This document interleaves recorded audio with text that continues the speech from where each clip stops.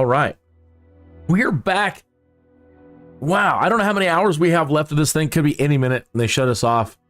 I don't know, but still trying to get everything I can. Mostly all weekend I've been just letting people tell me what they want to see and not really doing anything and, you know, doing any of the activities. I didn't want to waste too much time in any one thing so I could answer people's requests. And I'll still do that in this last, however long we have. If there's something that you want to see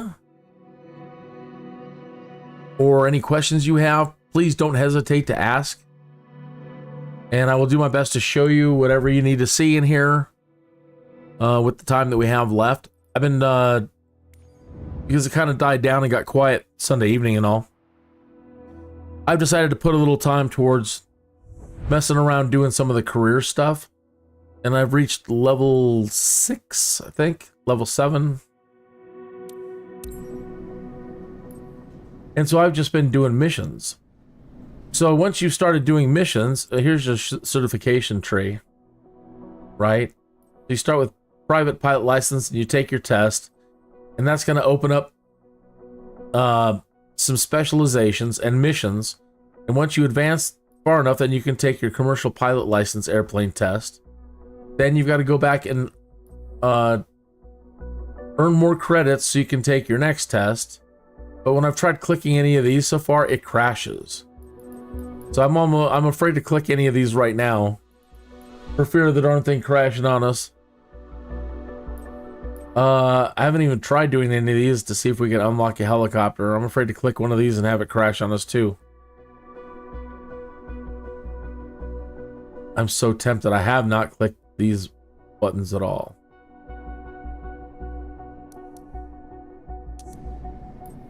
Okay, so again, those things open up specialization trees, whatever options, and these open up more missions. So I've opened up first flight, ferry flights, and flight scene options. So if we go back now and go into missions, around my home base and in another part of the world, they're making options available. This is not my area of home base, but for whatever reason, they've decided that they want me doing some missions over there on that side of the world. My base is over here. So these are all the light missions to keep you busy, earning your credits so that you can keep moving on. One of the things you're going to notice really quickly is when you take a job and you get paid at the end, the person that hired you for that job, or basically the recruiter or whatever, the headhunter who found you the job, they get most of the money. And so that's probably going to make a lot of people angry for a while, but that's the whole point. Really, it is. The point is they want you to, it looks like they eventually want you to own your own company. And that way you get all the profits. And cut out the middleman. So yeah, I'm like a $20,000 job. I got like 9,000 and they got like 14. Or, you know, or 27,000, whatever. There was one job where I made, either way, I made a small amount and they make huge amounts. Okay. I think the most exciting thing that we've learned about this that really wasn't talked about as we went through all the different, everybody talking about what was coming out in 24. Nobody really talked about online communications being added into the game. So online communications are being added. And it's got a universal translator of sorts kind of being built into it. Look at this. Translate other players. Adjust whether incoming messages from other users should be automatically translated into your language. Wow. So it looks like we're all loading Discord, those of us who've never used it, preparing for this, that we may not need Discord at all. Okay. The other big change is in free flight, your flight planning has become more complex with things you can change and add into different flight plans. But right at the moment, I'm a little upset because when you do your SIDS and stars and try to choose SIDS and stars, it's not adjusting the visualization in real time. You have to click which SID or star you want and the transition you want, and then change the procedure. Let me try to show you what I mean, okay? Instead of just talking about it. Let me add a departure and an arrival. So cadence big, okay? And route to avionics. All right, so let me. Yeah, you're not gonna set the flight plan from here? Well, what's the point of this then?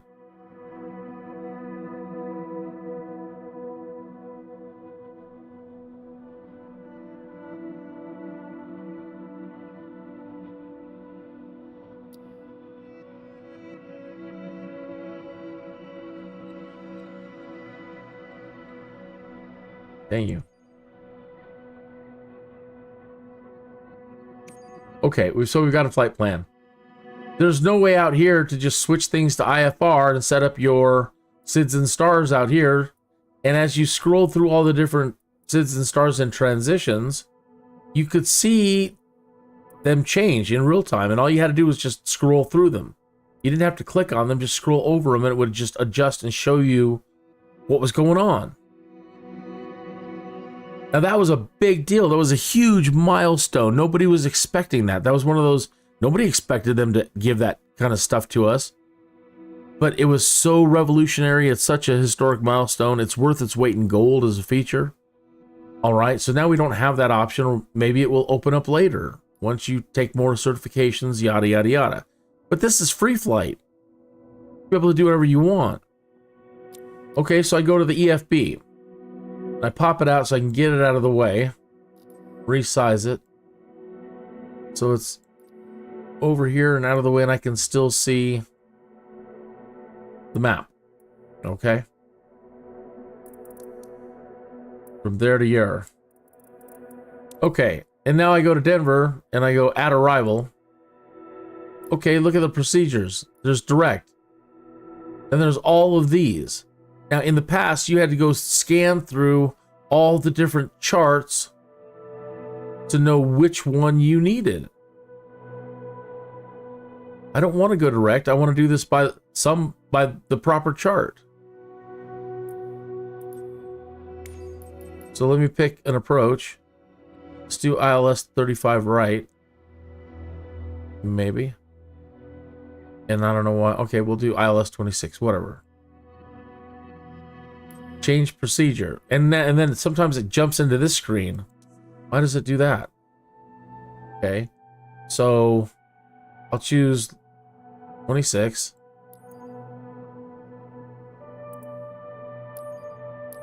Okay. So now it did set up something a little bit different. Very different, actually. That's kind of wonky. Go back to arrival. Well, I can't, again, as I'm moving through these, it's maybe not setting me up with the best one. How do I know? Why should I be going so far north just to come back like that? Right? So let's say I pick the Alley 3. Okay, but it's not updating. It's not showing me what Alley 3 is doing. Let me change the procedure. Now Alley 3 updates. Well, that was a waste of time. If it would have just showed it to me, and I wouldn't have wasted my time with the click. But this, if this isn't fixed, in a lot of ways, that alone is a huge step backwards. Being able to visualize the SIDS and stars just by clicking on one. Okay, let's see here. Okay, that is working then. No, it's not, because it's blowing out my... Yeah, it blew out my departure.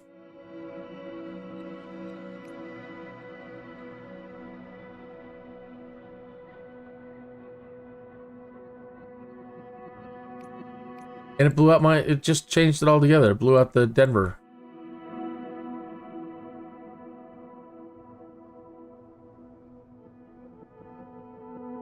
So I'm not happy with this at the moment. And right now, this is all messed up again.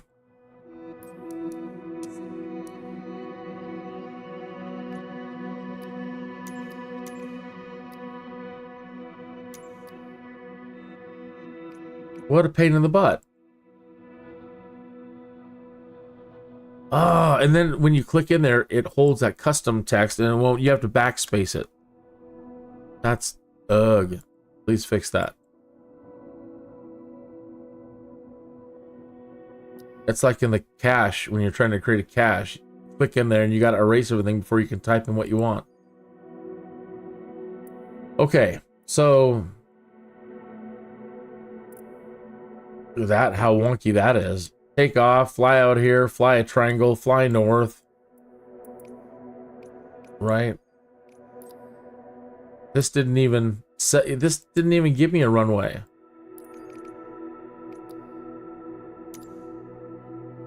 Man.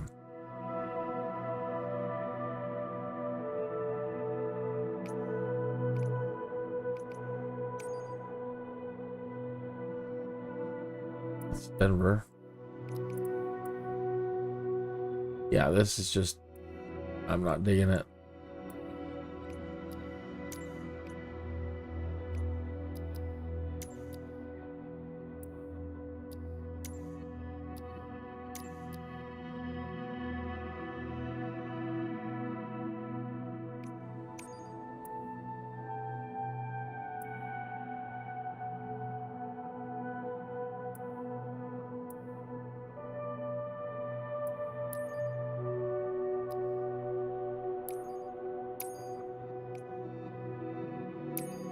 All right, now let me see. Now this is buggy. Now I can't select my runway.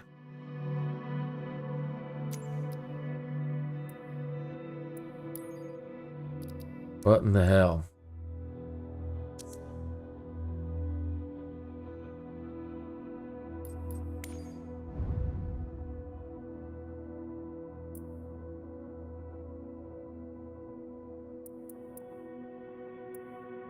So now, why can't I select the runway that I want? You know, you usually get the pins down here, and you can select which runway you want to take off from.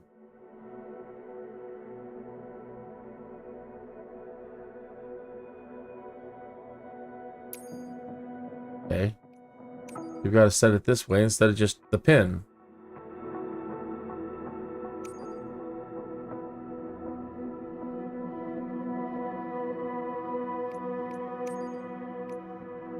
This box won't go away. So there, now that box is gone.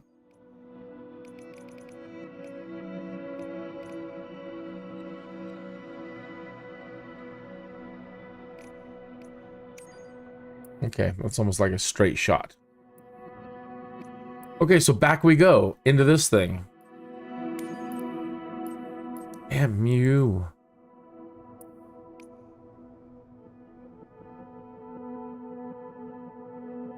Okay, we don't need to change the procedure going out, okay? I don't think. But let's try to change it. Okay. We don't worry about that one. The approach. 35 right. Add arrival. It doesn't suggest you, like in 2020, it doesn't even provide you with the most optimal one.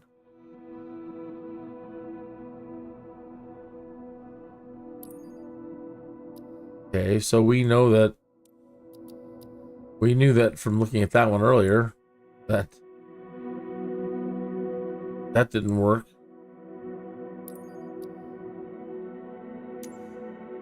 See, and if you click something, then it like screws it up. Or it's showing you, maybe it's showing you where it's coming from and you can add the procedure. I don't know.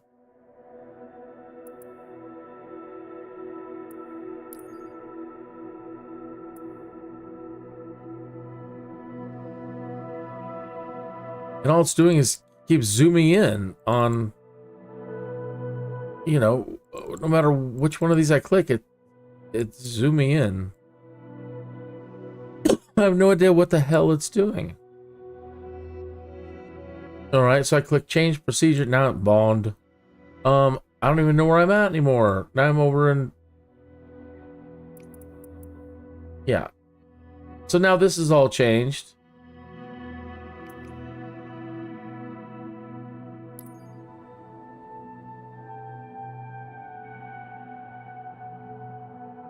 So I go back to direct, and now it doesn't matter. Now it's blown our... It's disconnected our takeoff. So I am not figuring out how to use this properly, and I'm really at the moment upset with the fact that it's not just scrolling and cycling through them. That's a, again, if it's not fixed, that's a big step backwards. Literally what we had is a world-class way to set up Citizen Stars. Top of the line, AAA, world-class, and now they've mucked it, they've got it all buried down in here in this stuff to satisfy people who want more complex flight planning, and have broken it.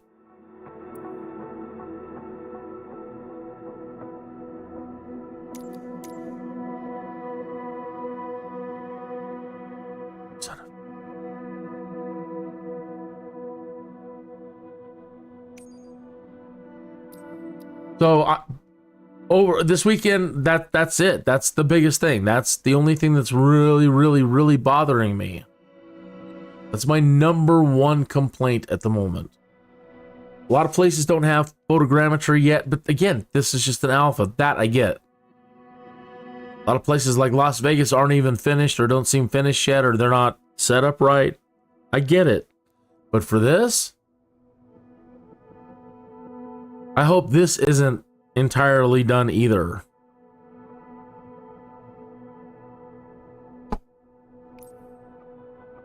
All right, let me jump into the chat room and see if anybody's there. Nobody's there. If there's anything you want to see, please let me know, and I'll do my best to show it to you. But right now, I'm just going over what... So, one really good thing with the voice communications, and then one kind of bad thing with this. Okay, all your fuel's in here now. Flight details, transponder information, flight type. I don't even know what a pick is. Remarks. Your weights. I don't think you can adjust center of gravity anymore. Maybe you can, maybe you can't. I haven't seen it. Trip fuel, contingency fuels. The nav log. These things sometimes don't seem to be set up right in the autopilot. Mission-wise, anyway. They assign a mission and they give you a route, and then it's not set up right in the autopilot. Alright, so that's the big thing. The EFB being added in. And I would really like them to give us... Don't take away our option. I think that the way they had it, for simplicity's sake and speed's sake, the ability to just come in here, put that there, switch over to IFR, and just choose and get your stuff going. They need to give us that back. And maybe you have to, again, if this is free flight, you shouldn't have to unlock an IFR flight.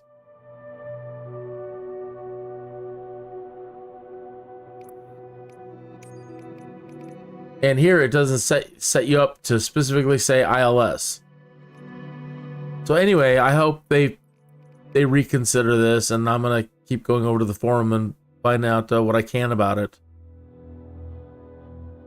But no bueno, senor and senorita.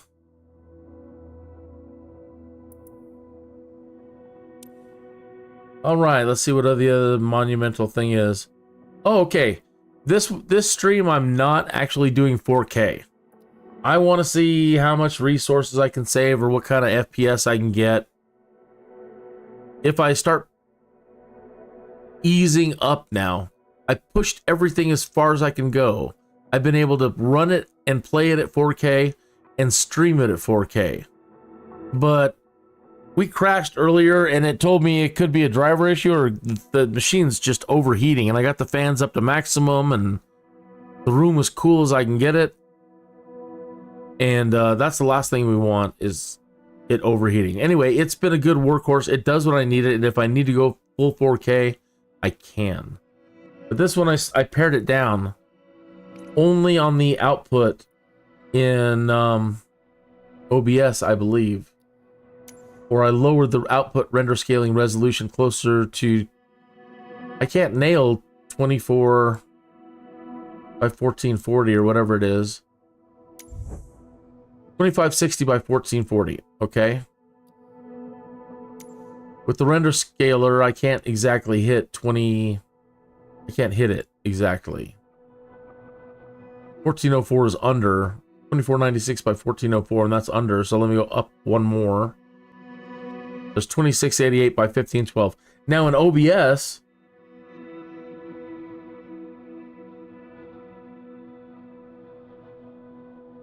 I am outputting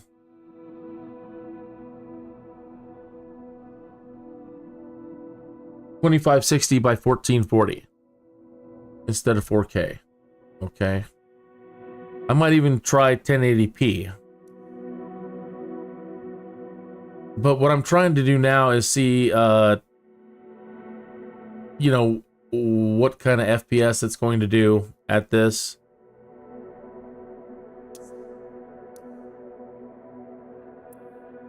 Okay.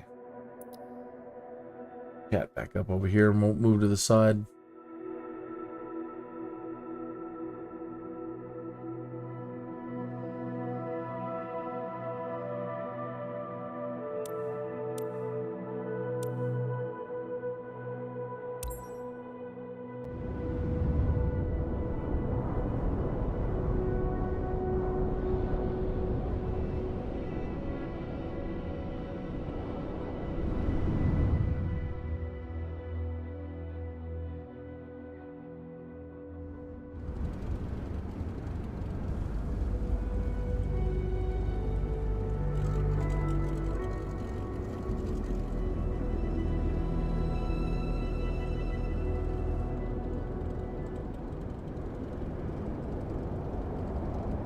One moment. OBS, I need to open the stats. Where are the stats? Alright, so when you're encoding, you want to keep an eye on stuff like this in here. Or frames missed due to rendering lag and skip frames due to encoder lag. And ultimately, in a perfect world, you want these to remain at 0. Alright. Okay. There are a couple other settings I forgot to check.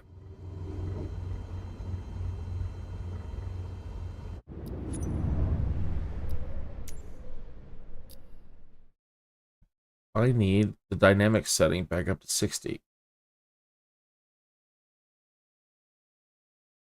The ballpark. I want to turn off VSync in this test, because I wanted to go crazy and do whatever it wants to do.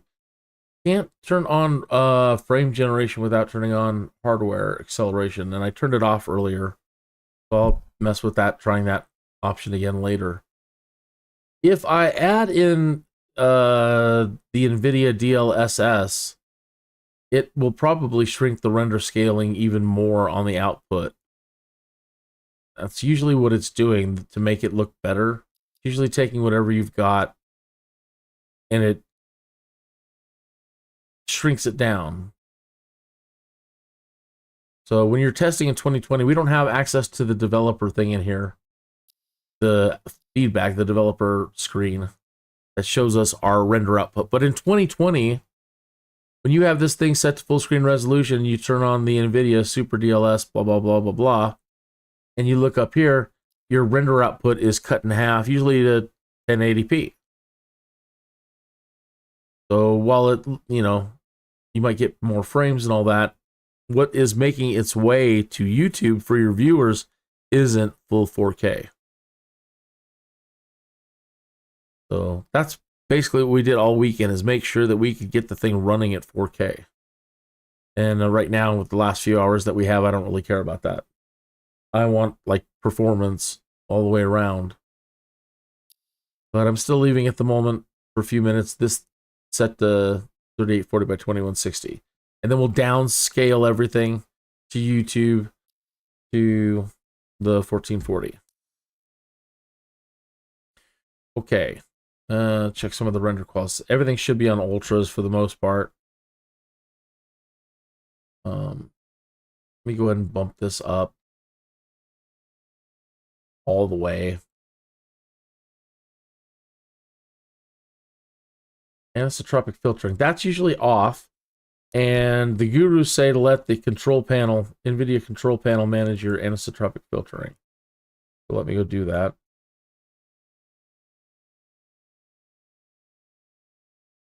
NVIDIA control panel.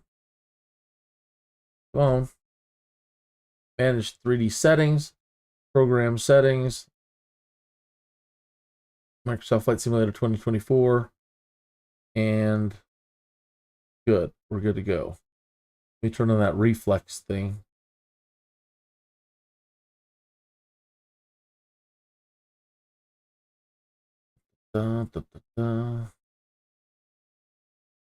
Background application rate.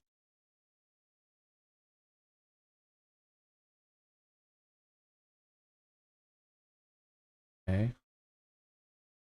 Max frame rate. Nope, don't want to mess with that. Preferred refresh rate, highest available. VSync. Fast.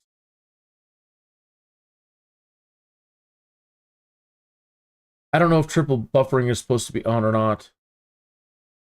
Quality on the texture filtering. And let me apply that. All right, so the control panel should be handling the anti-aliasing now. Okay.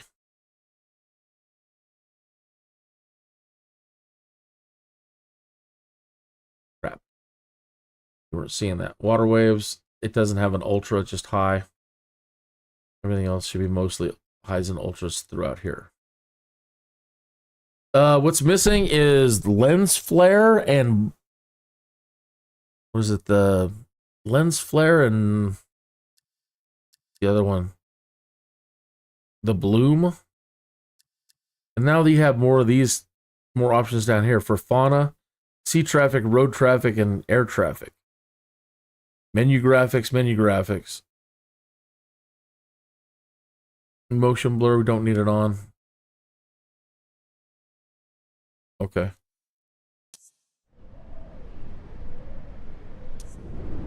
All right. So right at the moment, let's see if we can get an FPS reading here. You can't see it on your end. It's an Nvidia overlay. That's where it says we're only doing 58 frames at the moment.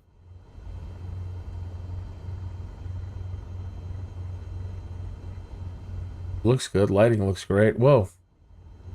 Hey, you're freaking me out. And we're getting some lagging moving around. A little bit. 48 frames. Mm-hmm.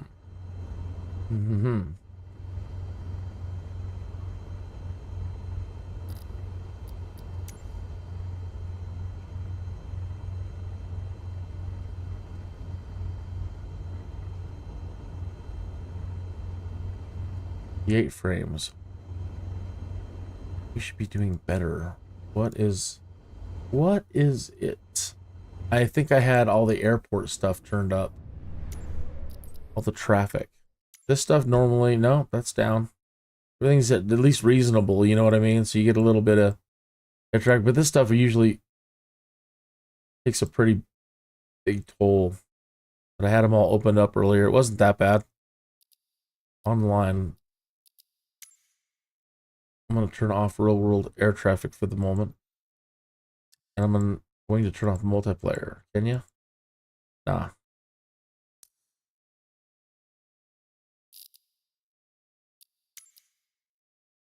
Okay. Turn this on. Turn it to boost.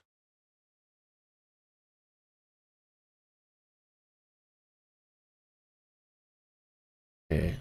Can we lower?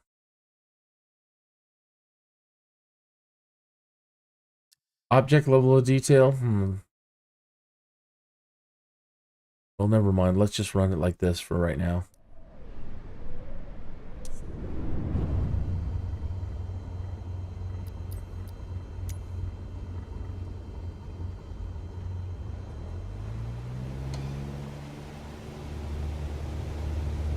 $51 frames, 54, 50.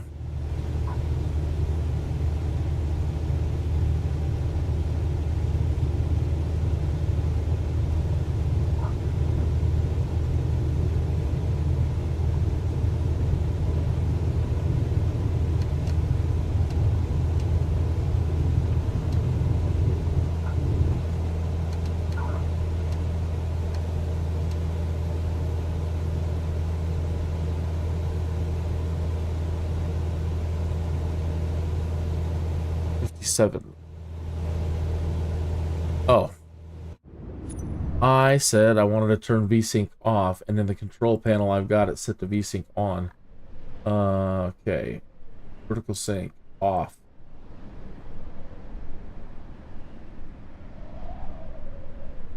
Apply it. Resume. See if it does anything.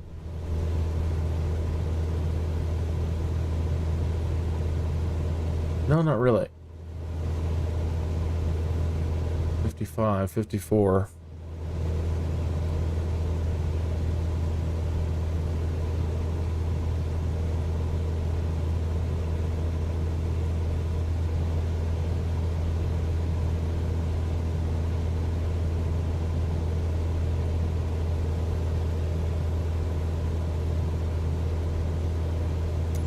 Might need a restart.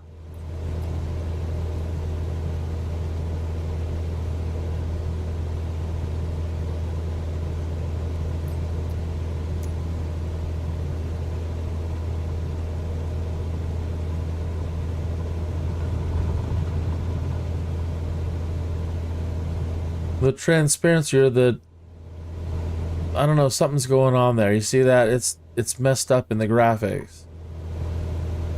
It's making things shimmer. I don't know if it's trying to do a windshield effect. But I'm getting a lot of artifacts. See this? And again, I don't know if that's supposed to be like a windshield. That it's blurry along there. 53 frames. Okay.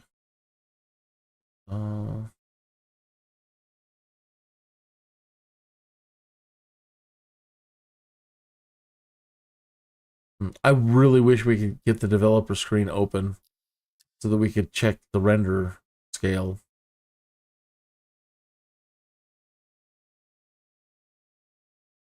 Stats. Huh, it says we've dropped 12 frames and 12 frames to encoder lag. Alright, I'm going to restart the thing.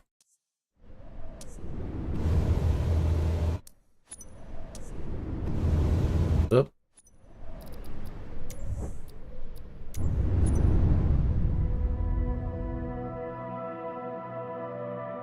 Well, that definitely helped as far as that was concerned. The transition was super smooth right there.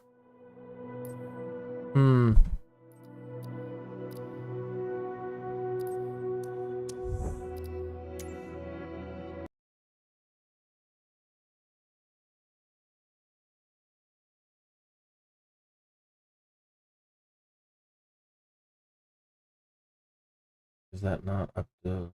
Did it squish it? Doesn't... Wow, what the heck happened there? Oh, okay. It was working.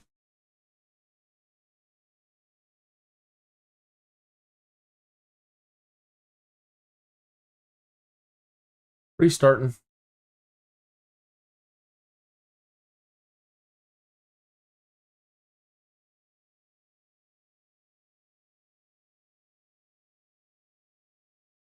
Frame rate, max frame rate off.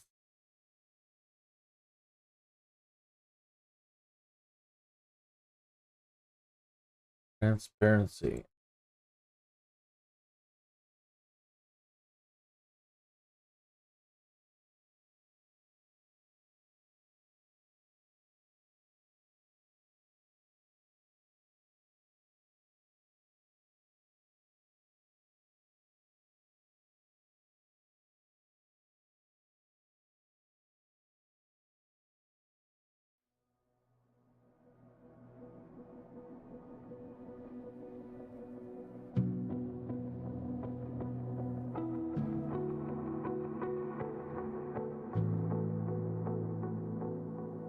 Yeah, so every time it's launched, it'll use.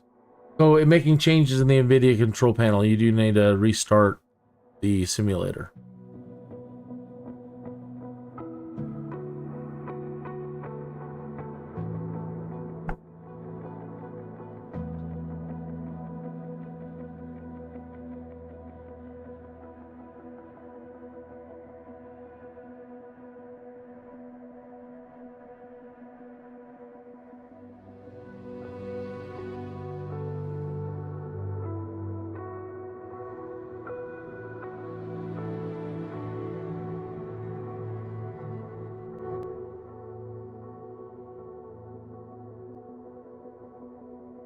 Heavy stuttering right there.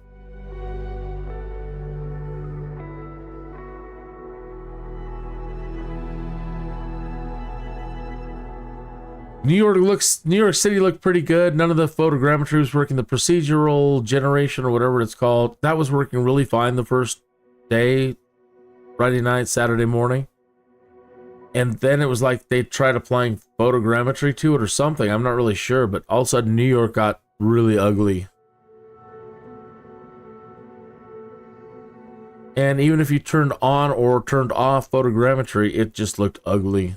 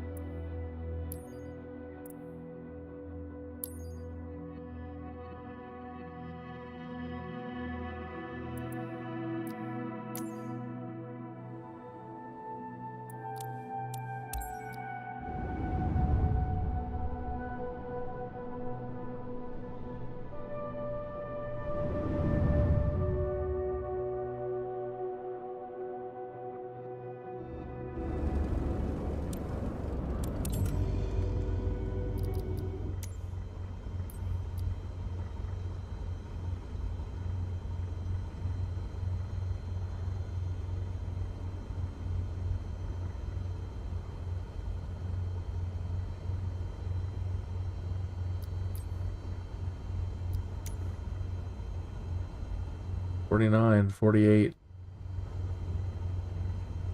$51. So I still have things turned up. Some things turned up too high that I can't maintain 50. Now, again, this time I'm not shooting for 4K. Now, this time I'm trying to just shoot to get the thing to do over 60s without turning everything down.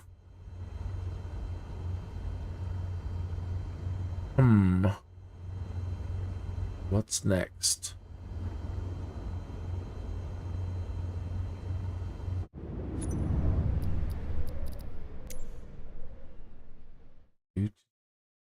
Do.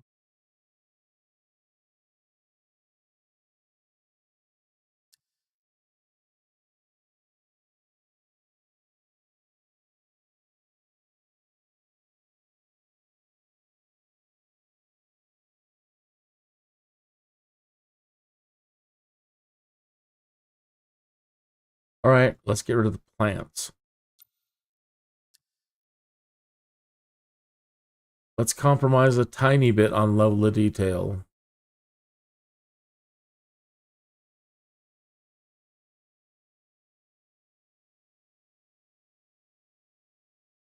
We don't have a lot of water around here, so let's compromise here.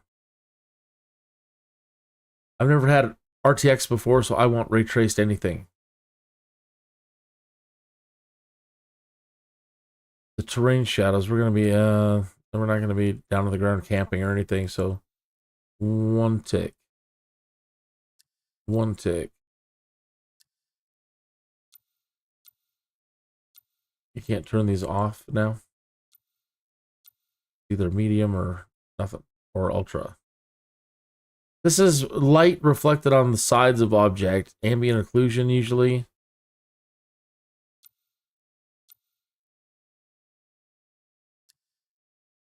I'm going to take down the reflections to just high. The light shafts to high. Probably don't need these at all right at the moment. Off. Refresh rate high. I don't know what these are. I really don't. Menu, graphics, effect, characters, quality. And it doesn't give you a good description. Menu, graphics, effect, traffic, airport quality. Could be the markings on the traffic vehicles. Air traffic. Road traffic. Sea traffic. Fauna traffic.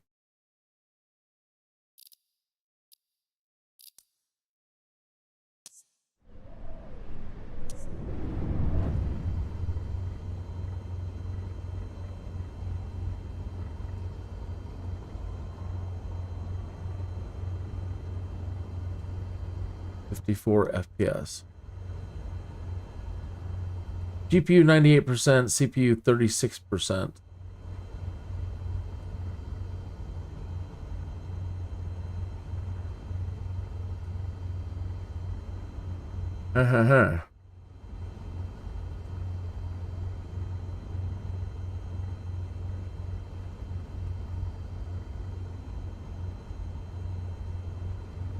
Kind of look in OBS for a moment. Okay, 30, 40, 21, 60, 25, 60, 14, 40. And we're already active, so we can't change the downscale filter at the moment.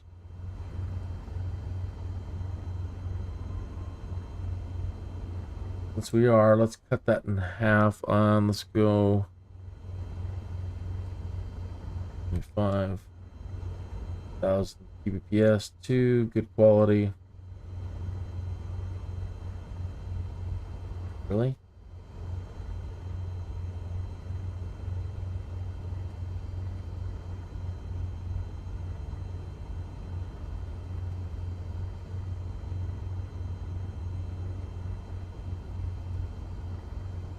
The tuning quality was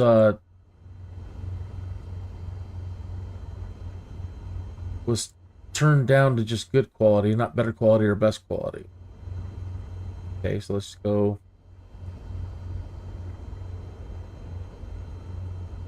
better.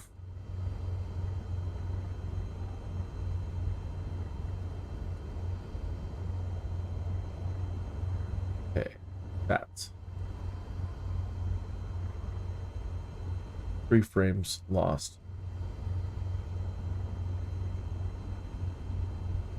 Okay.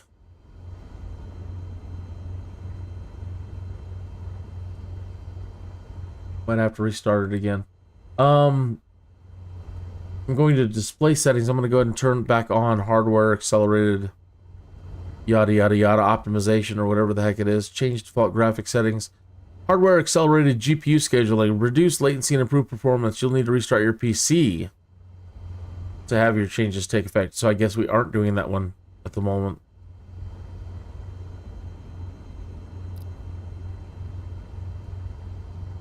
We're fluctuating between like 48 and 54.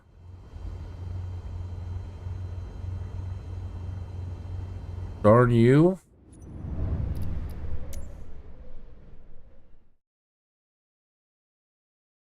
What am I missing? And bring this down back one more, I suppose. And it's close to 1440. 36 pixels off? That's weird.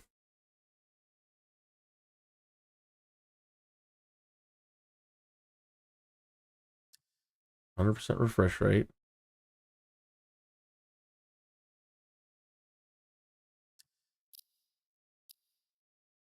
VSync shouldn't increase our FPS having this at all.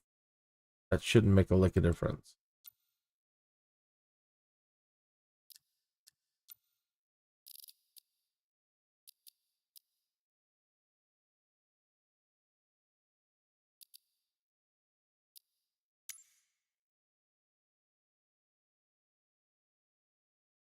Turn this off.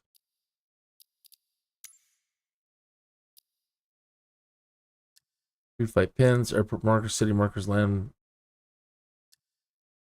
white dot cursor, and free look.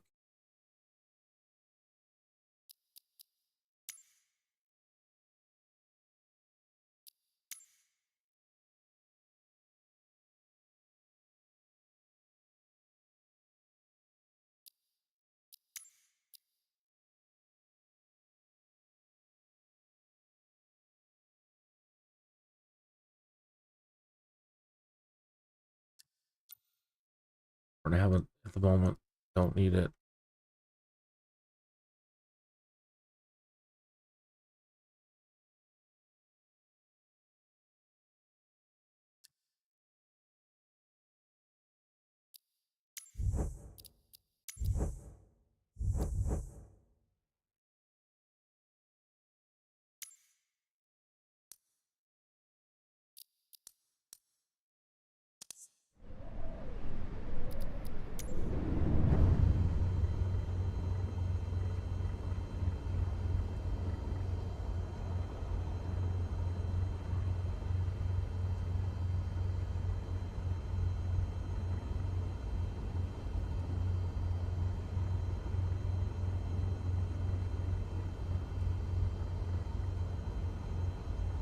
"42 frames, 50 frames, 56.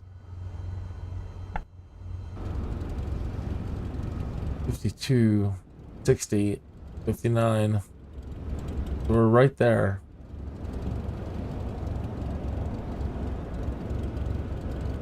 Holding at 59 and 60 out here. Looks good. Spin the camera around crazy for a minute. Hold on to your lunch.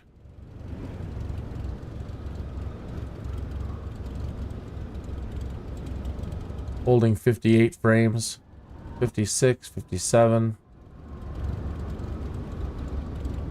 58, 59. That's good. No lag or skip frames in OBS at the moment.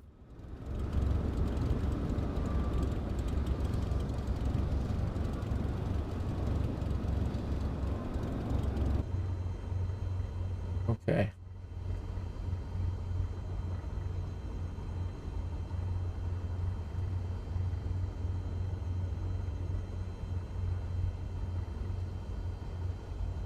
And let me see how it looks on the stream. I'm going to YouTube and I'm going to open up the stream itself and have a look at what we got. All right. And we can set it to 1440p and have a look. It looks all right.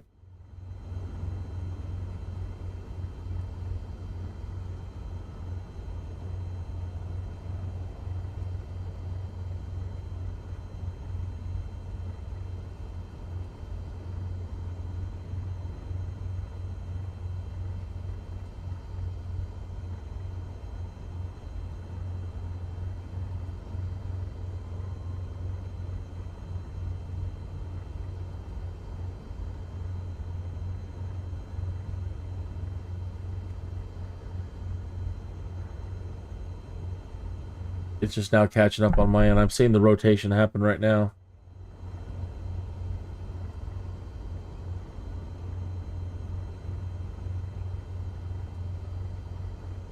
Yeah, that looks all right.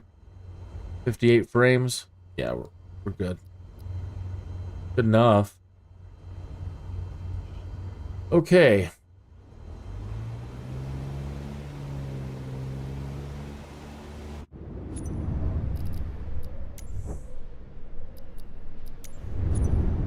All right, if you have any requests, I'm taking them now. If there's anything that you would like to see, the airports you want to see, any settings you want to see, anything else, anything in particular in any one of these categories you want to see. If you've never seen them and you want me to go through the categories, then let me know. So, hey, Henning, you're back up. Chat over here. Lunch, you just got up. Isn't it like 3 a.m. for you? A little after midnight. 11 minutes after midnight here.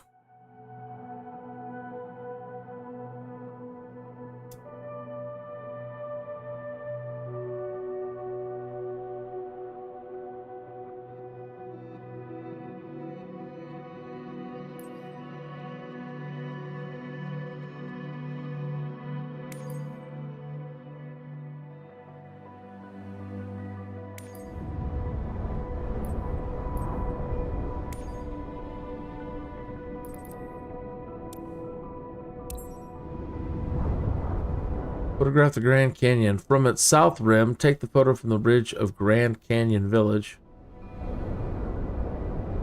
With your aircraft in the distance, it should appear small in the picture. At sunrise, open the in-game toolbar with cursor toggle and access the time and weather panel.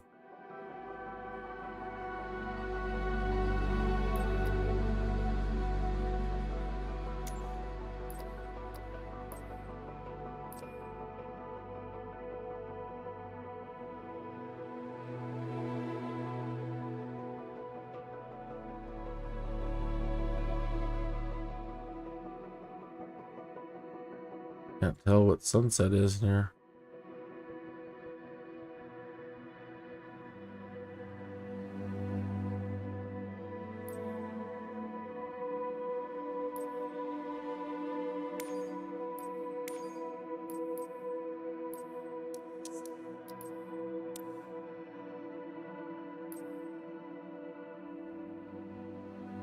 The south rim, Grand Canyon Village. I see, we're starting over here. From the edge of Grand Canyon Village. From the ridges.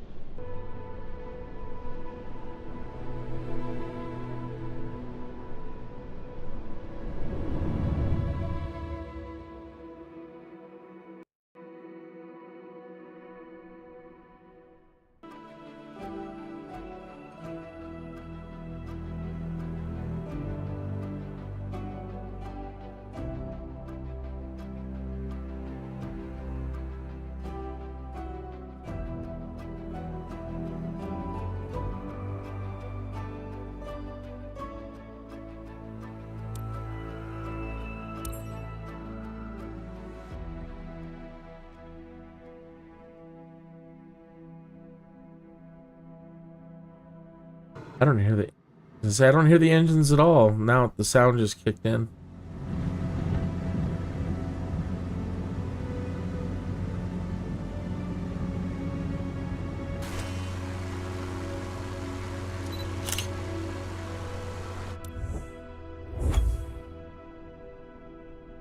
At sunrise. No, it didn't give me a check for it. It just says complete.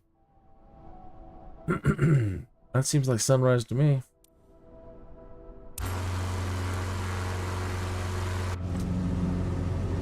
The village. Where was the village?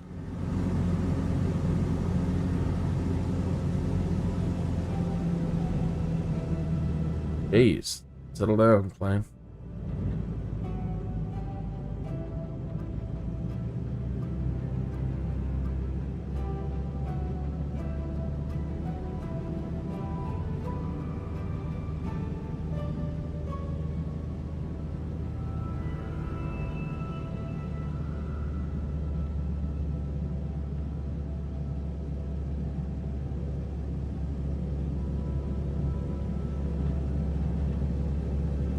gotta be it over there.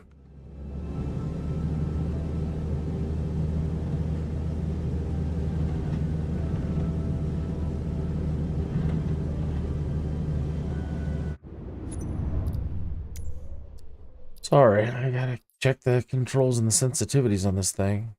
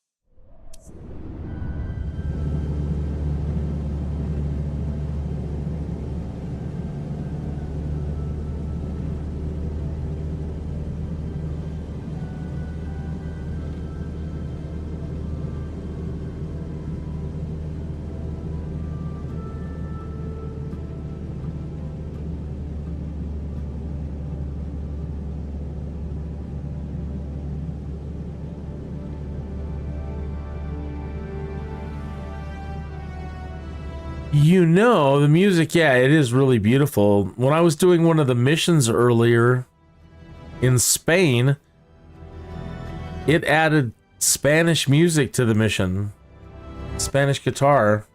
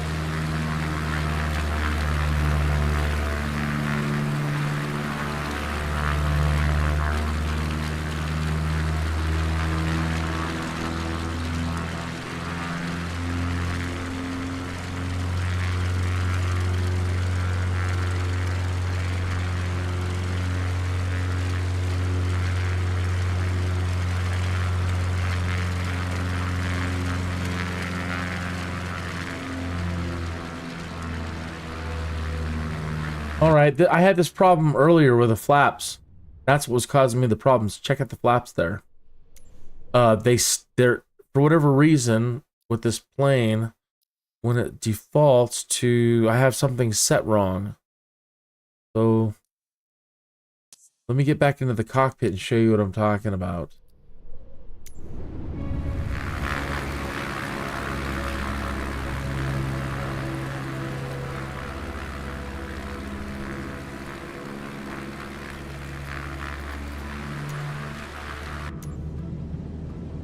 When I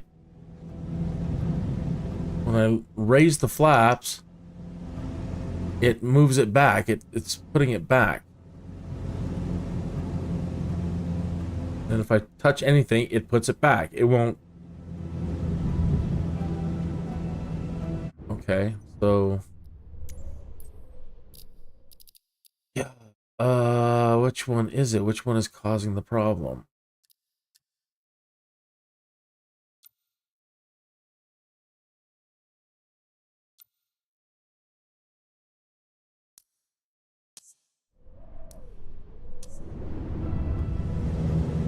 Okay. Put it back, move the mouse. Okay, that was it. It's fine now.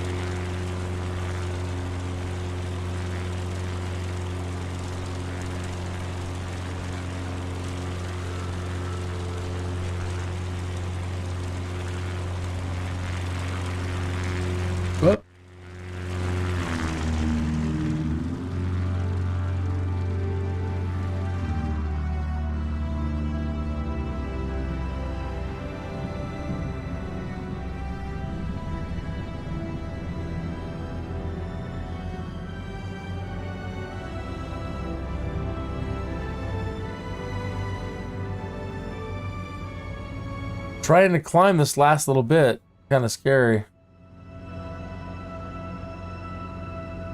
I don't want to stall it.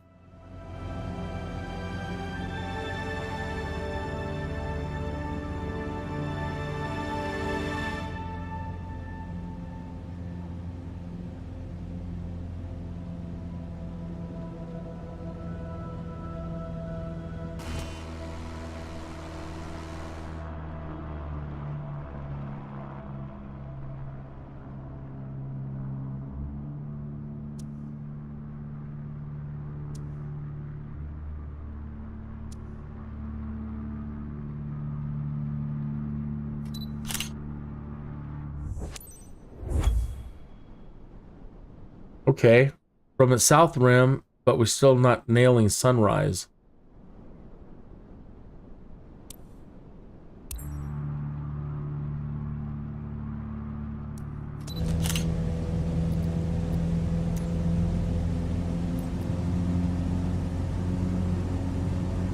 Whoa, whoa, whoa.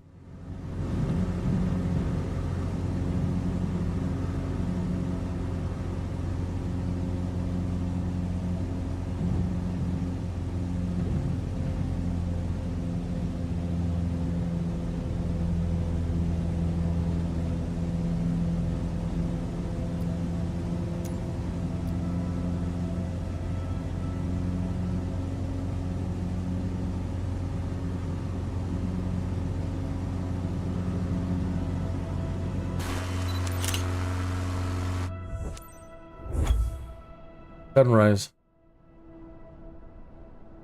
Oh, you're supposed to get all three at once with your aircraft in the distance. I see.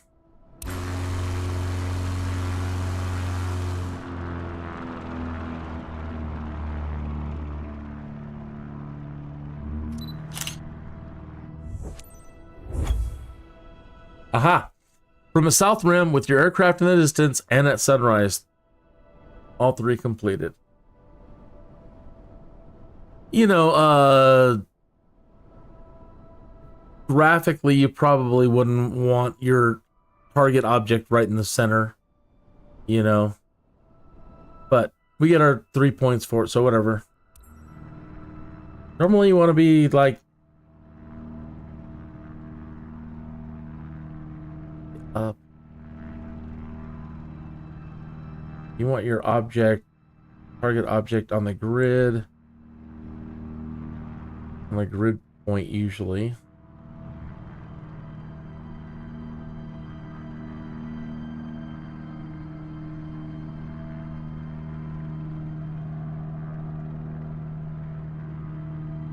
It's not intuitive with the mouse at all. Everything is completely reversed. Ah, heck. Somewhere in there.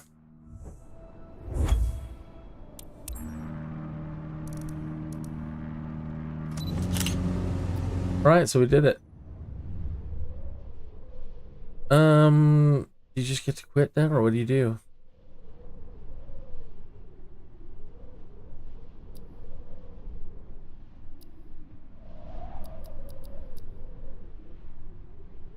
Let's just fly around for a little bit more. See a little bit more of the Grand Canyon.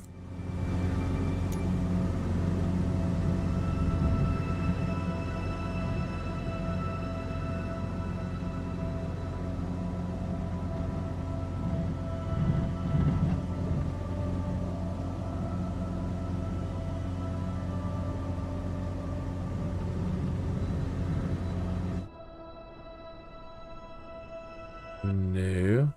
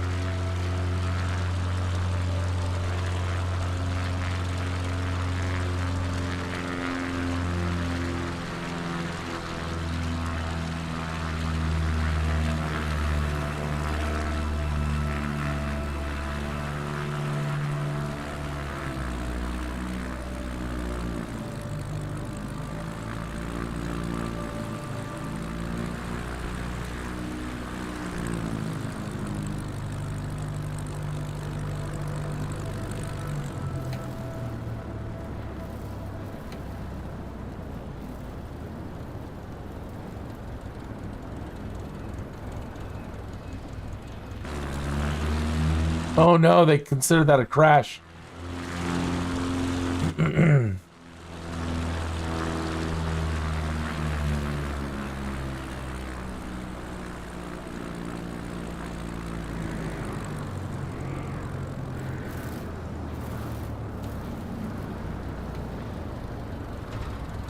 No. That was a bummer.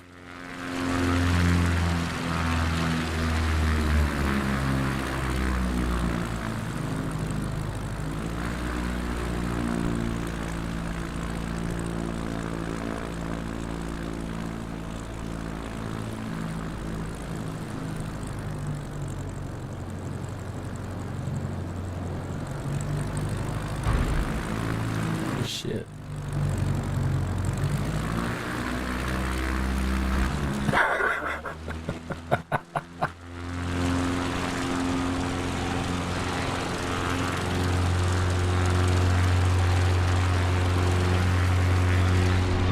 Uh-oh.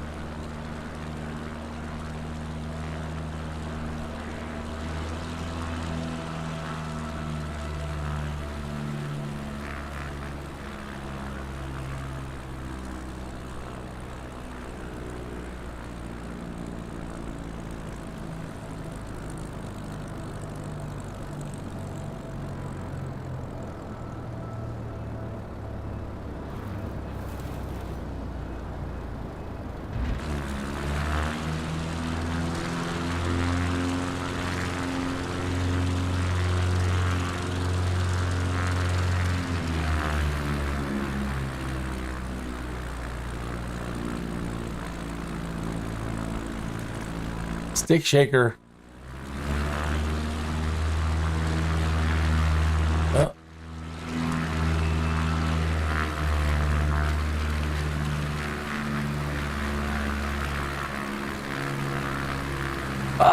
Almost, hilarious.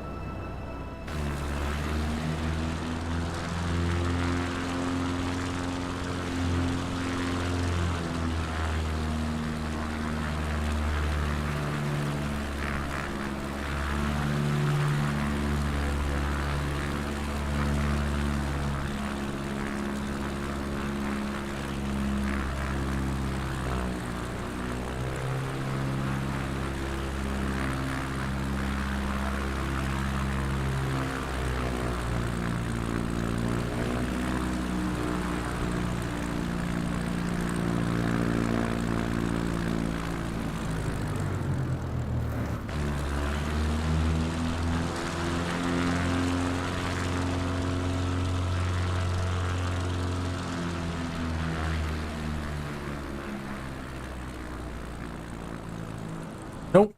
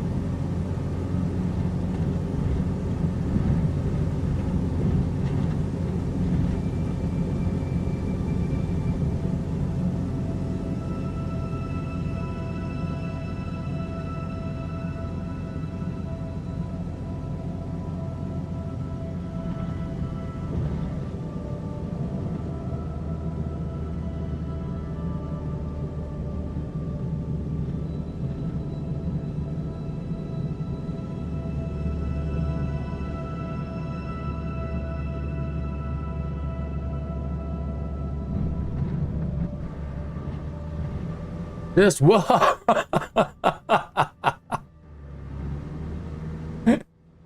Really threw you there.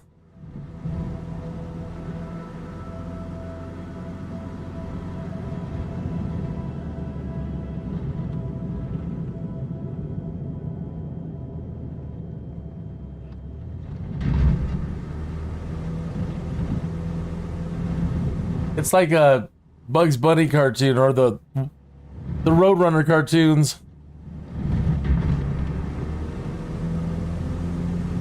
All right, that was too much fun. Right. Well, it'd probably help if I try to find some place with some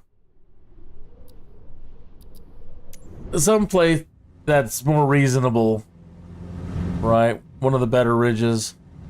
These areas aren't going to do anything for me.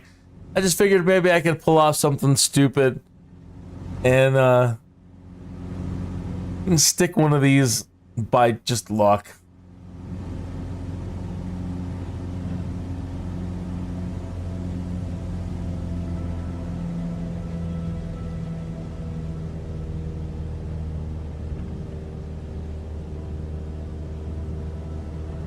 I definitely need something much better.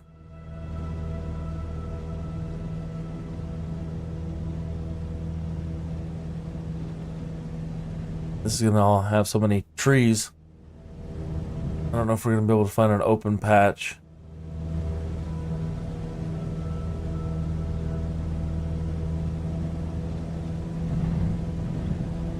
That looks amazing.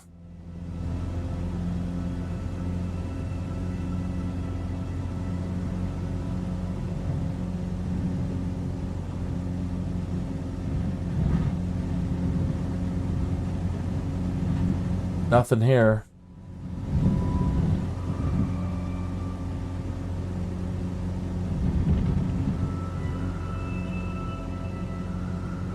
No, there's not going to be anything until we find probably one of the runway areas. This is just going to be crazy. I'm sure there are some fantastic places to find, try to find, but even that looks treacherous right there.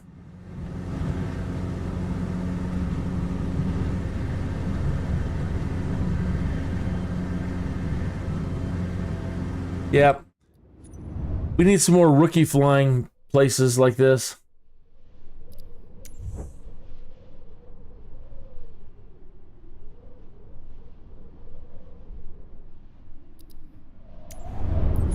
All right, well, we got our 3 stars, and that's how you get 3 stars in one of those.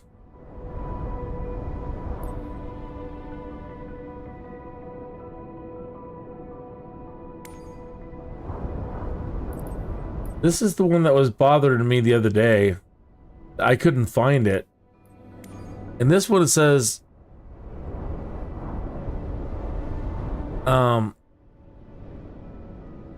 This was when you're supposed to walk around.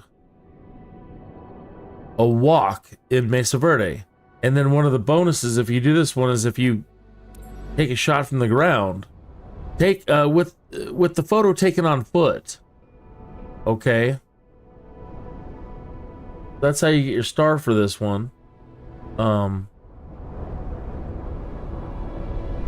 when I was in here earlier, I couldn't find it. So there's our departure. But we don't get a pin. Okay.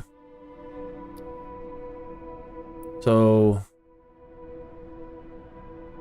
and it's supposed to be right around here somewhere.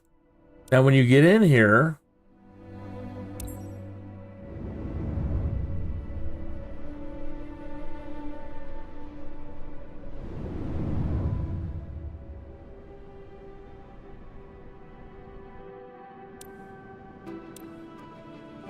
and we pause it,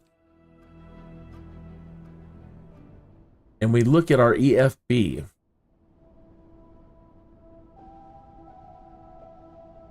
It says that if we follow this river, it's going to be right here.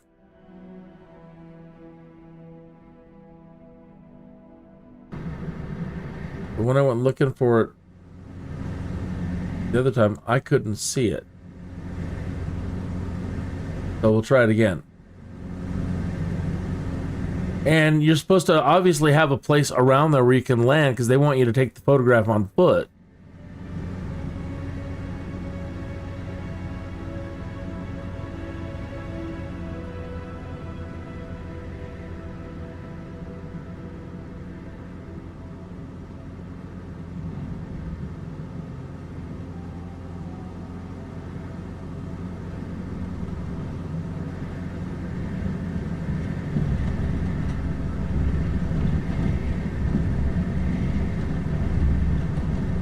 Took the wrong turn.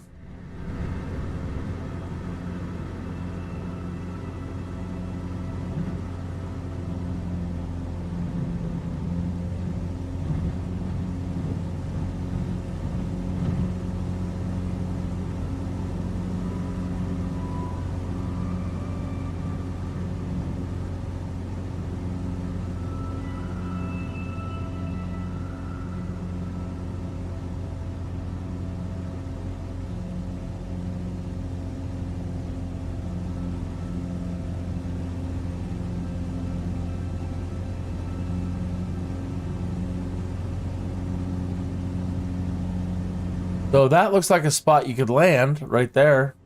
You can nail it, and it says it's supposed to be right here.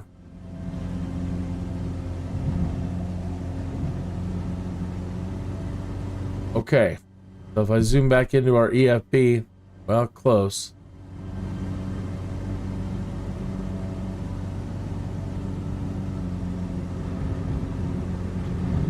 Right. We're right on top of it.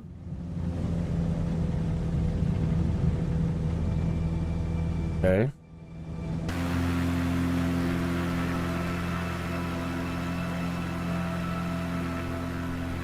I can't find it.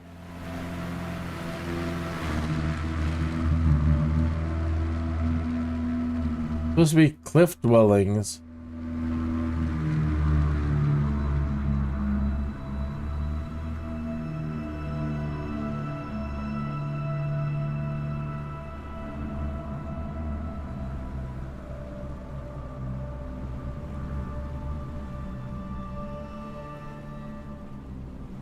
But I see nothing like that.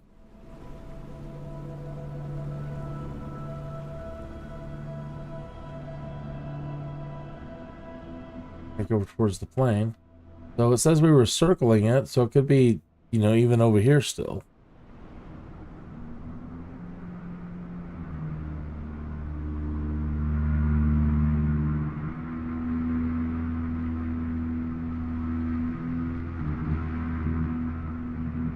This looks like a tourist center. In the satellite view, this looks like the tourist center. And it may very well be. And they might consider it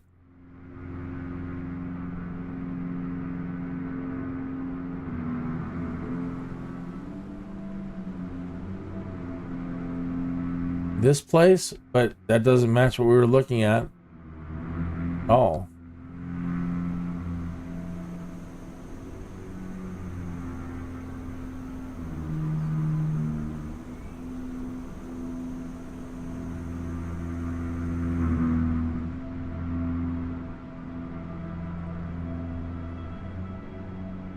So yeah, this is a tricky one, but I think that is that's they consider it that, but the model's gone.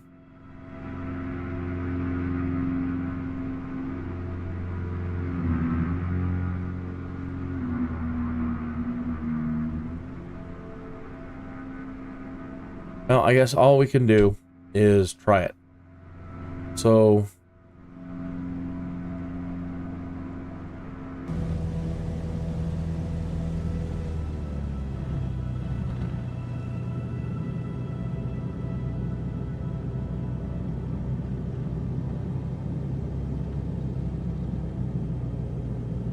This it?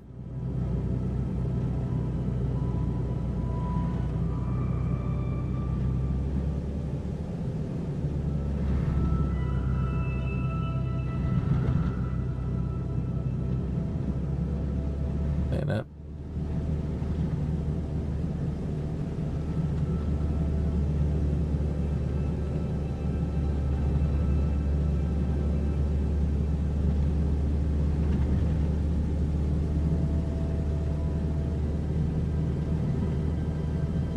That is it. I don't think we were over here.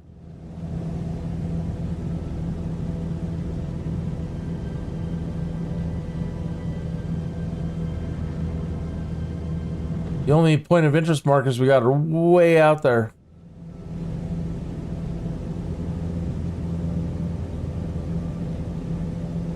I think that was it back there. It's hard to tell.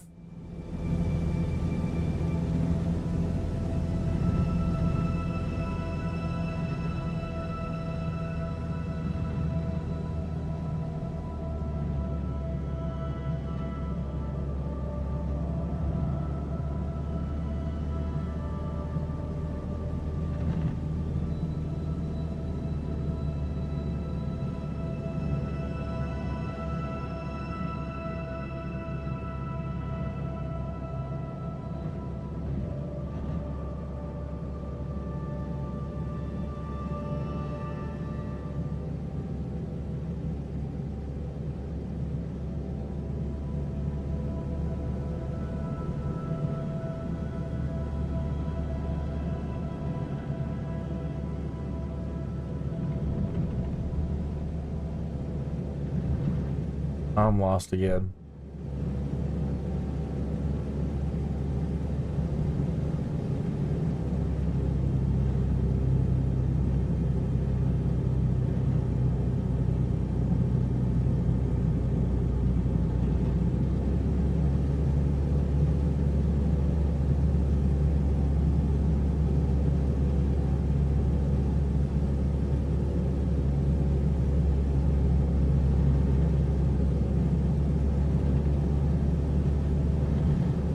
No, I just don't know.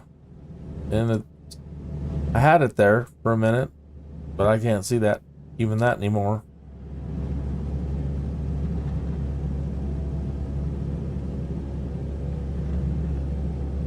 I don't see that road.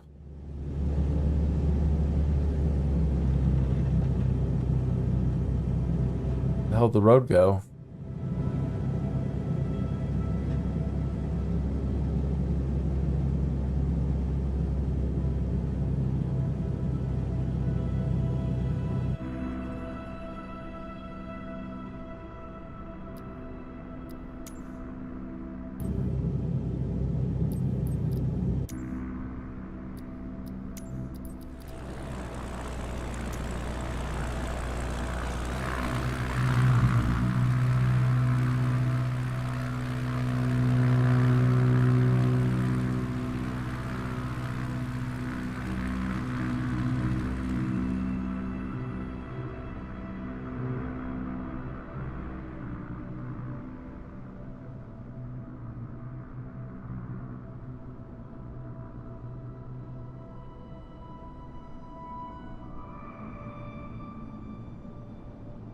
That was it. Nope, lost it.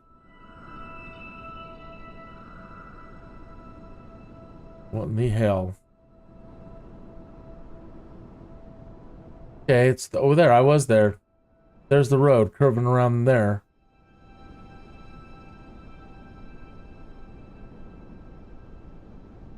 No. Huh.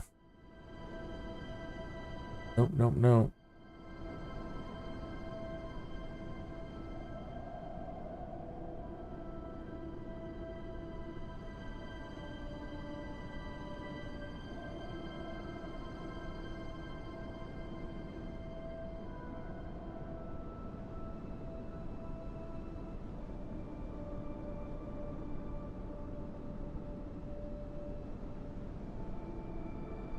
Yeah, right now, to heck with this one. I'm gonna have to wait and see if somebody can complete that one and what their results are. The heck did they land?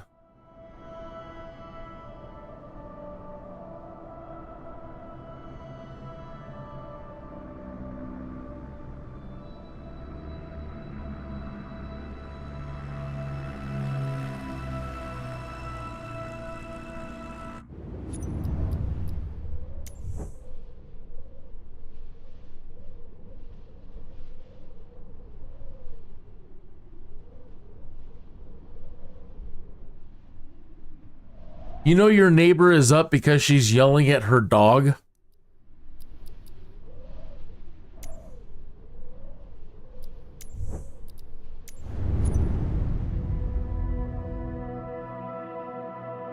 It's very interesting.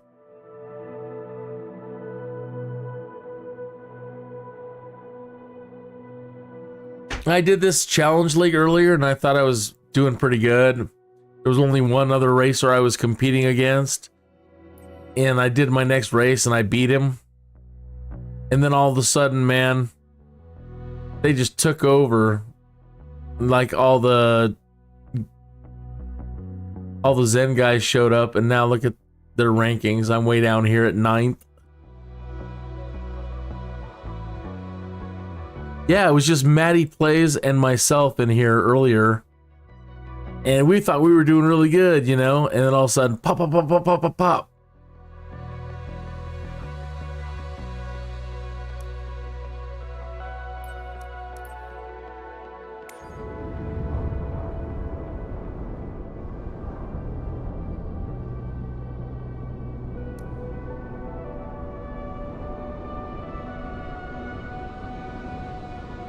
My controls might not be entirely set right for this.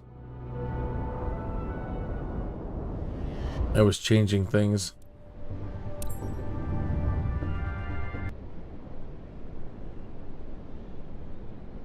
Come on, don't crash.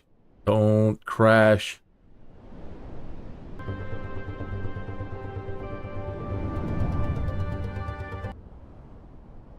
Don't crash.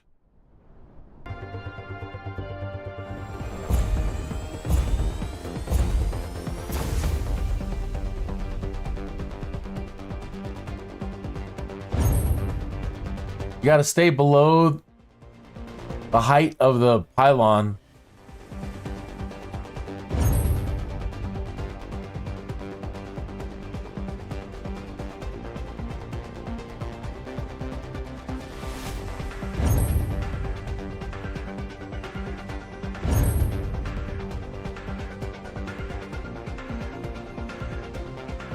Uh-oh, gate missed.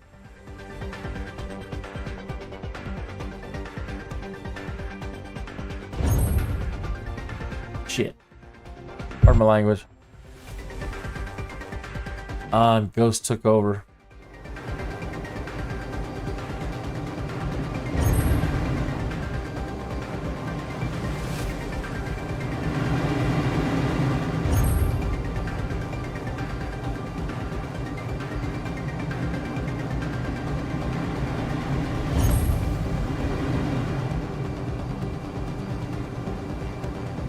Oh, missed my gate.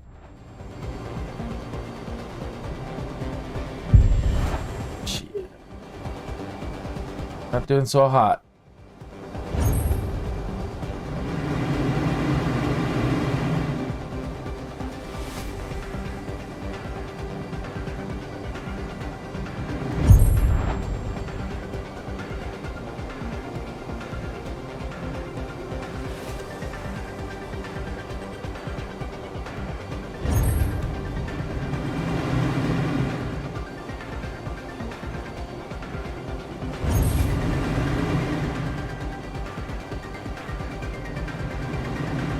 Outside? I think that was outside the... I think I was gonna make that one.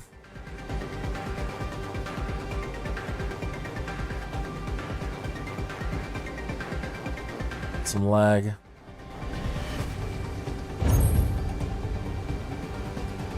Uh-oh, I'm losing power.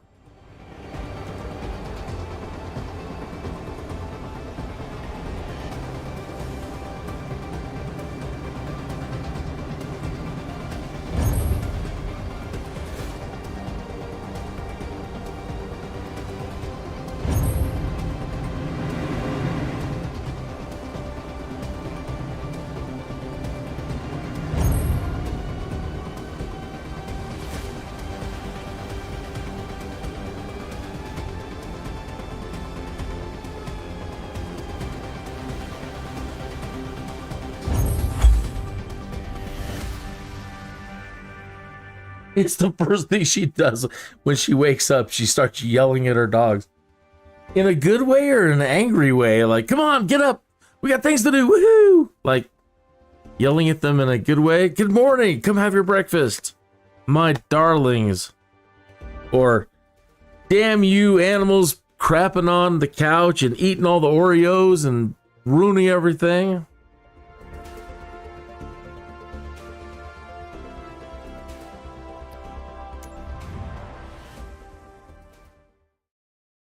They're going to add the ornithopter back in here. It's in the controls.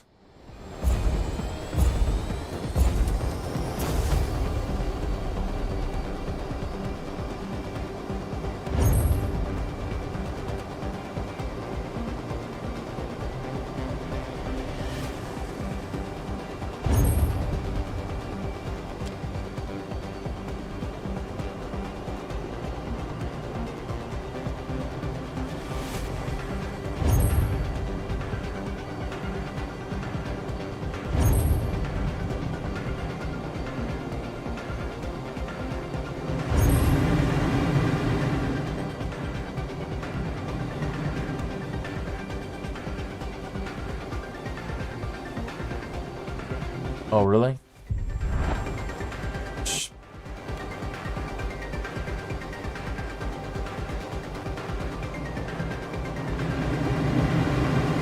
Am I going around? Am I going on the inside?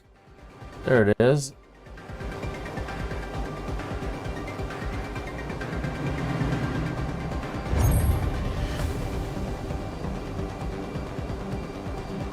I don't know if there's an... I'm sure that there's an afterburner. I just don't know what the key is.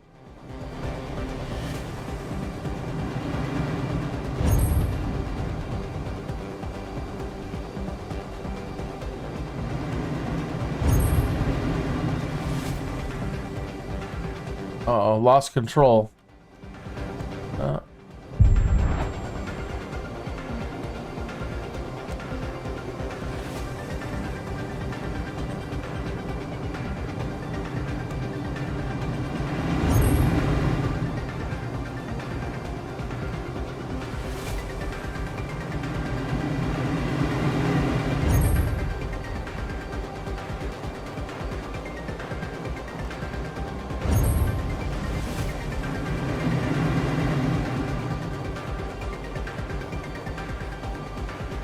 No, really?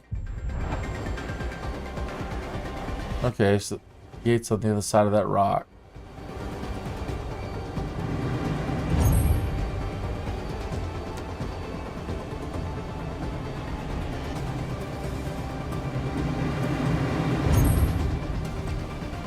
You lose your air in there for something. You lose control, or that. Not sure exactly what it is through there if you get too low.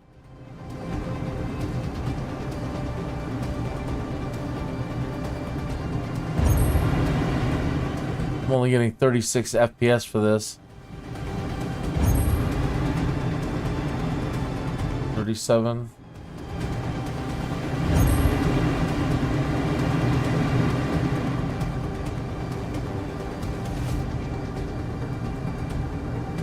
So you want to go in and turn all your settings down for this before you do this one, because we're not getting enough FPS out of it.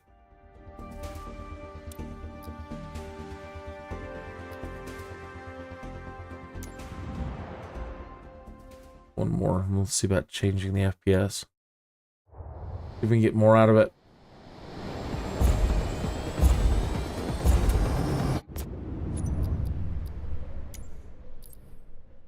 Okay.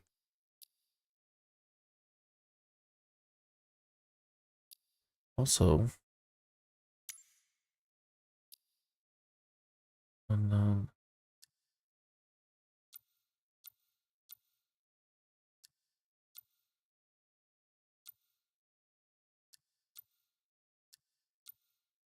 I swore I had a version that was working.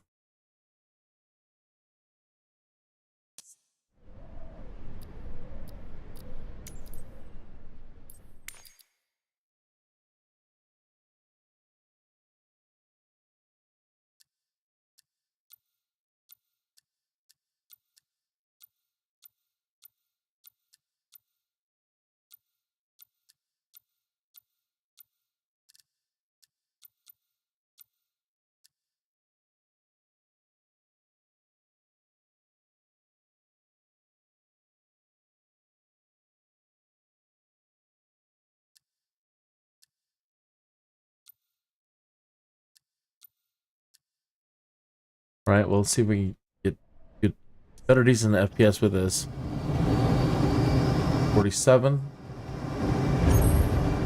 56. 58. Yeah, that helps a lot.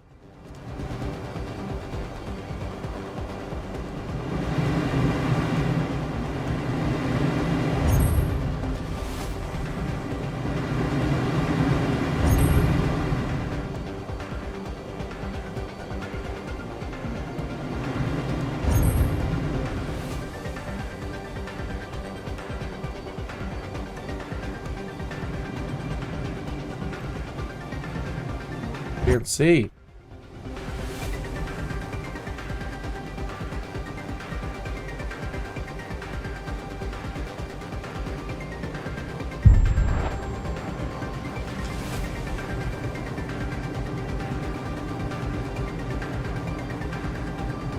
.48.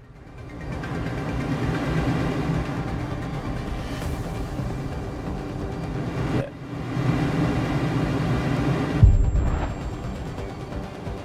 That's a tough turn right there.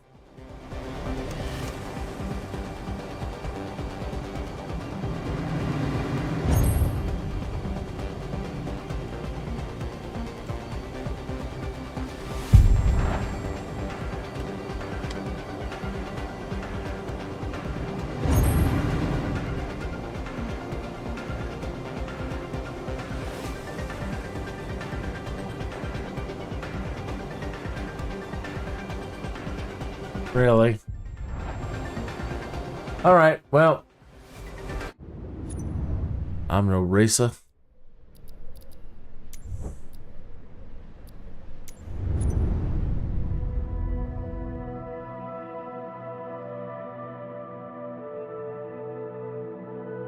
You know, you can create a, yeah, you can. It is going to be frustrating.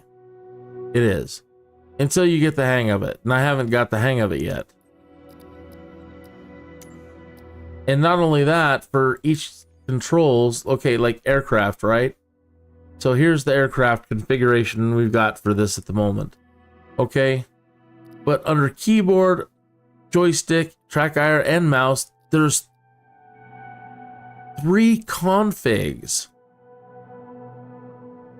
Maybe they're all the same. I don't know. But look, okay, we're on mouse. Keyboard. 3 general configs. General controls, airplane controls, specific Boeing controls.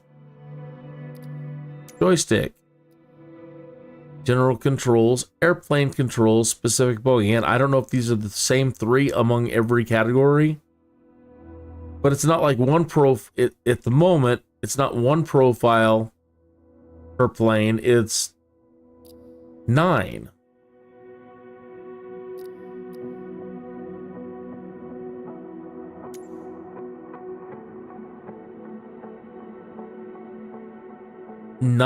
Nine profiles per plane? I don't understand it.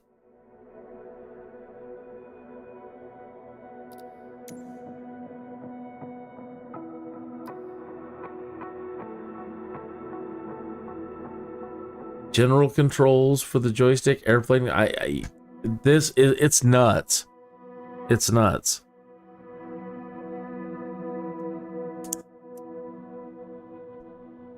So I'm gonna have to find somebody this weekend who really got their head around this. Now, again, you can create names so we can start understanding what we're looking at.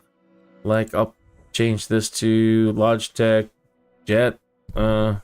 Well, Lodge F18.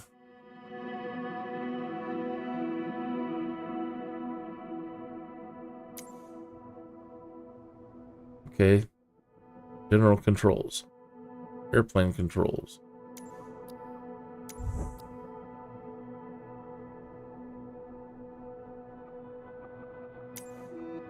And I don't have any specific Boeing. Okay. Then if I go to the keyboard, see, you've got to create one for each one of these.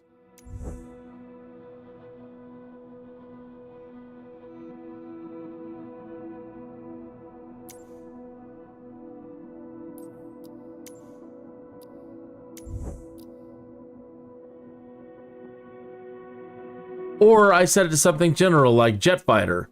And then when I open up a different jet, I've just got to choose jet.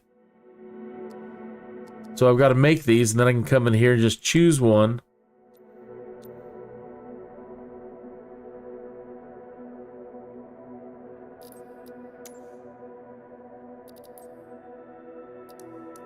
Either way, that's a lot of crap to think about.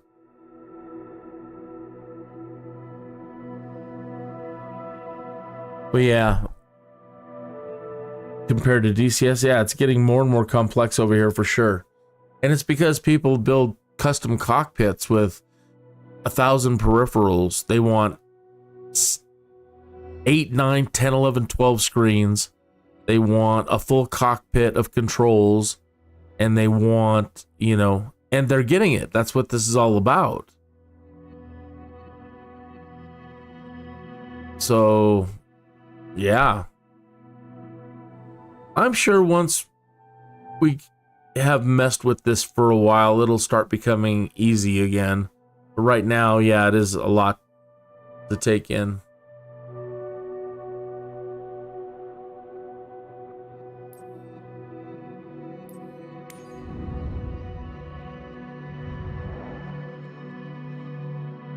So I've got my own little side office now. Did a couple of missions and I got my own little place here now. I would love it if maybe at some point, maybe even when we create a company, we do get our own office like this. And it would be great if the photos that we're taking, like a sim that you could put up the photos that you're taking, or at least see the photos that you've taken around your environment.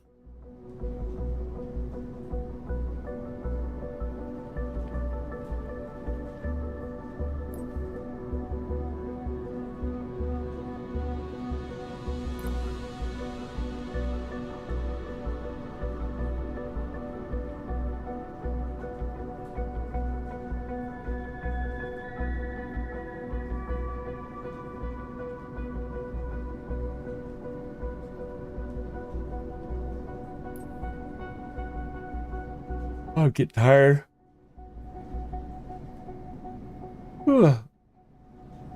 It's been a fun weekend.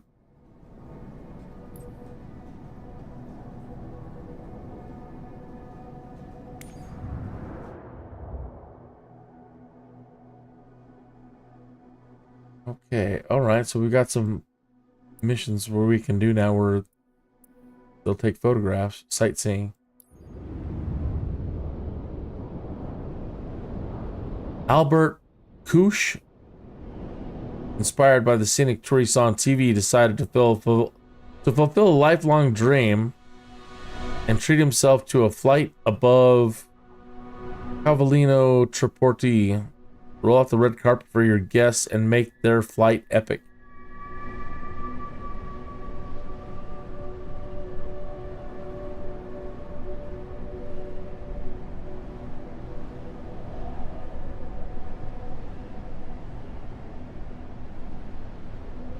Technically, the weekend is over. Don't tell my version of the software that yet. It's going to shut off any minute on me. If this software gets wind that it's over, it'll turn itself off.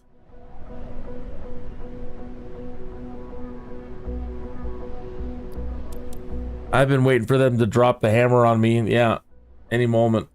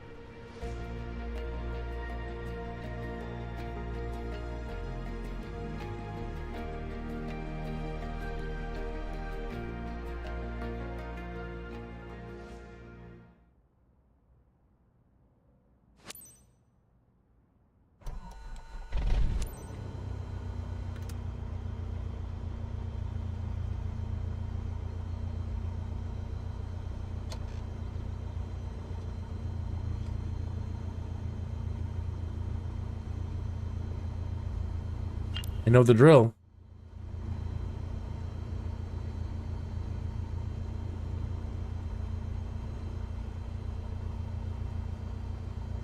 Are these the ones that don't blink?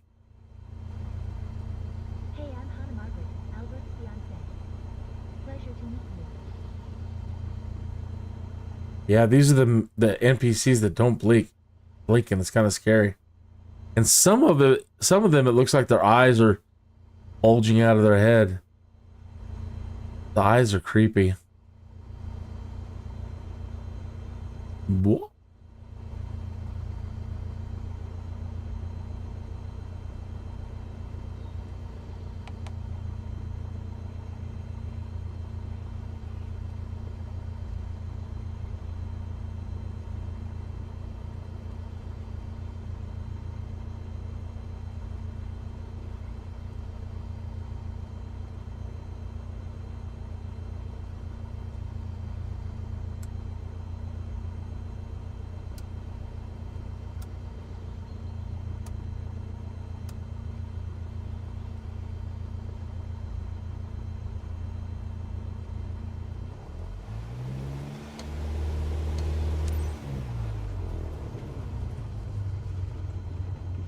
Oh.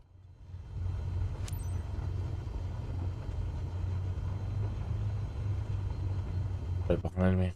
On this side.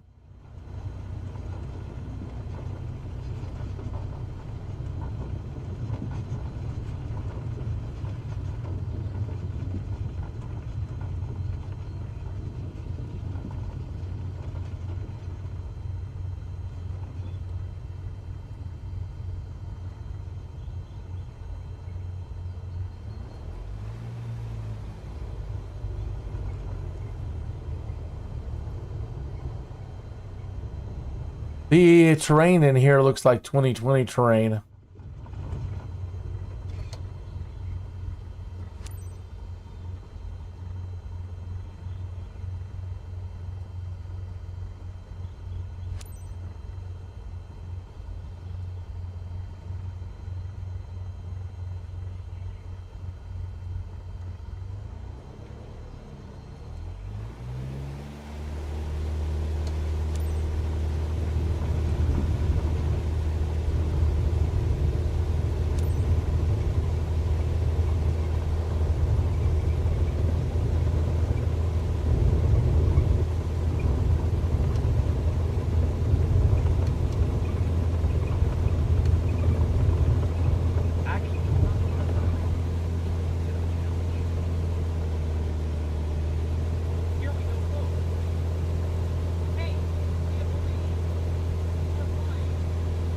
Hey, can't believe we're flying.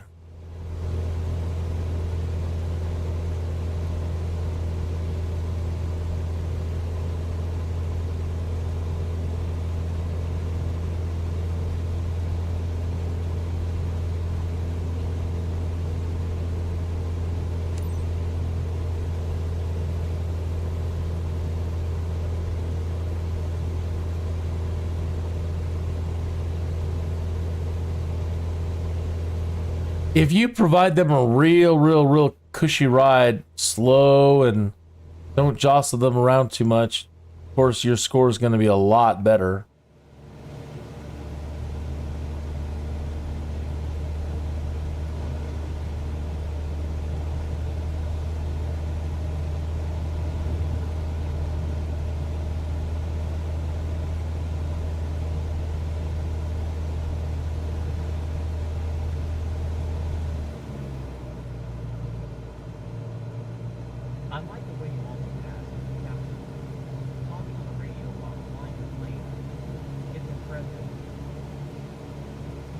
See what I mean? Or whatever, I don't know. They're happy.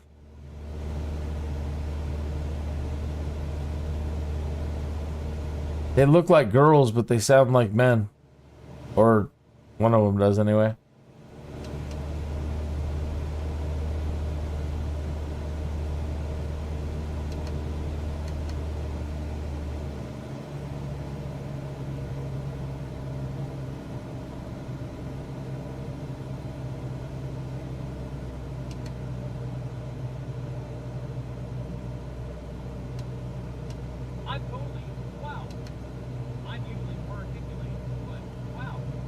I'm usually more articulate.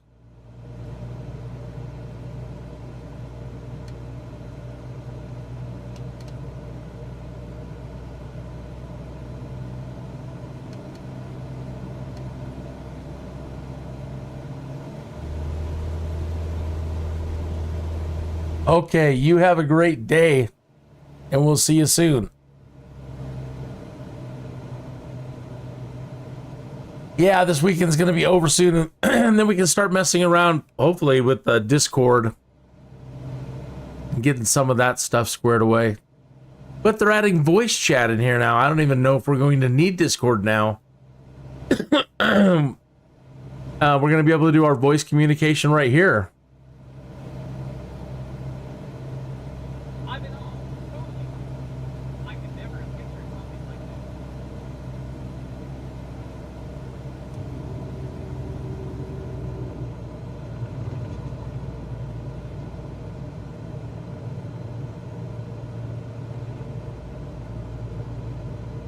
We just did, didn't we? Not counting it.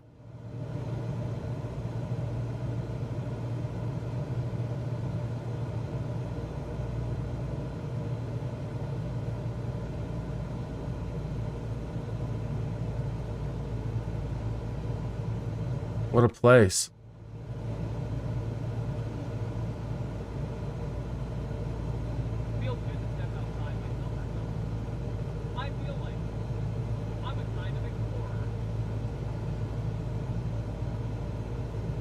Nice.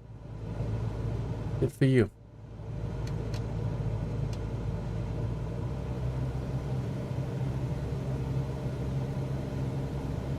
I have a feeling that was it and we missed it. We didn't circle it right.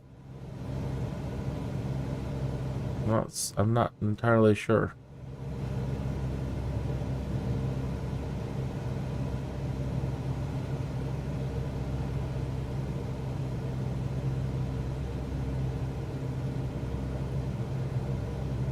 Don't know.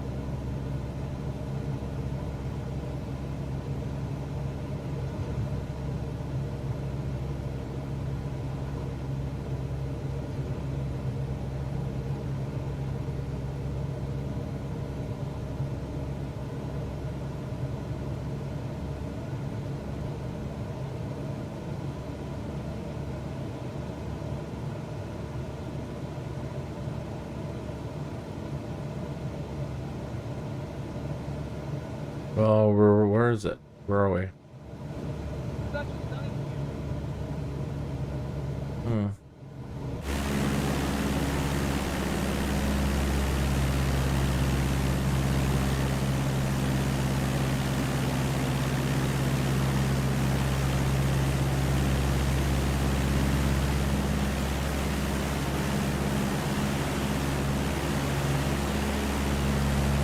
I don't know where we're supposed to be.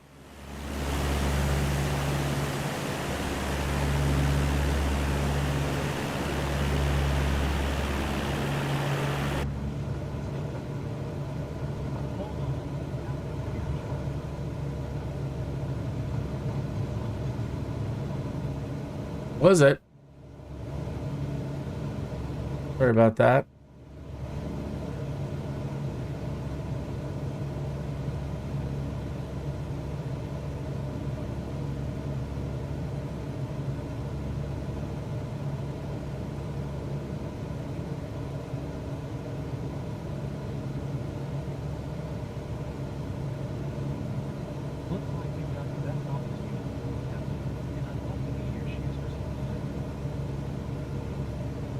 I turned down all the graphics on the terrain when we were doing the jet. That's why it looks so bad.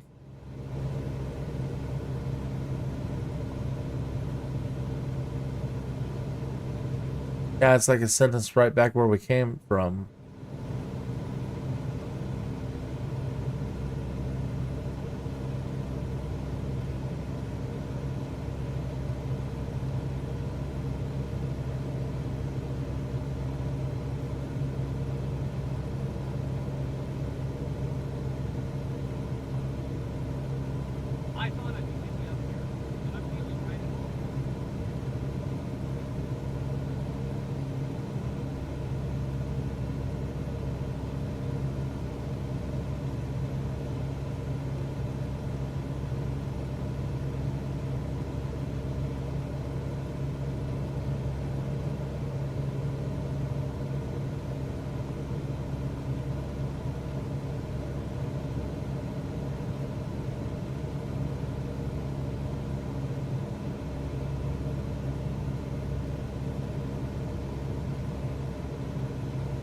I don't know.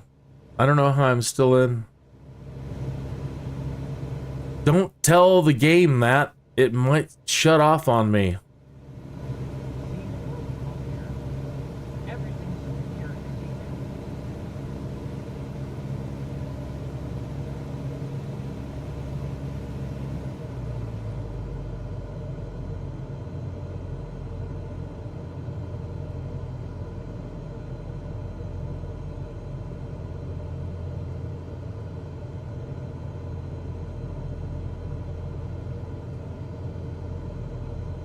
Yeah, I don't know what we're supposed to do, and this one seems a little buggy.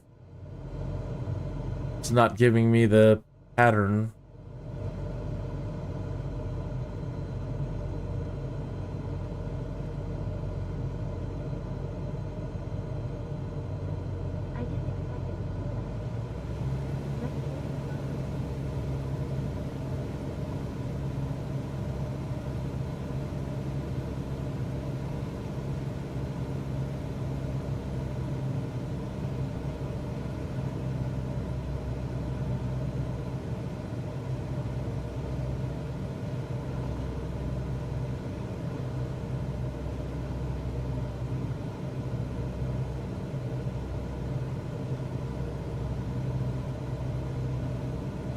Yeah, we're not getting any updates on where to go.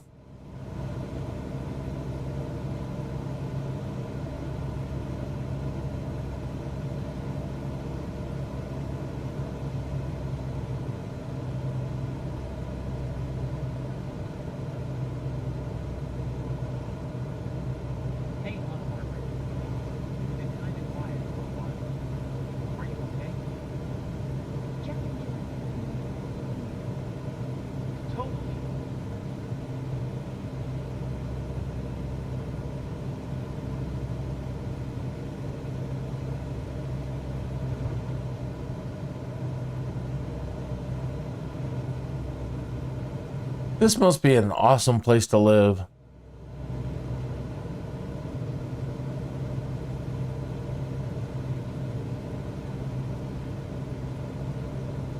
All these places that have lots of water. I just don't know what we're supposed to do. Just that one gate, and it blew us out.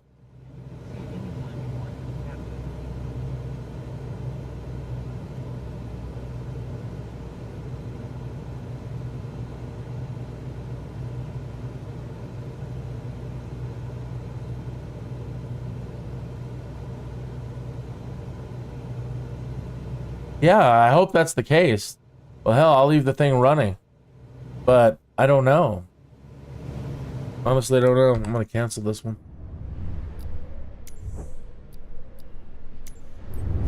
So yeah, I'm lucky, or I'm in Colorado and it hasn't ended for me yet.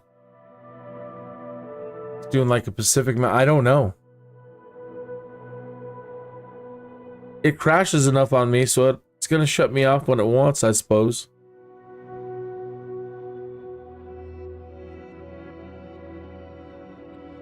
Grab my coffee and take a little break here for a second.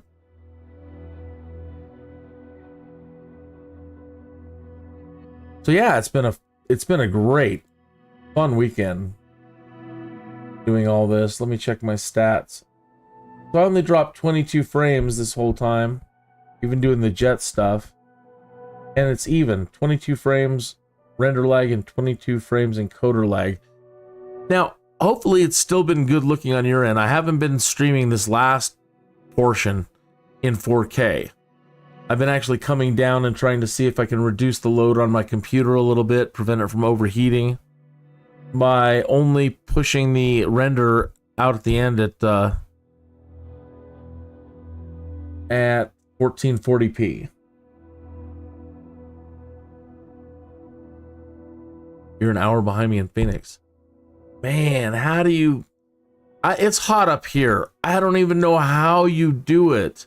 How in the world can you live in Phoenix unless you absolutely have a pool? But even then, you can't live in your pool. That's too hot. That's entirely too hot. I'm just not built for that, man. And I'm in Colorado. So, you know, the summertime here is even too much sometimes. I need to go to someplace much colder.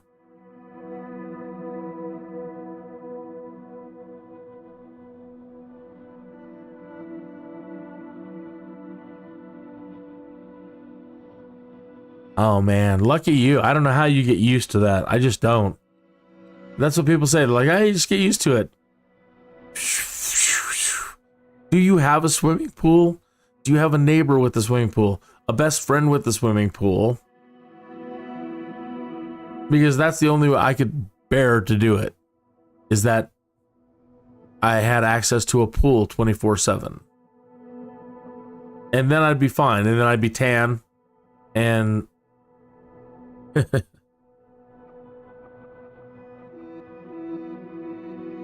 here in Colorado you need a heated pool. There you need a cooled pool. You need an air-conditioned pool. I wonder if they make those now. I mean, it is almost the year 2025 now. I've heard of heated pools, but do they have a way to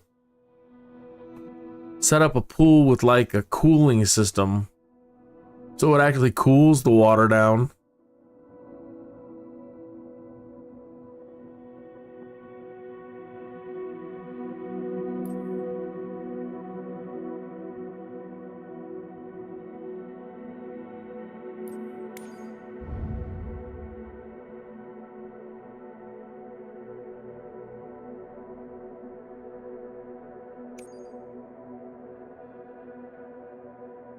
That is my home airport.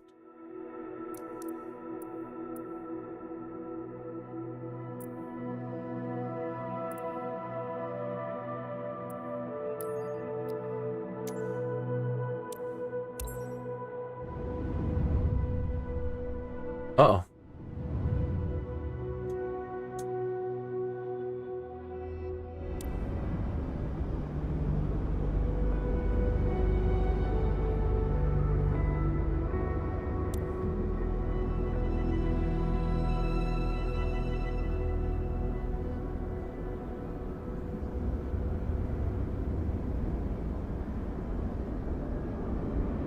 The lights look a lot better.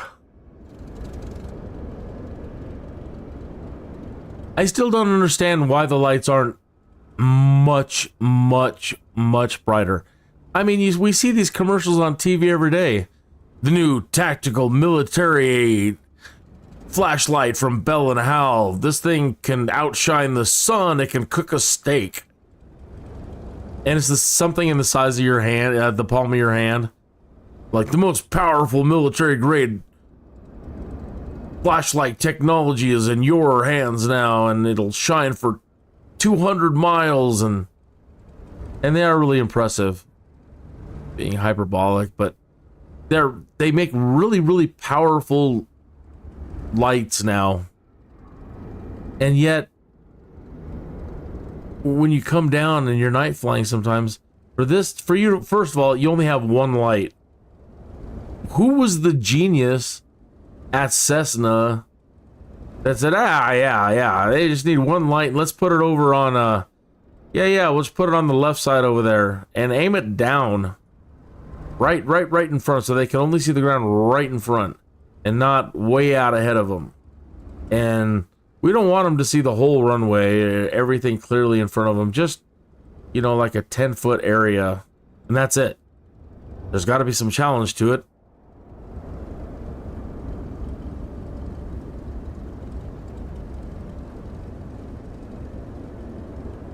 So when early on in the lifespan of 2020 in the forums, you know, I would post silly little things like that. Can I get the Bell and Howell flashlight upgrade for my Cessna, please?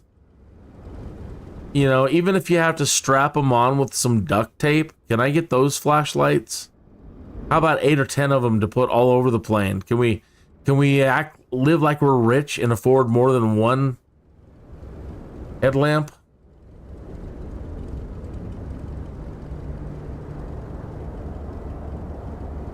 Dumb. Makes no sense to me at all.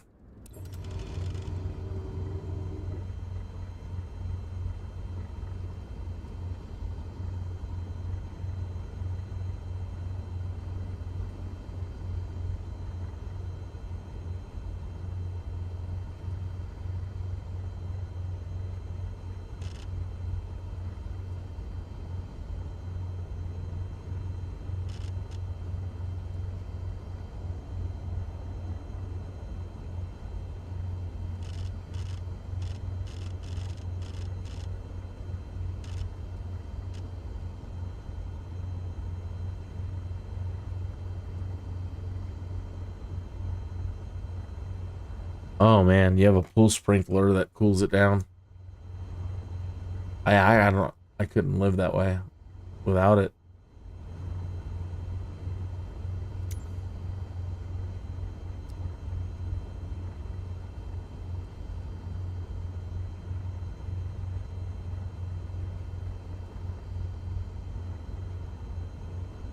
.30 in the morning.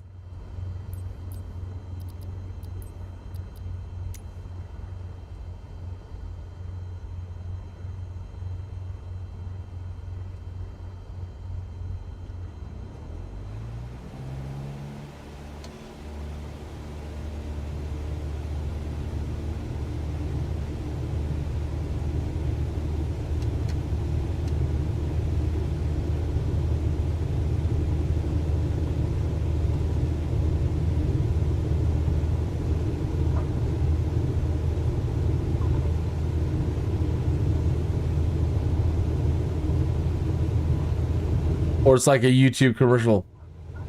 After serving in the military, John left and took his military technology secrets with him and unleashed the ultimate flashlight. Every infomercial is the same. Similar.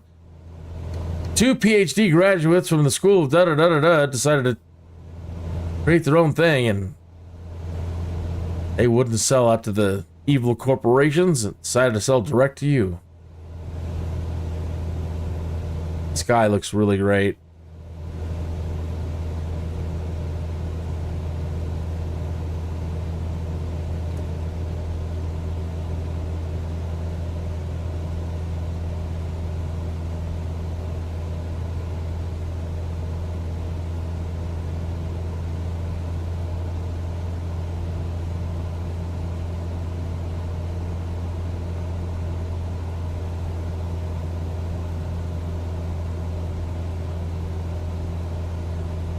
That's my mix.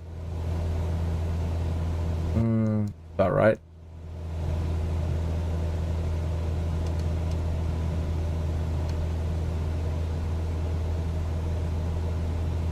The controls are awful touchy.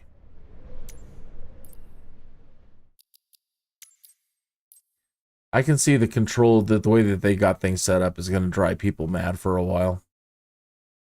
Until we all get used to it, this is going to be quite maddening, I think.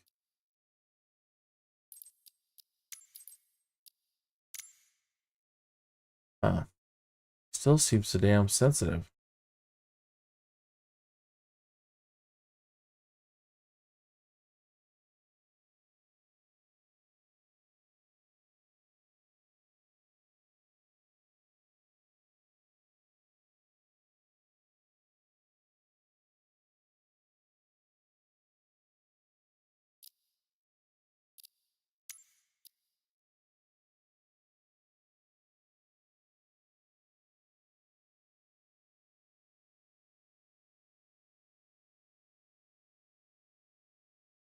Try that.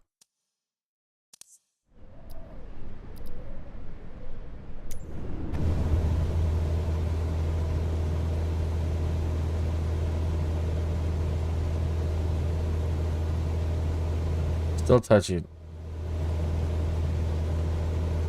A little better, but now it's so dead zoned out.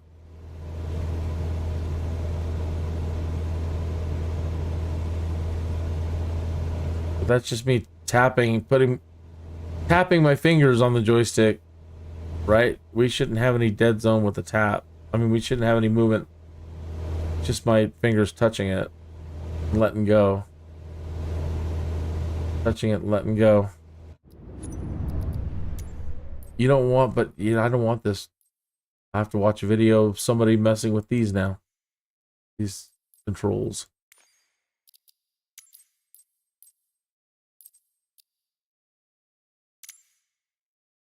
And see how they've got it set up. What is this out dead zone? Oh, yeah, maybe up in here. Maybe that's the one I wanted to mess with.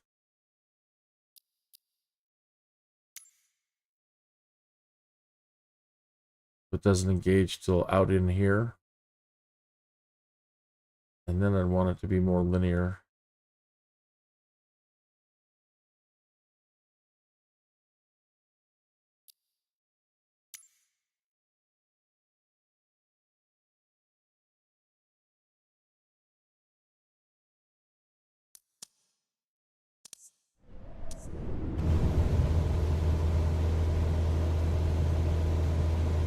That's the wind at the moment. I'm not touching the joystick at all.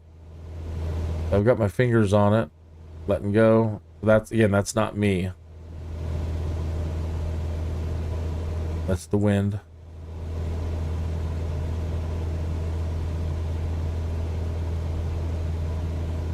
Fingers on the controller. Good. That's not me. That's me.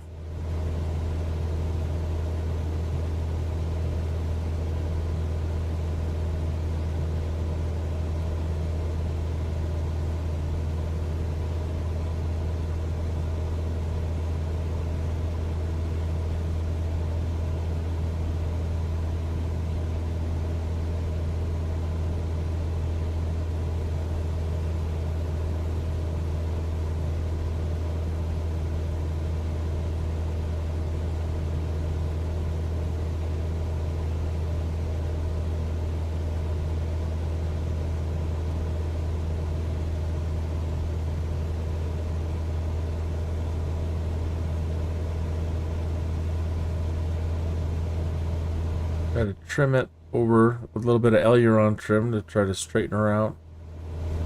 Wants to, and now it's too much. Oh, leaning back the other way. Come on, you. Behave.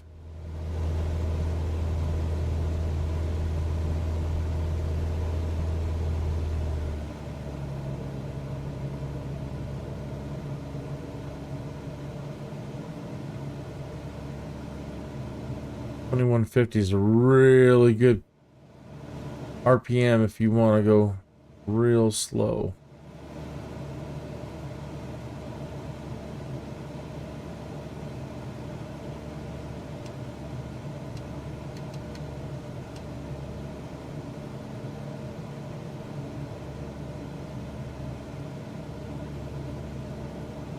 Palette.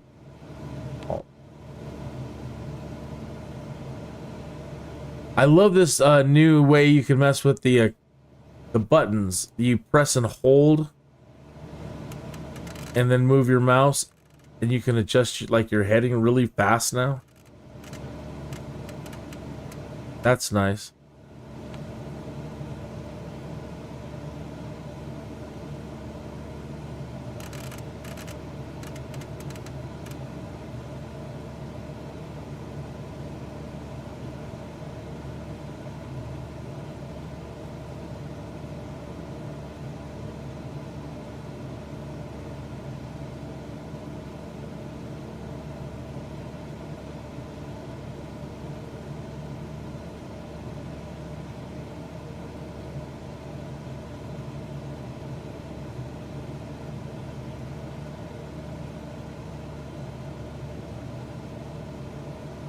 I didn't want to turn up the window effects, the windshield effects, but you see how we get this? It's like trying to create a window effect right here, but it really is just creating a lot of blur.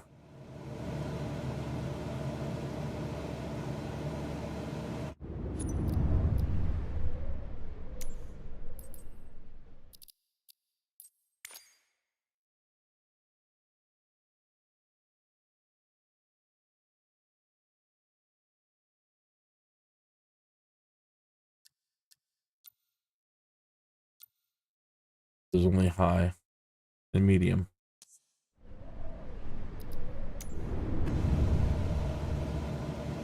Yeah, it's a little bit better. It's not... That's a lot better. It's not blurring, making that really weird moray. And a little bit right through here.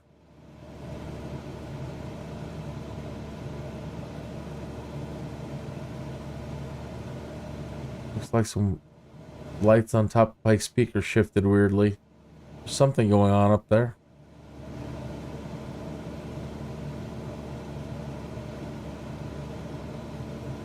I bought the Emerald Library that puts in all the towers and cranes and antenna, which is going to be nice because I look over at this mountain, Cheyenne Mountain, where NORAD is at, the home of the... right over there in the mountain, that's where NORAD is. The home of the Stargate from the television show. So that's NORAD over there, and they have all those towers on top of the mountain. And in every simulator that they've had so far, those are usually always there. And unless you get the Emerald package, they don't show up, which is weird. You don't get a lot of the obstacles and towers and cranes. And MSFS is supposed to be all about visual flight flying. So you would think that things like that, that would have been like one of their first concerns, to make sure that antennas and towers and other things, all obstacles, would be accounted for by a SOBO.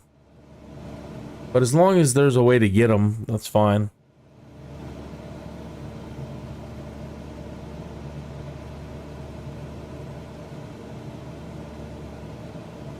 Yes, I noticed that too. Right now you can't see my Nvidia FPS thing up in the corner.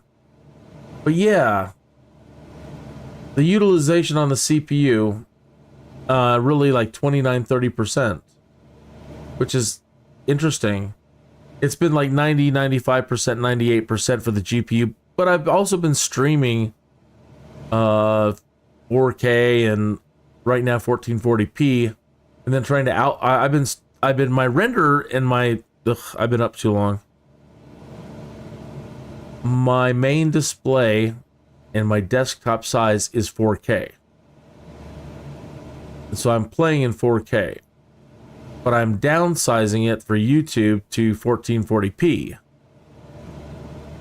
And I'm using 96% GPU, either way, 29%, and an 77.5, I don't know, millisecond, I don't know, latency. And I'm doing 69 FPS at the moment.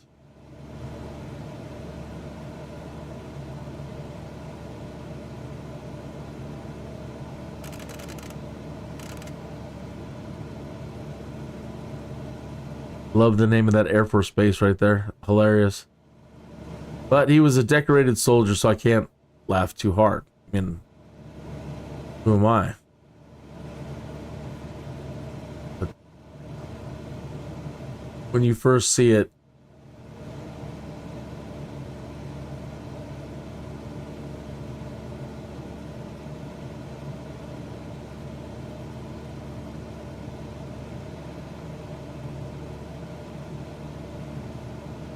let me go back out and turn everything back up.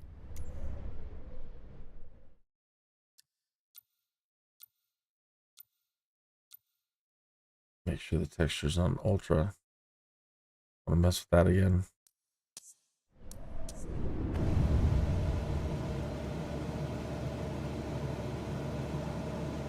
Oh my God, I can see dust.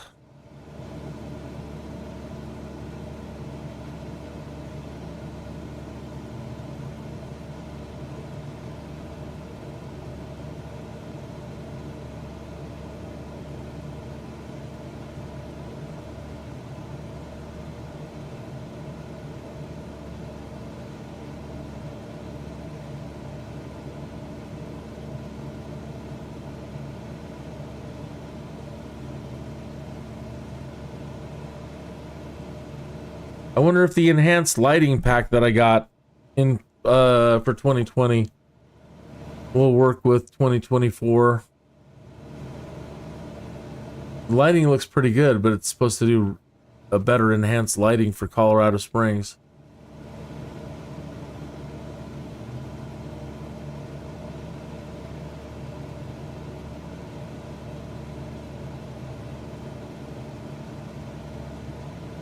Yeah, hopefully a lot of things get optimized.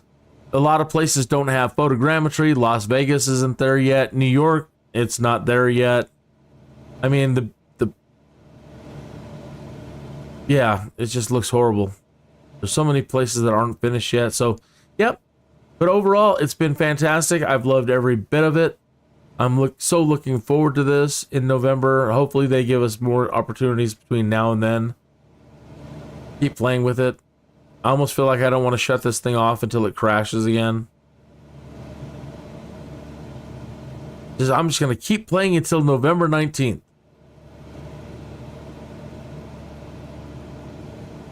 I'm not going to turn it off. Hilarious.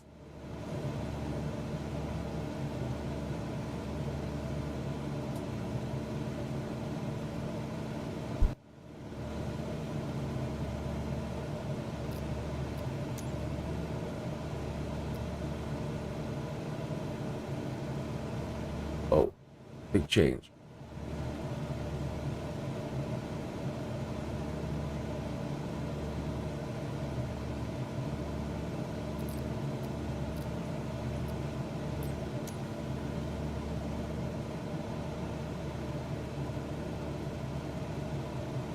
Their eyes, they make them a little too dark or something. I'm not really sure. Are they too highly reflective? I'm not sure what it is, but the eyes are pretty creepy. At least your co-pilot blinks.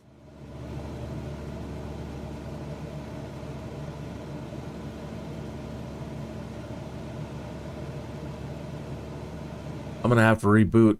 Sometimes when you with the 2024 this weekend alpha test too, anytime you make big graphic changes, sometimes it just doesn't implement. You've got to restart the thing. Some things, sometimes it seems like it works, and other times, nah.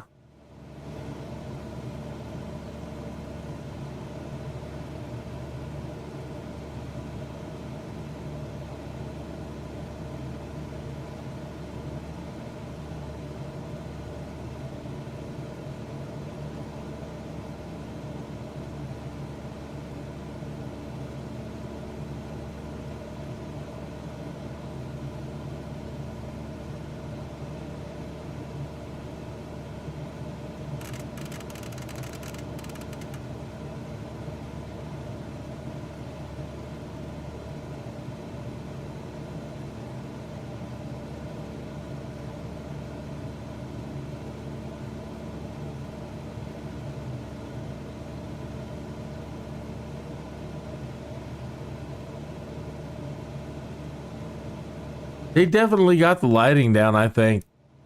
I used to do a lot of early morning runs, driving runs between here and Kansas. And man, that sunlight when you're traveling over there that way in the morning, blinding.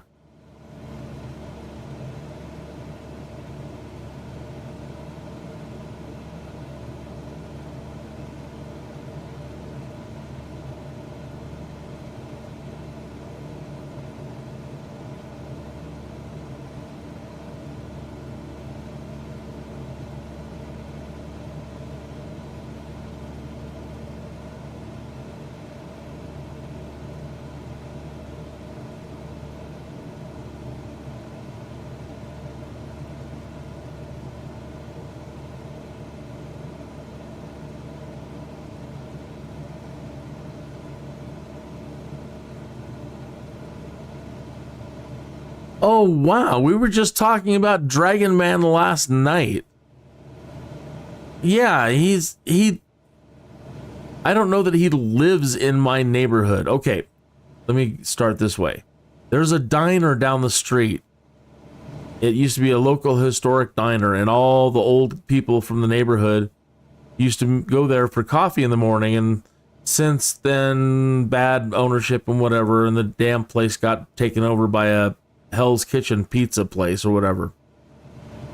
Point being, all the old guys in the neighborhood used to go there for coffee every morning. And I was hanging out with my best friend last night at his place, and we were talking about his dad. And I'm like, yeah, I remember your dad always being there at the coffee shop in the morning.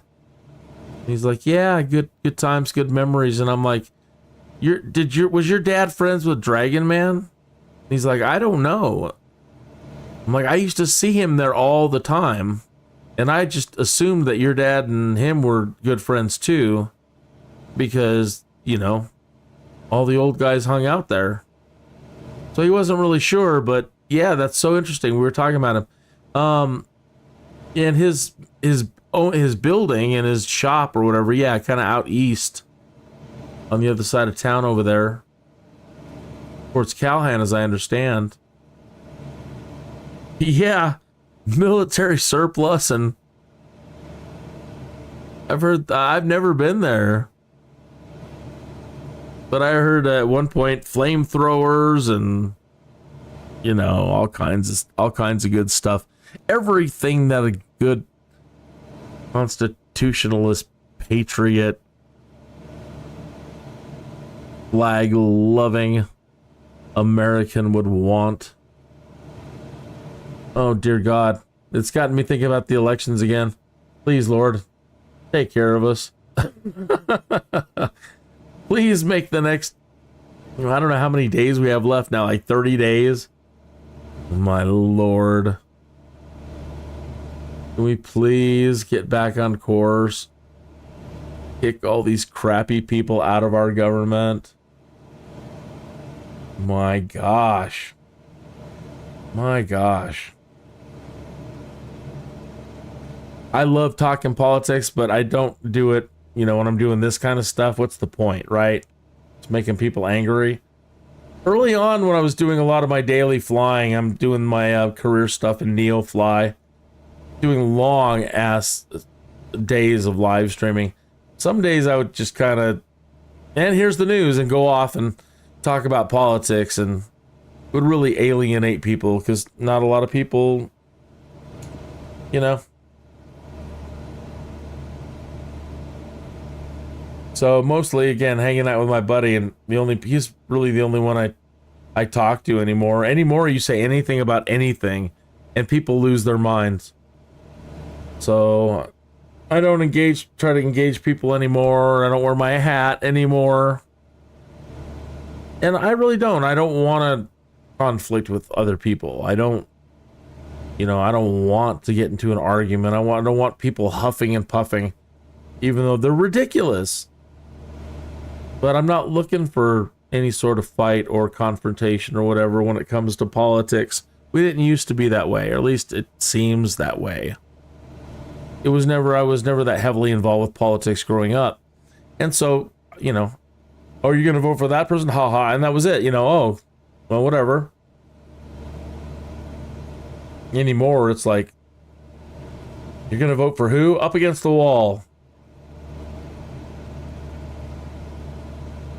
Respect my pronouns.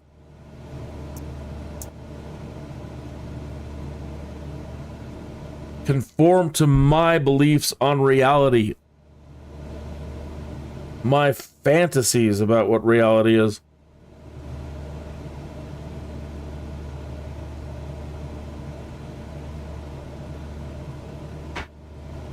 That's interesting. I never even thought to look up Dragon Man stuff on YouTube.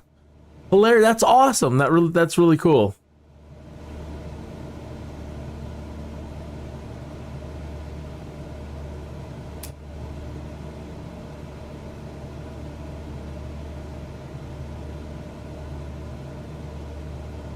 I wanted to learn how to fly.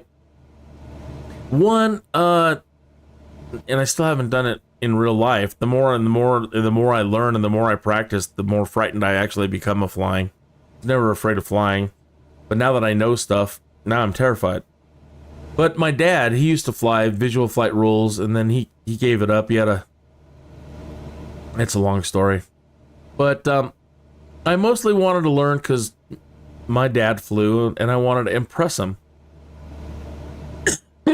by continuing on where he stopped and become instrument rated and learn how to use the GPS, learn how to do all these cool things. But around probably a little before, it was before 2016 that, you know, all the preppers started, the prepper movement really kind of was kicking off around, well, everybody started like around Y2K, I think, really.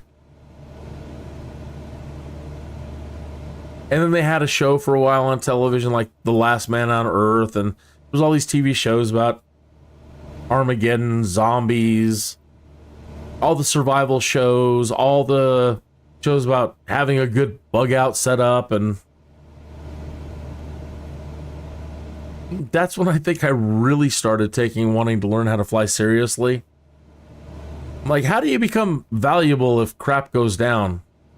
Well, anybody that knows how to fly might be considered a very valuable person to keep alive.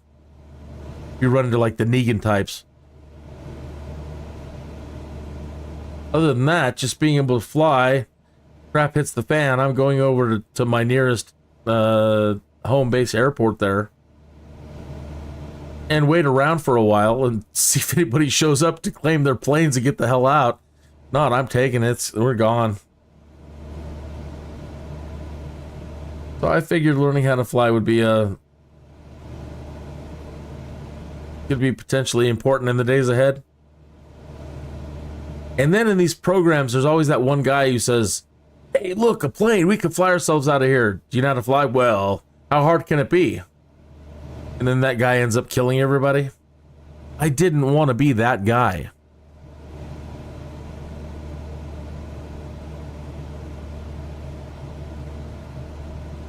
I don't want to be that person. How hard could it be? There was a poll on YouTube the other day, or going around, some sort of, I don't know if it was a real study or not, but they're like, men believe that they're so good at everything that most men believe that if they had to fly a plane that they could do it. I think it was like, do you think you could land or fly a plane if you just had to? And I thought that was interesting. That most men just feel that they can do it. Like, I used to, like I said, I used to feel that way probably before flying. Yeah, well, how hard can it be?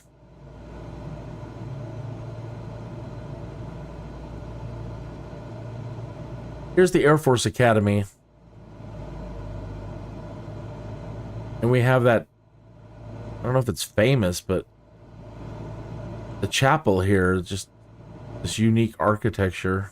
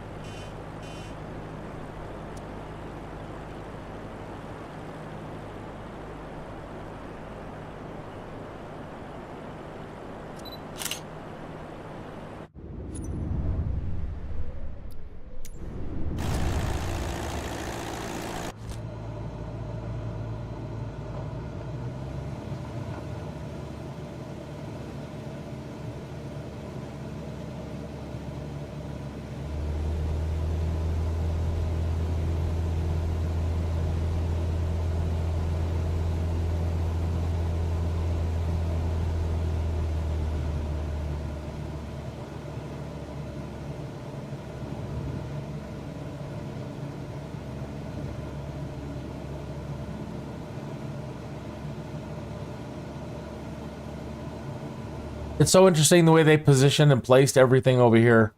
It's almost impossible to see any of this stuff from the highway. It all kind of, from the level of the highway when you're driving north on I-25, everything's so strategically placed that you unless you're really looking hard, there's a lot of things you miss. You don't see the airport. You don't see the football stadium. You don't see any of those buildings.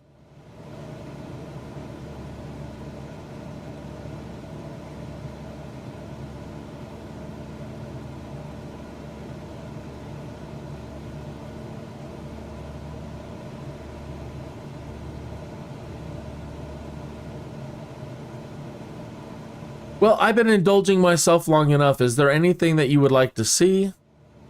Any place you'd want to go? Any landmarks, any airports? So I'm taking requests as long as this thing's up and running. I don't really feel like continuing on and trying to do any of the career mode stuff or anything really anymore. I'm kind of tired. I've been at it all weekend. But as long as it's running, I'm still flying, so I'm happy to take requests and show you anything that you want to see while we have the time.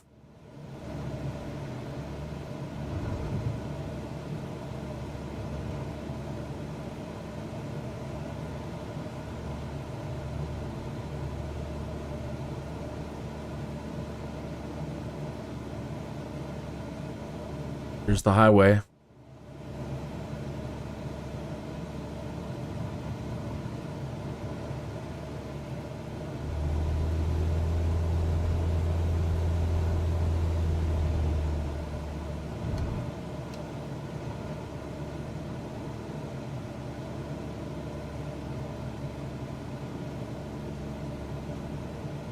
$50 frames. All right, we can turn back on traffic and stuff.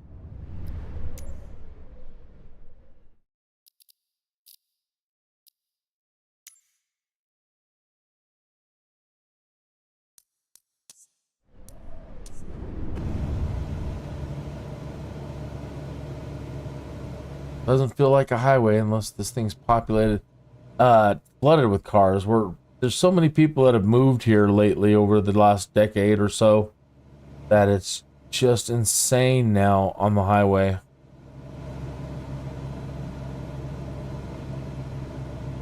Always congested, always.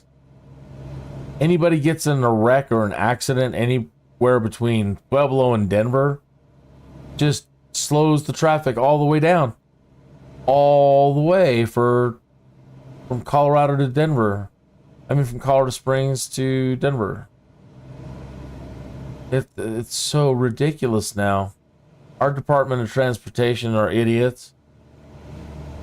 They've removed all of our little median barrier. You know, like if you had to change directions, we used to have all kinds of great little places in the medians where you could turn around, especially in bad snow and emergencies. You need those access points to turn your ass around.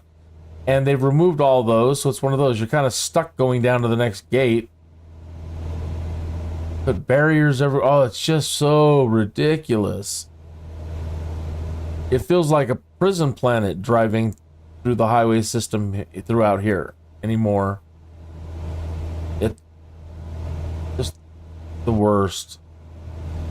The worst, the worst.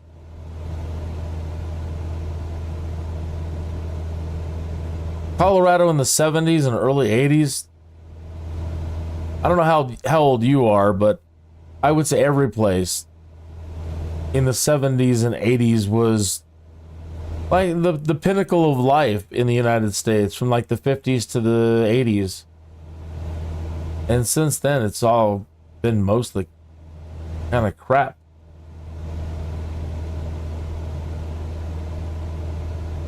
Well, I'd have to go to Bing. Okay, all right.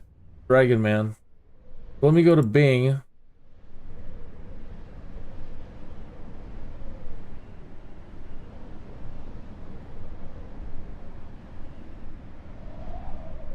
And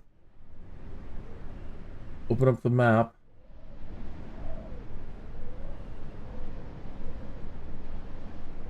And get the coordinates. If you go to Bing and you right click anywhere in a Bing map, it'll give you coordinates at the bottom and you just click copy.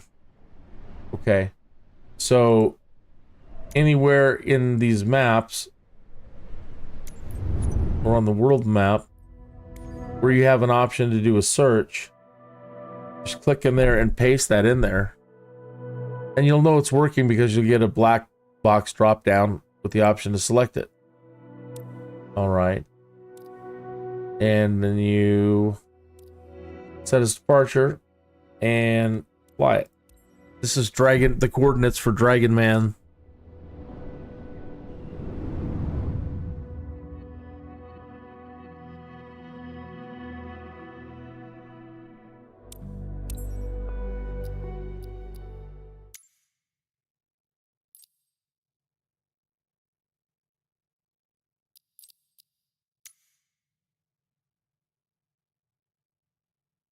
Oh, this is right down the road from my airport.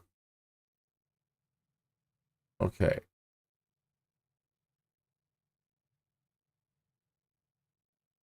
$5 miles south of the airport. That's his place down there. Yeah, that is huge. I wonder if he uses this property over here too. That'd be an awfully great property for that kind of stuff. All this.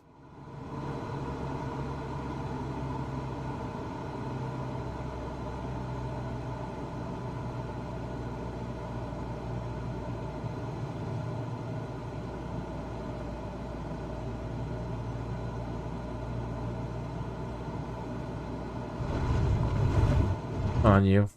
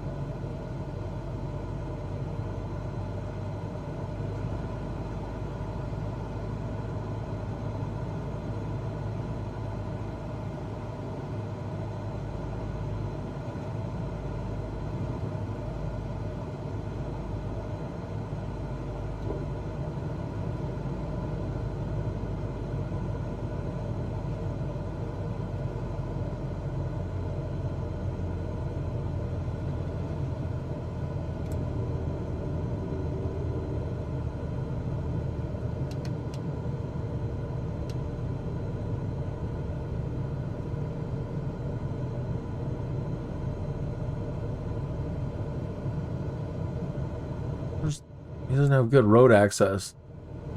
Like, you got to come in from over there.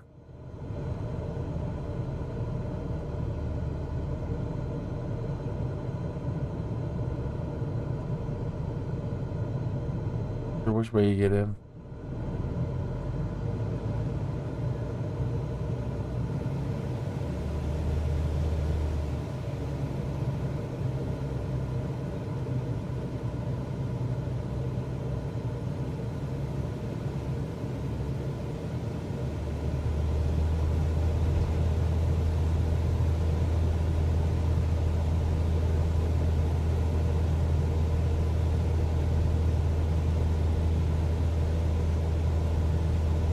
Rough, but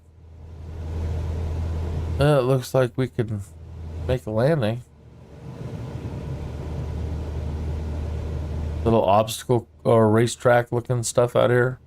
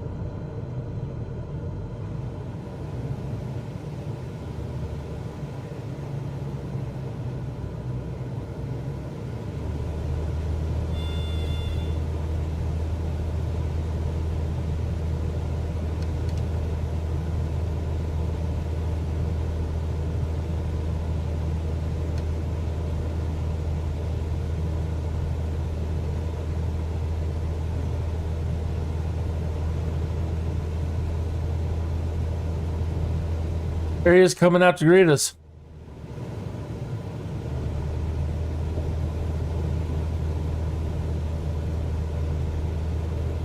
Uh-oh. Getting away from me.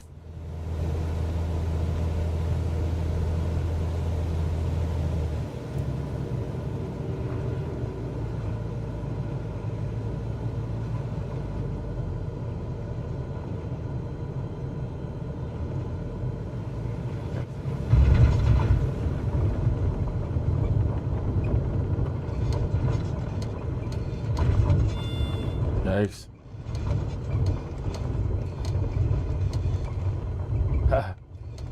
Here.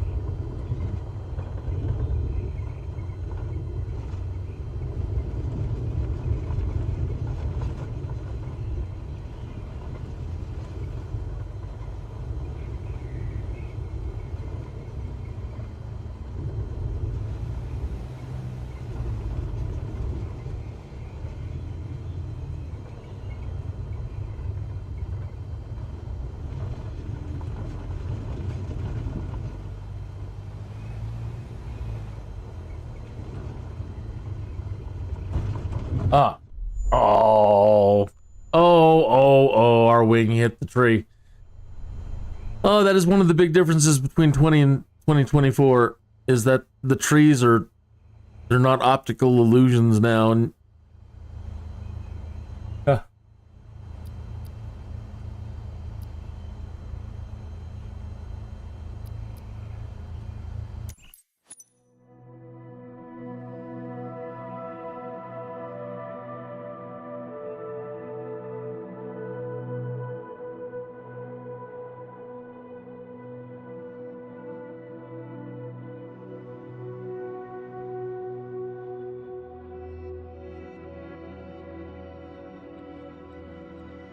you first heard about him 4 years ago?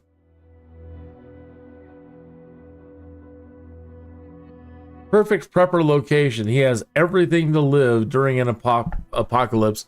That's great. That's great. So he must have a bunch of wells or a good well out there. I wouldn't say he has an abundance of trees. You know, if he has stockpiles of fuel, then yeah, probably not a problem. Not like it would be hard to drive anywhere and go get firewood. But making your way over to where the firewood's at. But if he has all the stuff he has, or his family does, then yeah, they're probably not too worried.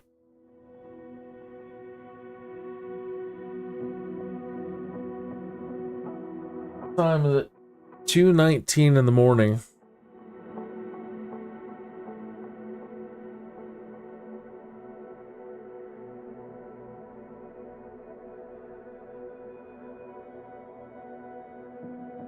VNPK, VN Cloud Blast Arena. You bet. Cloud Blast Arena. Let me go to your channel and subscribe. Cool, I like your page. GTA 6 on release day without a console. Cloud gaming explained. Really? It was 3 months ago. Far West, Nepal West Tour, Cessna 172 Skyhawk. Beautiful. Another Australia fan, Brisbane. Photometric City flight in MSFS 2020. You got a lot of good content. Oh yeah, I'm subscribed. Because I was looking at your cyberpunk stuff. The Night City skyscrapers at night is... all of it's great.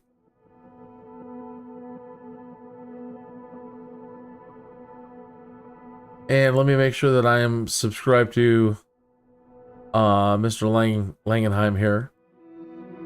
Go to his page. And I see Stephen Langenheim. I like your avatar.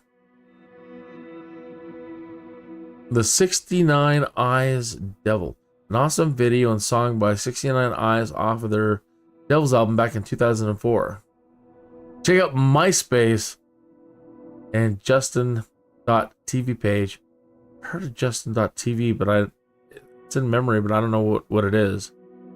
Rare Mr. Oldman skit from the Amanda Show. I don't know what that is. Found Sasquatch Golden Peyote. Really? Your ALS Ice Bucket Challenge? Brad from 4PP kills me at Tekken 5.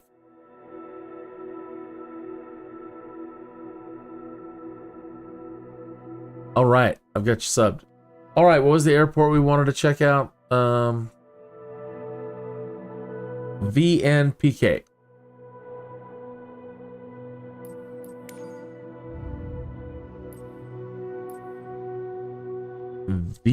VNPK. Pokhara.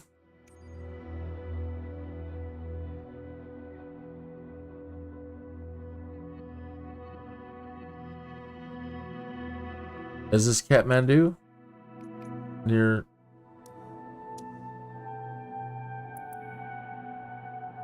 Oh, this is in India?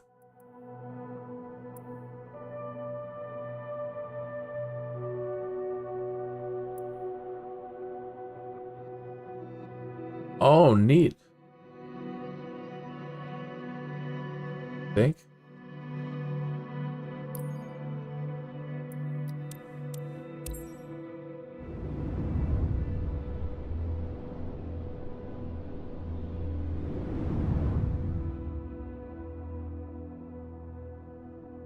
India is one of those places where I think you could lose your whole life exploring all.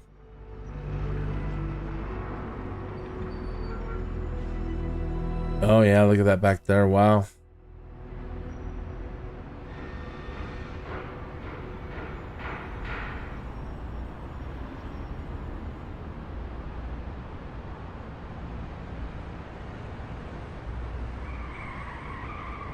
Wow, did you hear it screeching?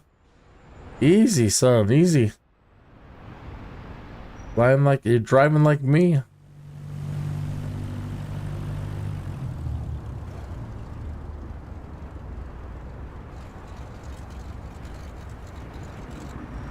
You know what I was unable to find, or I didn't really look for it that hard. But up here in our menu options, the one where you turn on your AI assistant, your auto, you know.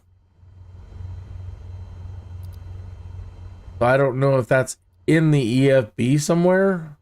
I don't know. I don't know where you toggle on your AI assistant. Let me look at the controls. Your co-pilot.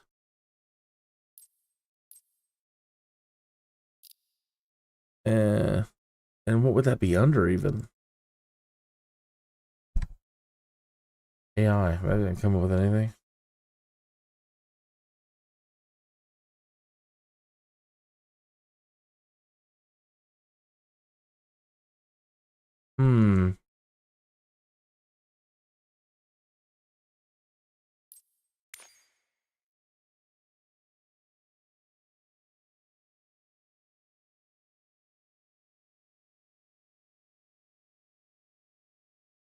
Yeah, because you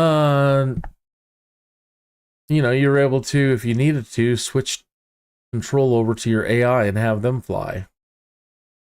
Or do your taxiing for you. That's usually what I used my AI for. All I see is the auto trim here.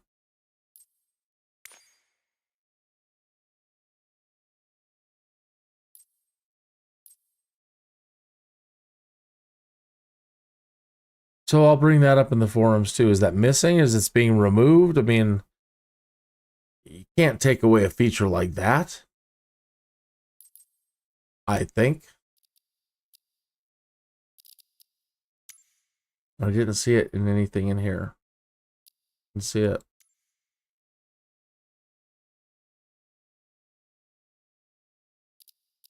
So it would be an absolute dang shame to lose something like that. As well as the SIDS and Star stuff. That's really got me upset. I don't want to keep going off on it, but that's really, really, really got me mad at the moment.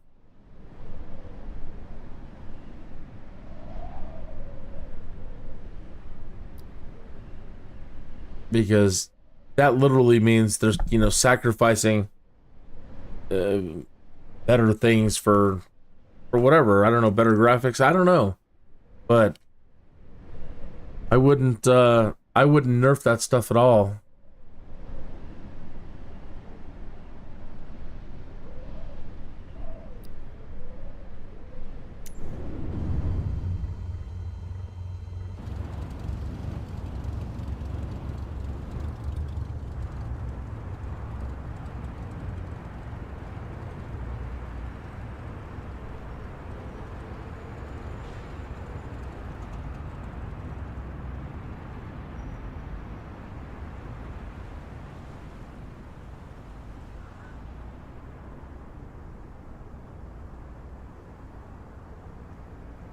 Is that training facility they were talking about over there? All the ancient stuff that you can, that they, like Praveen Mohan and others that they show off, they go around and visit all the temples and all the unusual places in India and crazy. Easy to believe in aliens and ancient, super ancient technologies. Even Alexander the Great gave it up when he finally hit India. He's like, I'm gonna go take over the world. And then he got to India and he's like, whoa, buddy, whoa. These people are nuts. They start kicking Alexander's butt.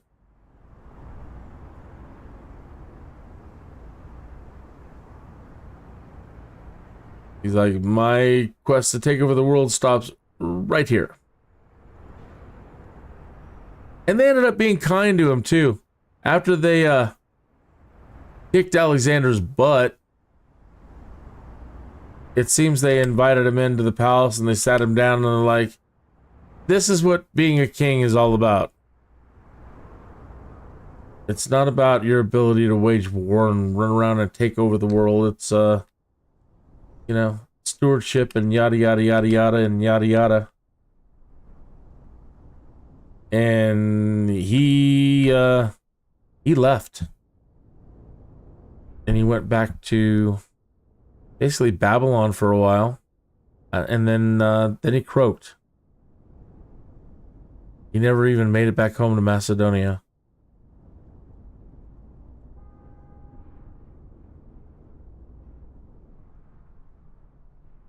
But it wasn't the Indians that were the threat.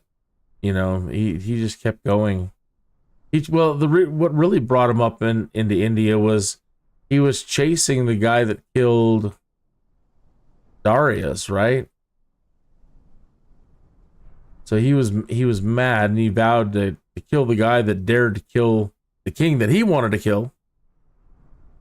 And it was the Persians that were really the aggressors earlier in time.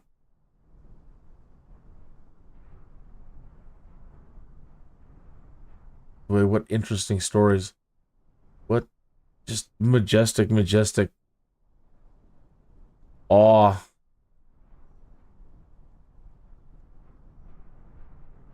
From a place like this.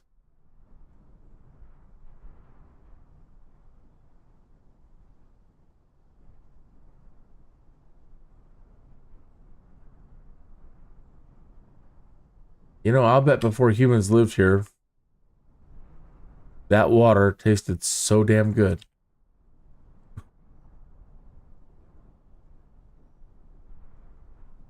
Get back to the chat room. We were yakking away. All right. Shuria, have you checked out the new replay function? I'm very keen on knowing how much it has improved. You know, I have, and I, at the moment, don't notice any difference, but we'll go into that in just a moment here. Pokhara is in Nepal, not India. Nepal is between India and China. Well,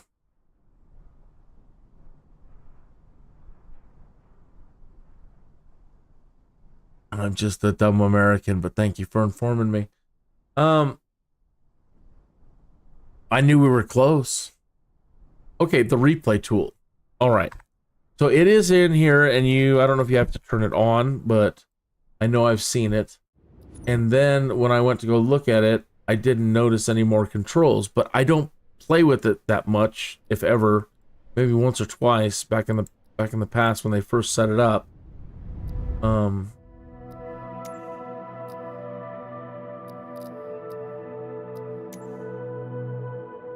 Replay tool right here. Okay.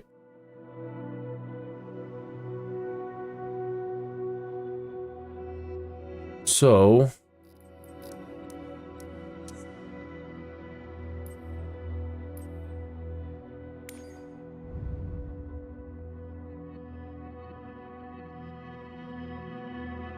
there's Kathmandu.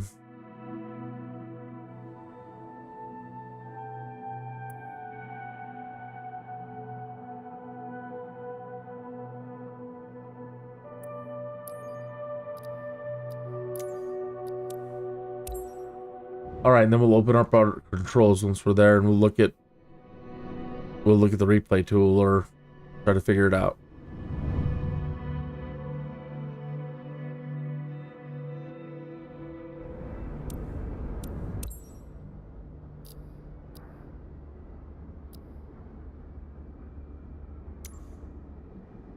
Okay, so they've got an icon right up here for the replay tool.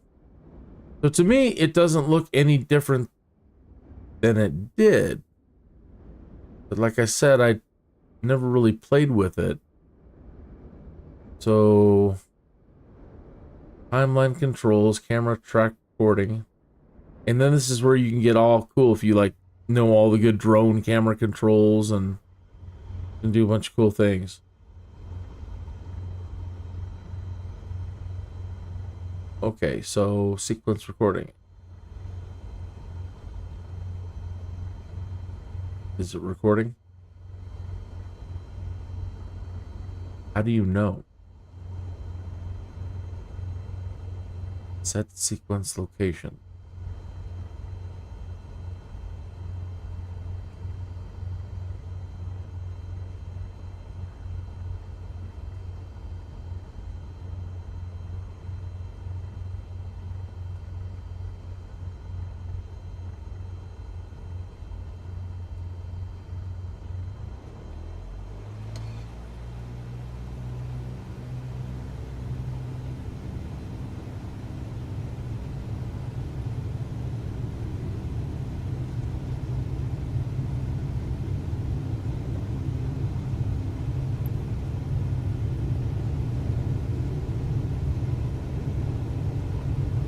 So this one, and I'm not getting a tooltip.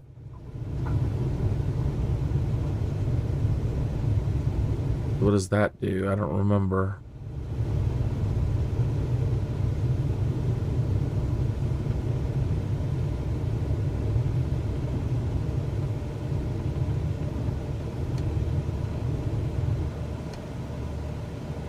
Up and away, Sonny.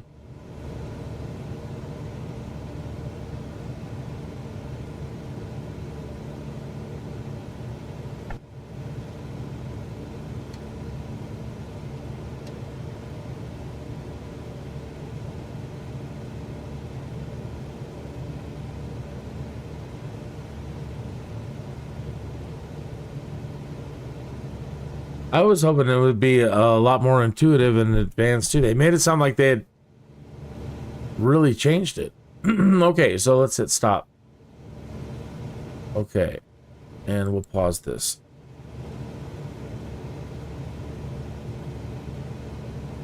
Okay, I don't remember. Do you load it or do you play it? Okay, so we recorded it.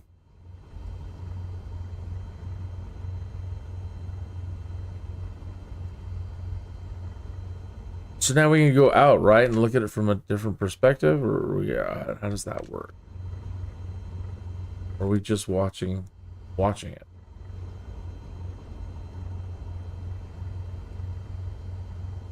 Camera track. Whoa, camera track recording.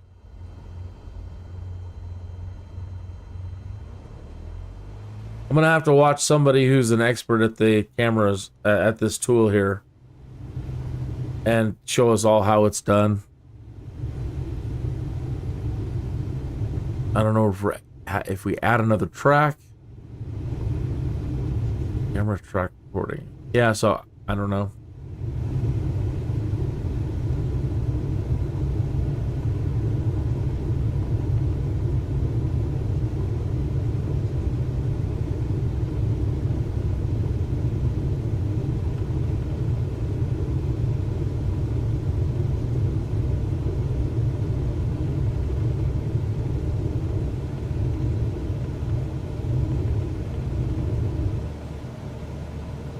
The menu itself looks exactly the same as 2020, you say. However, 2020 had stupid glitches with the wheels of the plane in replay. My plane would go under the runway in replay. It's sad. In landings only, though, takeoffs were fine. Landings were awkward. You have to pause it and hit camera track recording, and then you can change cameras. It's very confusing. I'll watch a video on it this week and learn how to use it, but I hope it ends up working much better for you. It doesn't do your wheel thing.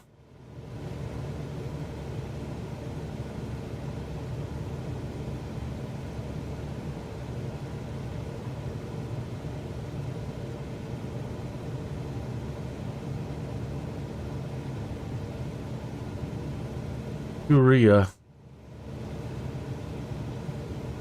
Let me hit subscribe. I like your dragon logo icon.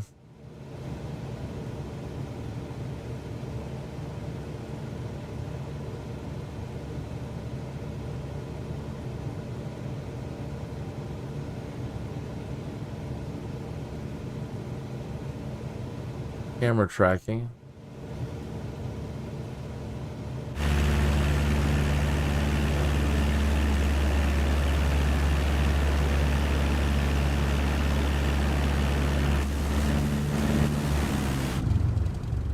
Okay, so with camera tracking, we have another camera out here. This is where you can set up a drone or something. We get to track.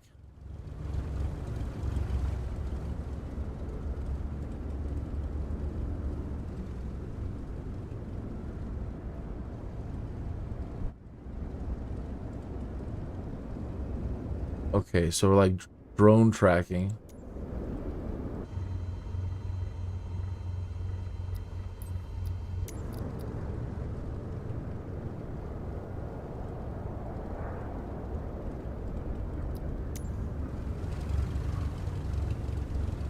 Track.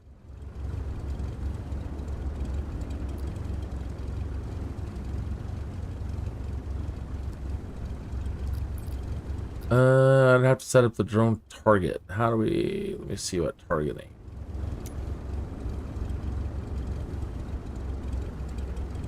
Target.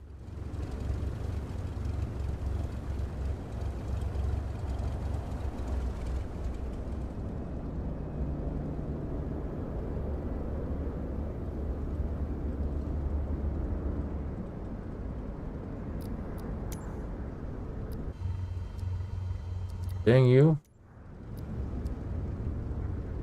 Don't follow.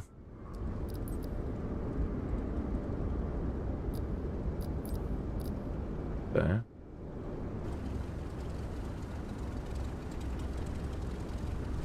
Oh, I lost my camera.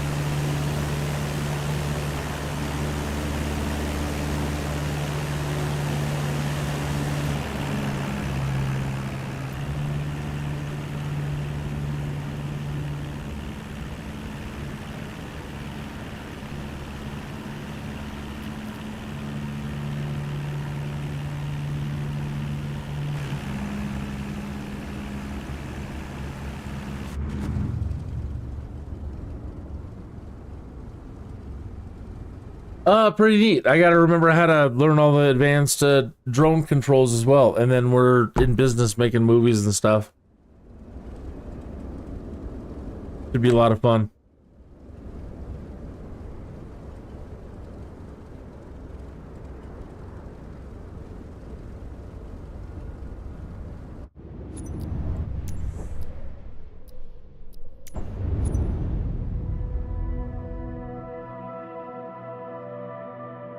Oh, you're quite welcome.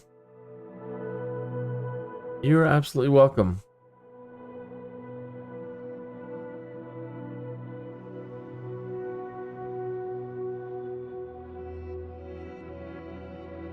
Almost 3 o'clock in the morning here.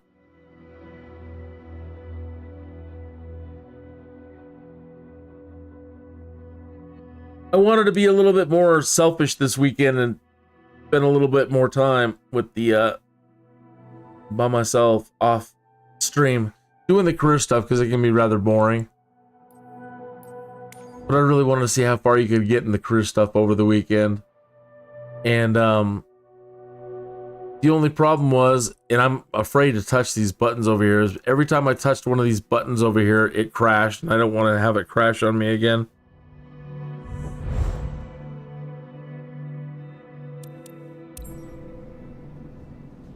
But under certifications, these right here, any of these buttons that I push, cause the simulator to crash.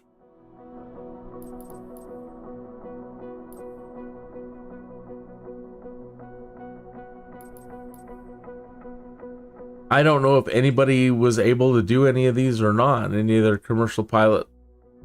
If anybody's able to unlock any helicopter stuff. I saw one guy earlier, and I don't know where he got his footage from, or if it was from his live stream this weekend, but he was driving around something that looked like a Jeep. I don't know what the hell it was. Like, it looked like an armored vehicle. And, yeah, anyway, he was driving it around the outskirts of some town.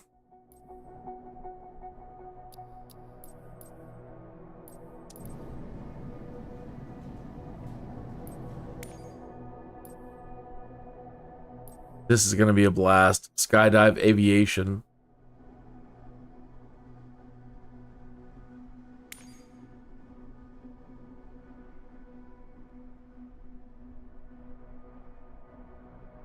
And later on, I don't know if I'll be able to use, I'm sure I will. I've got the Skyvan.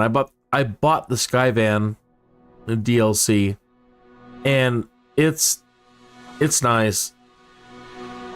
I like having a larger interior that I can dream about turning into an RV. And so they still use the Skyvan for skydiving. So I hope at some point later on I'm able to use that plane for this kind of stuff.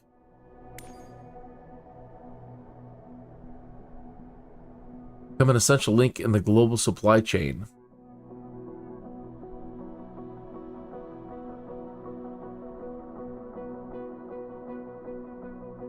That was one of the neat things about NEOFLY, is that every airport you landed at had a market. And you could, and the economy would fluctuate. I mean, certain items are more expensive here or less expensive there. And, you know, for those really studious types, you know, they play the market. And they can run around and make, you know, good money trading certain commodities between certain places and maximize your profit.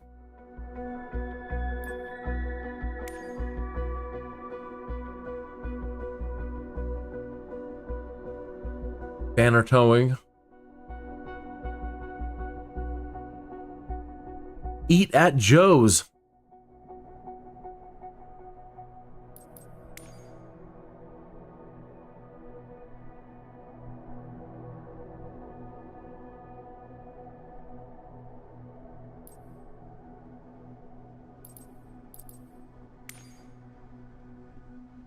Search and rescue.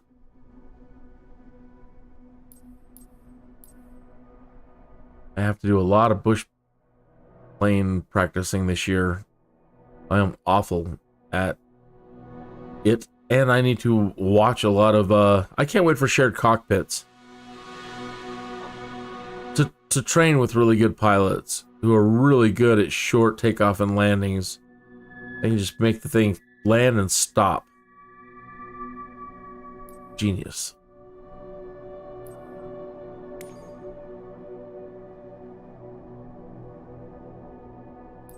Caravan is a great plane. That's the plane, the first plane you can really get to start making good money, I think, in NEOFLY.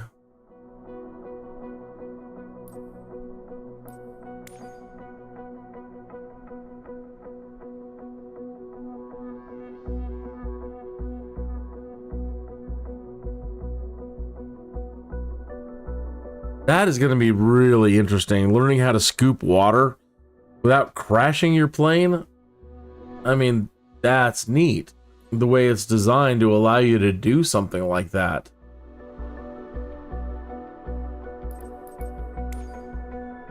Medevac. Yeah, we saw.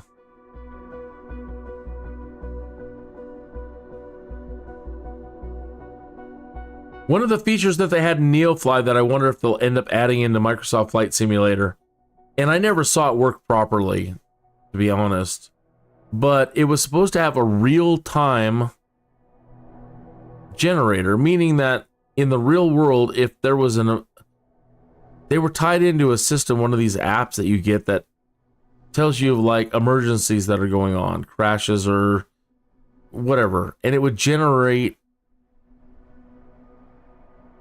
an activity for you to do based on real world emergencies. And I never really saw it function, but I can imagine somebody bringing something like that into MSFS where it's doing the same kind of thing. It's reading from these app services that monitor highways for breakdowns and for, you know, other thing. They've got real world shipping, and they want to add trains, and people are doing the real world airliner stuff. So I wonder how long it'll be until they do start doing real world road condition kind of things. It's getting amazing, folks. I honestly didn't know that I would see this level of computing capability in my lifetime, and now Moore's Law means a big deal every 18 months or 6 months for technologies to double in speed and ability. So going into the next 5 to 10 years, and how long till you can purchase a DLC where you have to sign a security clearance so that you can have real world, real-time everything. Real-time satellite data, real-time, because then it gets spooky because you can like, the things that you could be able to, that you could do with satellite tracking and that kind of thing. Very, very interesting times we live in. It's gonna get great. Sorry I'm rambling, I've been up forever. And I just don't want to shut it down because I know that's the end of it. Once you, as I understand it, if you shut it down, it's done. You're done.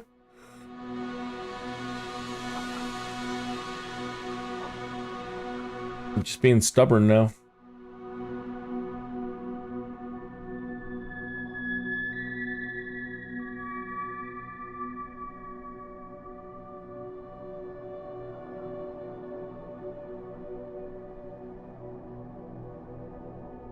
Let me run over to the Microsoft forums real quick.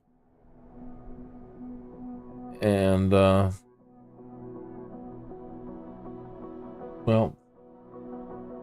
let's see here. Almost 3 o'clock in the morning. I at least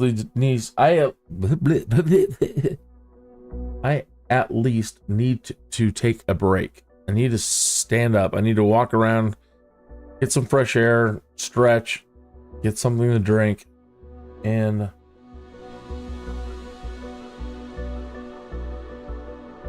let me just do a be right back.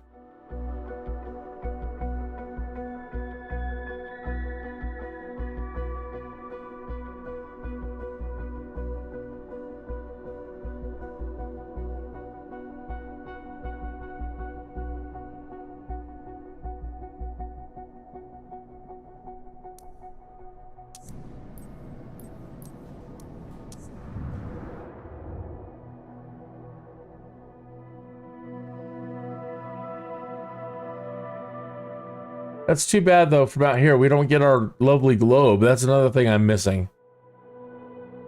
And you can't even do the filters from out here. You can do it from here maybe.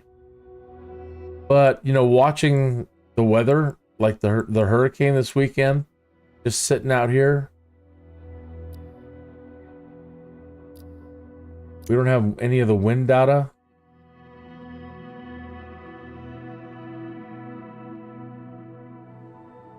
Yeah, we don't have like the, let's see about map settings. They don't have the cloud view. We don't have precipitation or any of those overlays at the moment. So I don't know if the, you know, we got live weather, but we're missing all those other lovely filters for wind maps. And again, checking that the hurricane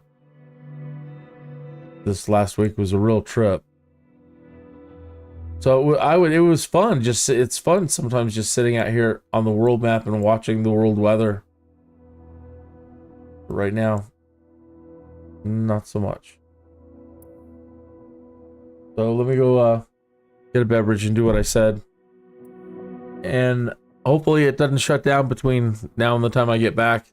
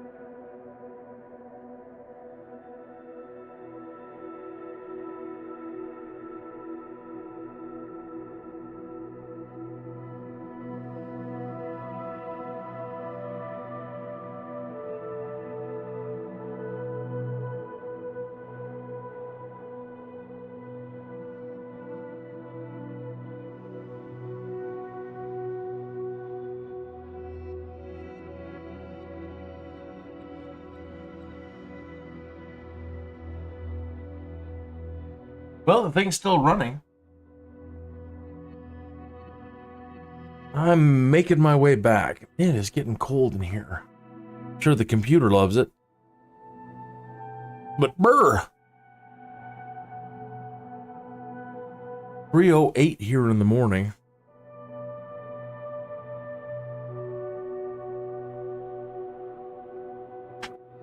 Needed to stretch, get a drink, get some fresh air.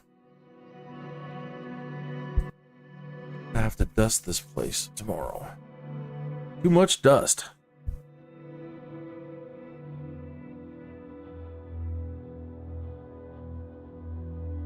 Okay.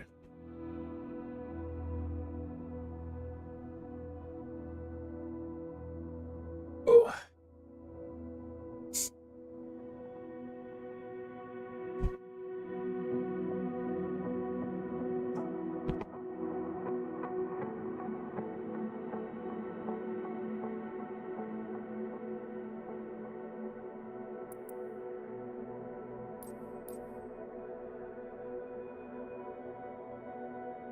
All right. Oh, nobody's viewing. We are out of viewers. It is so early in the morning. Everybody's asleep across the globe.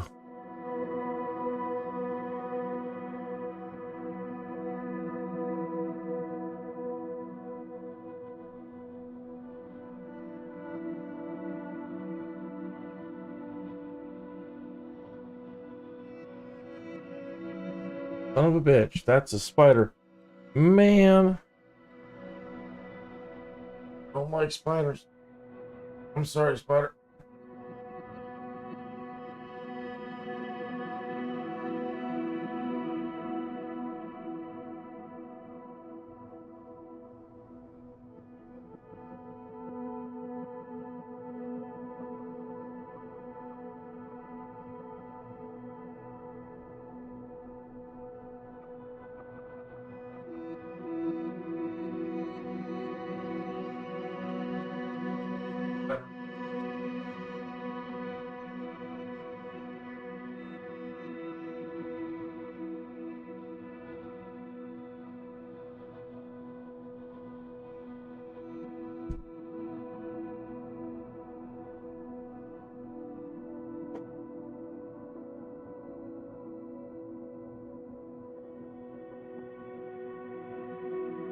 Gotta check some things on YouTube here.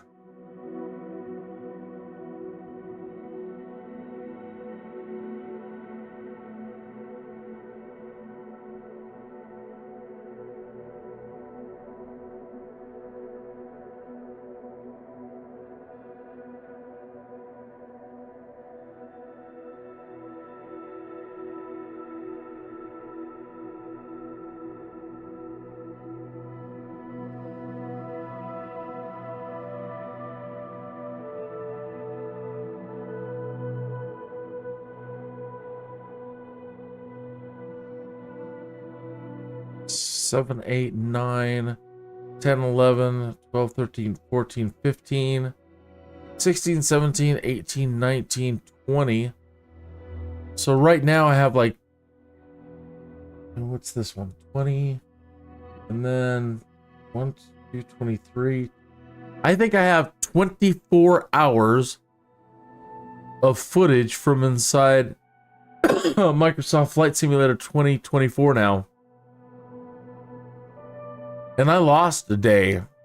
I lost Saturday. I had too much to do on Saturday. I got a couple hours in before midnight on Saturday night. Yeah, 2 hours and 29 minutes on Saturday night. But I've got 6 hours and 30 minutes in one, 2:31:53 and another, 2:29, 3:35, 4:57. And now 3:53. 3 hours 53 minutes, 4 hours 57 minutes, 3 hours 35 minutes, 2 hours 29 minutes, 2 hours 31 minutes, 6 hours and 30 minutes. But yeah, I have plenty of footage to use if I need it for things.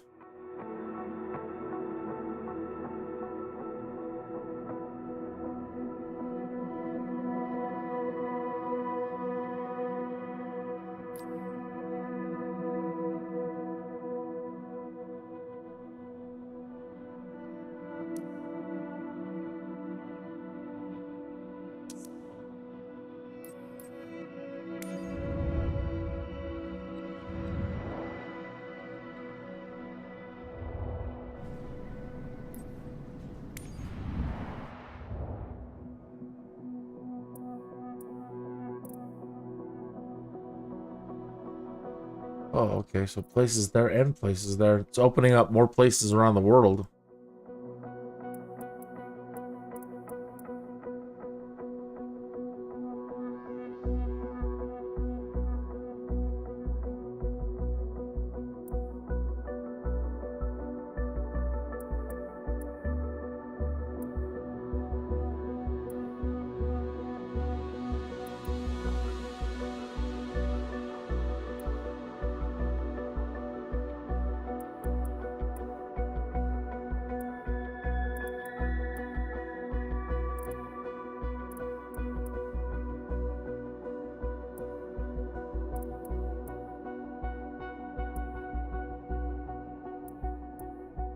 Oh, man.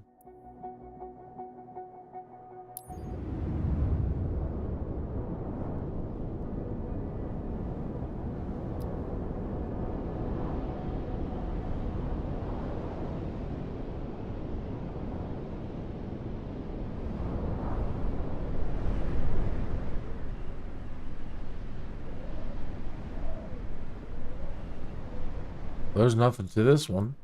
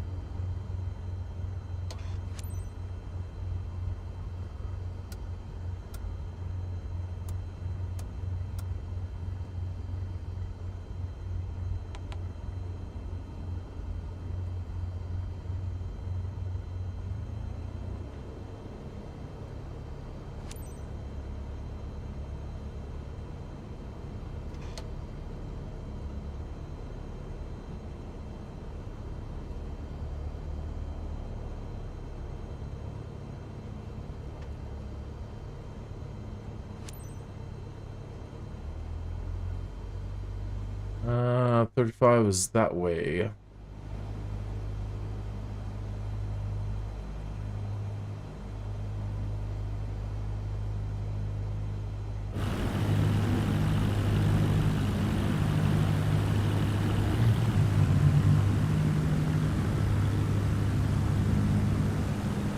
Take that. No, that won't get you there.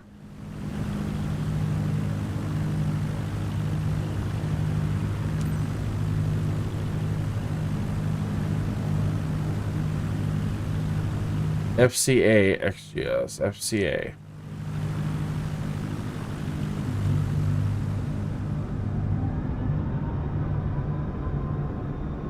Oop. F to C.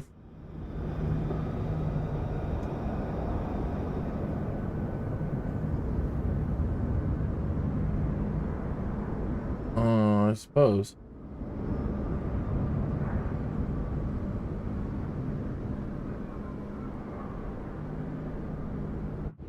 Oops.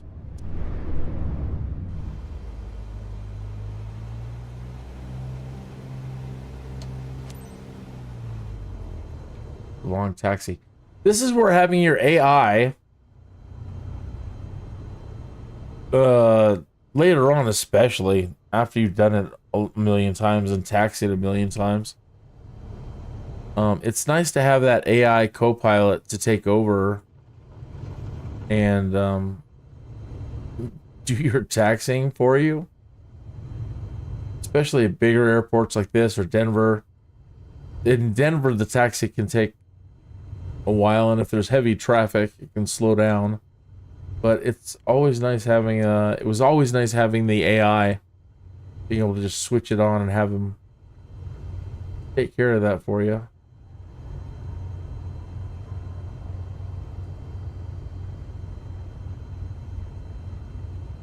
Not sure if we're supposed to follow this, or these ground lights got me a little confused.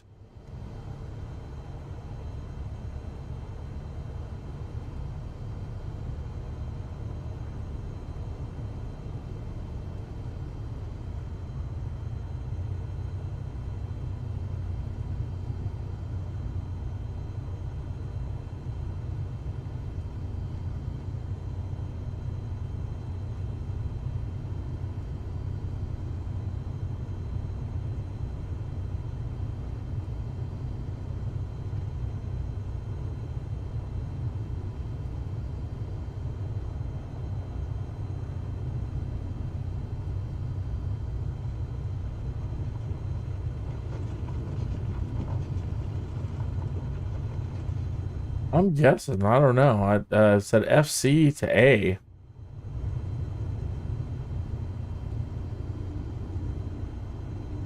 But I don't know. But I thought we were supposed to be all the way at the other end. We are. Well, one. Yeah, we're supposed to be that way. But he said take FC.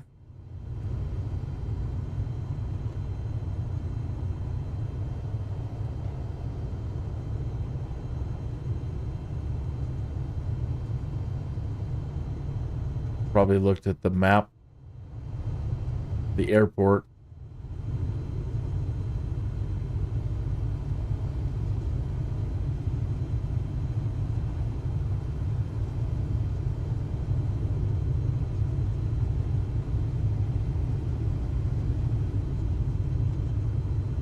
I think this would put us right on that runway.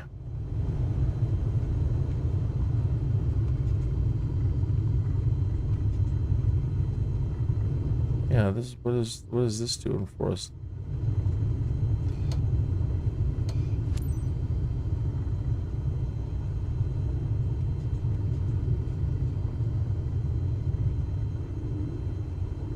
Hey.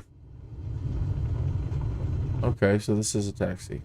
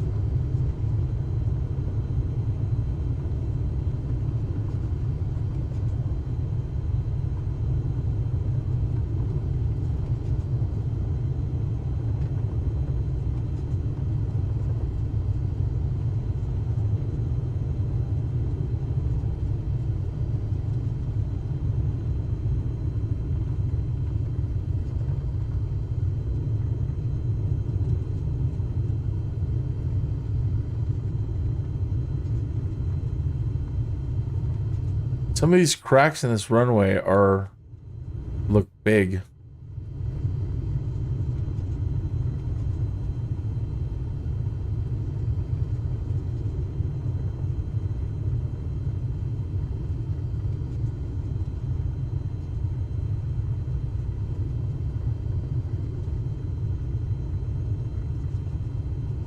Like there, that looks like a big displacement. One there too.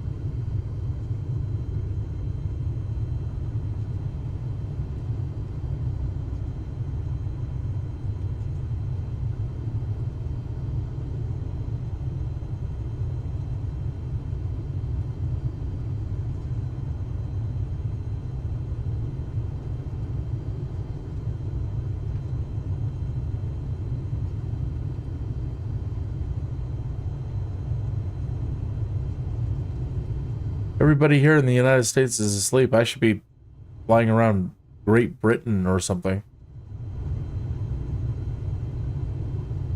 For people that are awake.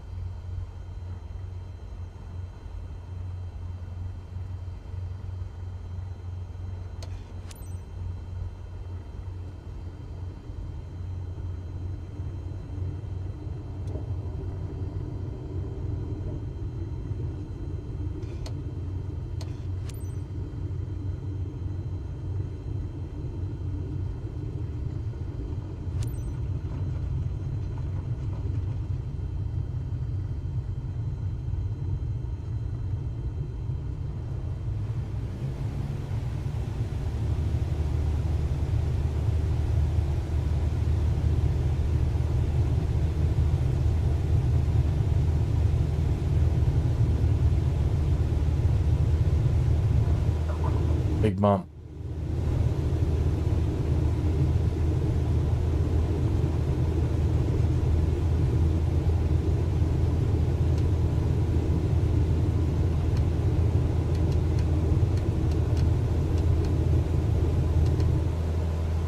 Easy, easy.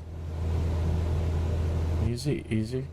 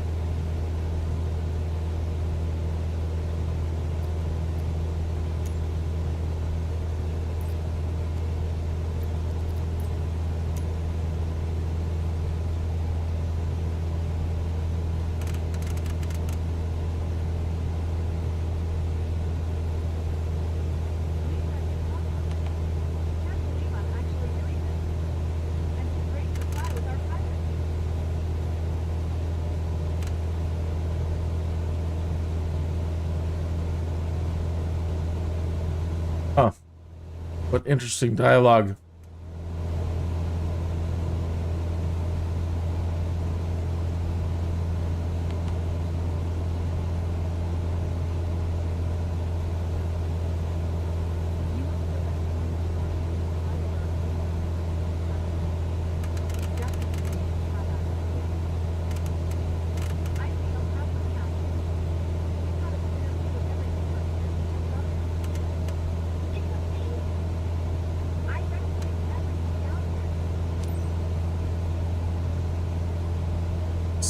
Four.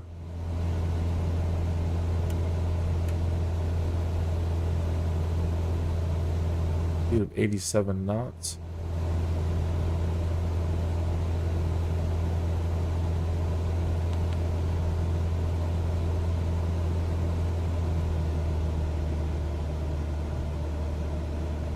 Stay within both pause. I don't get to pause in the real world, but we'll pause here. 05 nautical miles from the city. Maintain an altitude of 7,400 feet. Stay below 87 knots. Fly around El Paso County. Okay.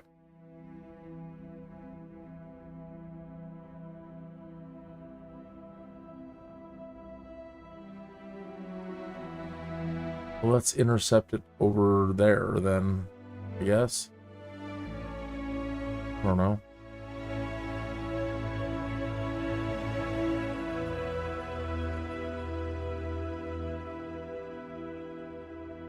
Seven four and 87 knots.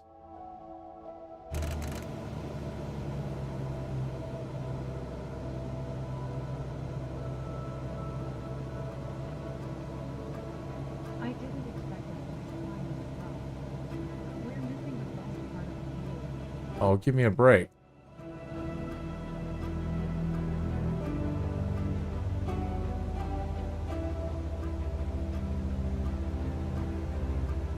All right, let me take over manually.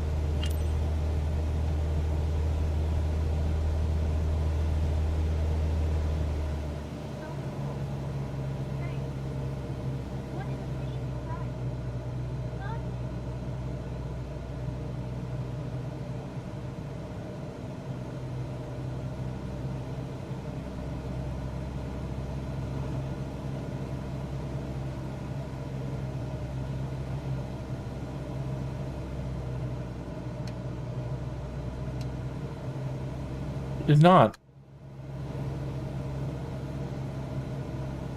I didn't. And we're not given an option.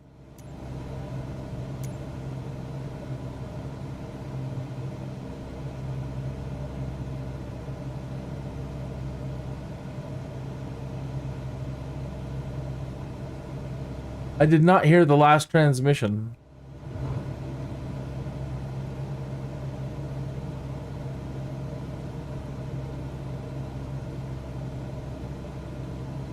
No.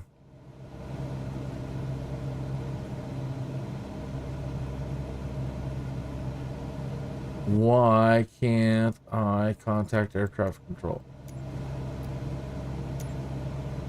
Ah.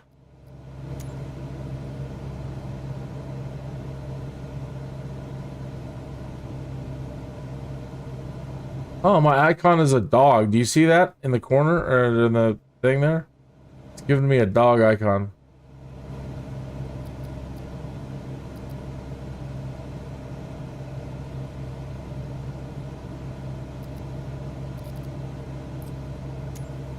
Interesting.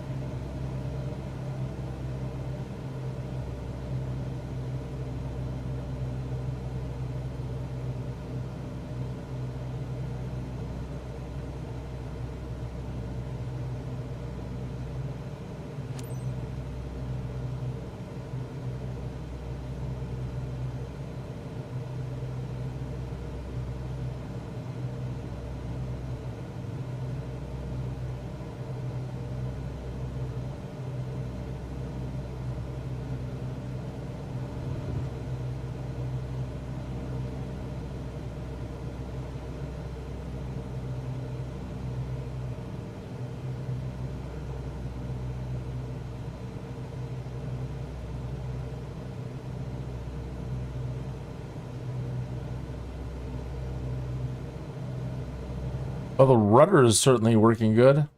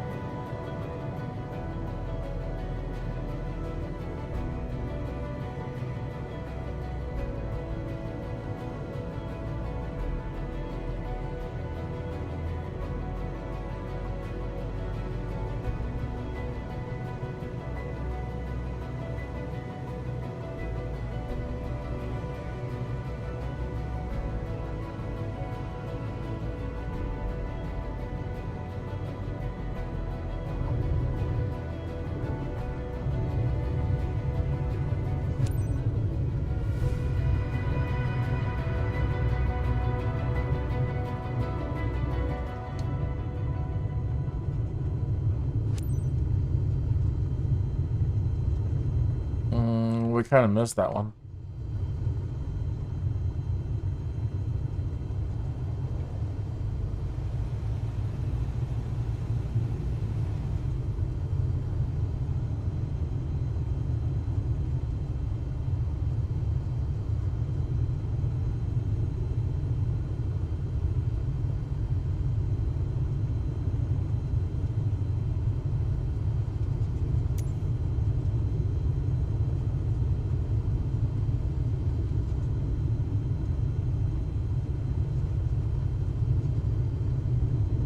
Well, it's down here a ways, so you're gonna have to wait a minute.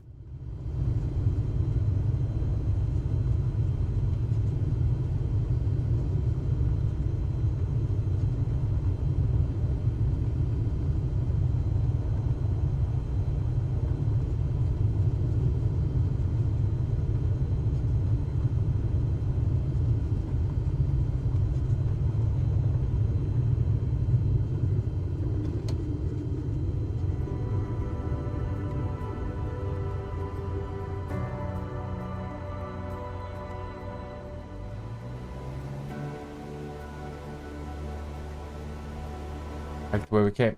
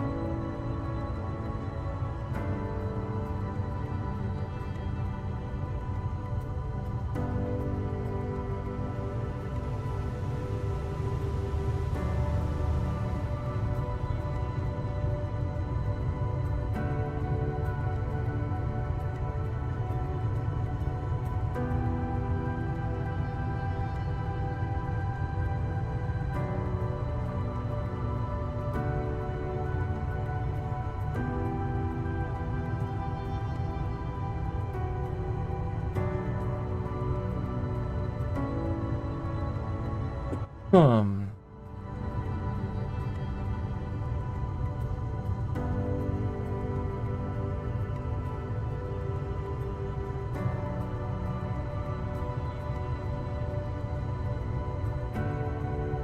You know what? They don't have a turn for over here.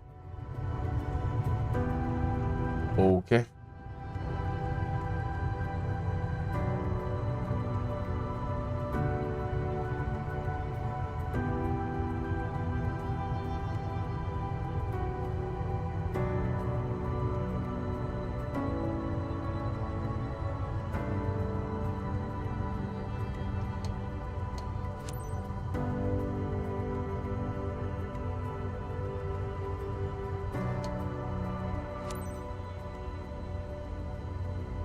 Mm-hmm.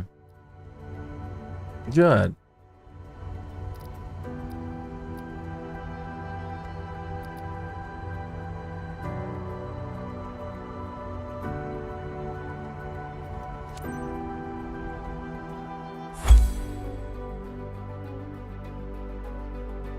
Man, it is getting cold here. 3:47 in the morning here. Broadcasting from Colorado Springs, Colorado, where we just landed. I'm like 5-10 minutes from here tops. With no traffic. And yeah, cold mornings. All right, flight smoothness 100%. Sightseeing quality 87, landing smoothness 82.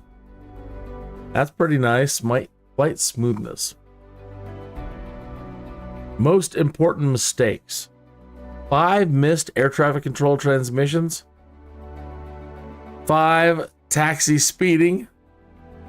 Landing lights on night landing. No bonus. I don't think I missed any air traffic control transmissions.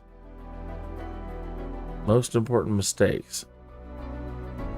I realized I was definitely speeding on the taxi, but dang, it's so long.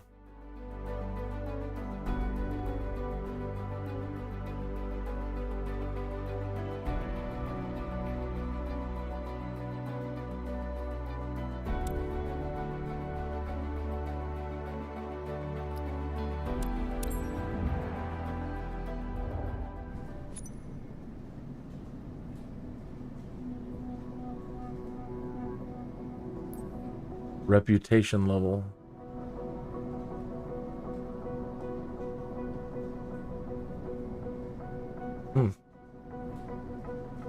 All right, let me check the chat room. See if anybody's there. See if anybody has any questions, comments, requests. Hey, ROM Aviation, how do you have the access? The alpha is finished today. Your guess is as good as mine, Rom. While you're here, let me go to your channel and subscribe to ROM Aviation. I look forward to any videos you put up. And Korean Air, I would like to visit Jeju.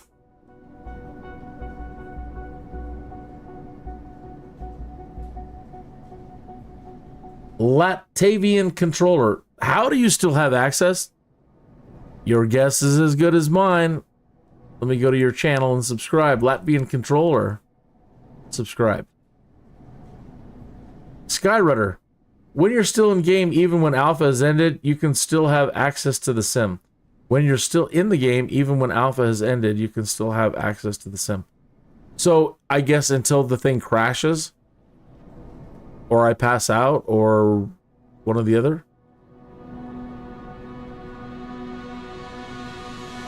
And it's crashed. It's been crashing on me all day.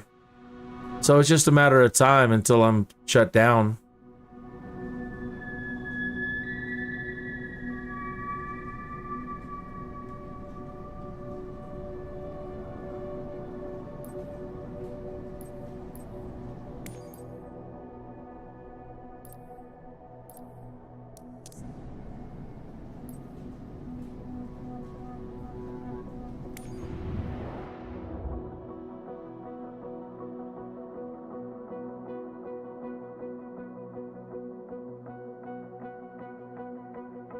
Acting like it wants to crash right now.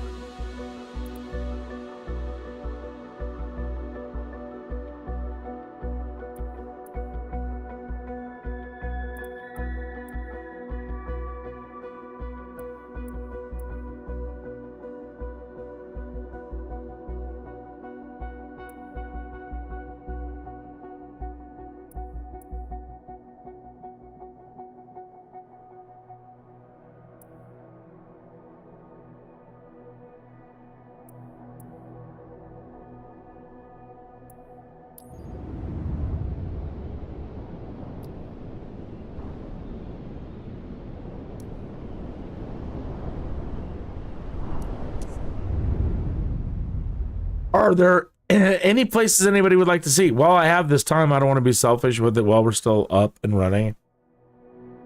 I just did, the last one was for me. I did a career thing. So now I'll open the floor to anybody who has a request. Any airports you want to see, any landmarks you want to see, where do you want to go? If you want to go anywhere. If I don't get any comments in the chat room about what you want to do, then I'll just keep doing what I was doing. But for right now, let's get back to the main menu and I'll leave it right there for a minute. Grab a cigarette and kick back, grab my coffee. Okay, if there's any place you would like to see, put it in the chat room.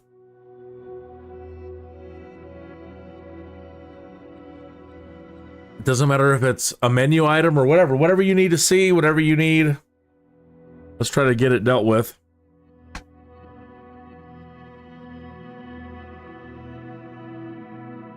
Probably be a good idea if I had the chat room open in front of my face. There we go.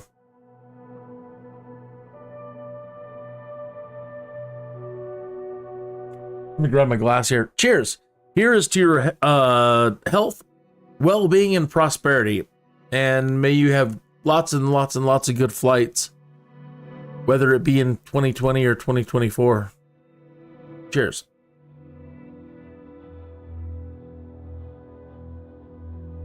All right.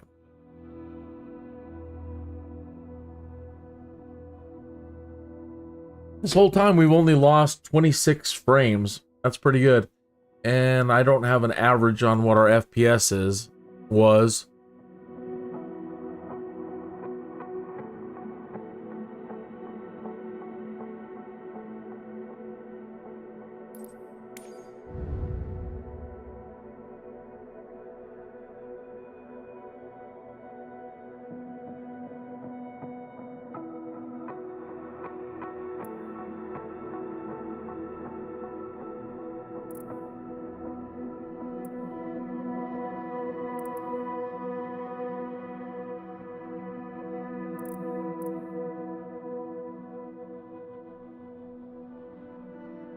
Man, this looks so desolate. Such a big area. That's like the United States, man. That whole area. Huge. And it's just dead.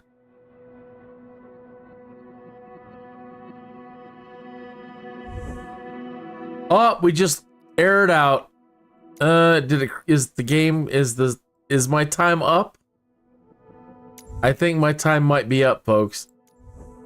It's been fun doing the alpha. One of you guys went back and ratted me out, didn't you? You went and told Jorg, hey, this guy's still streaming. How is that? Pull the plug on him. It's not fair.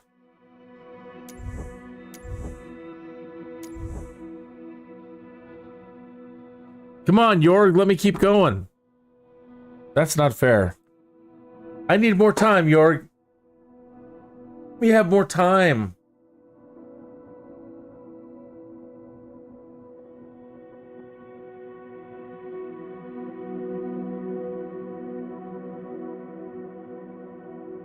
Marciel, come on.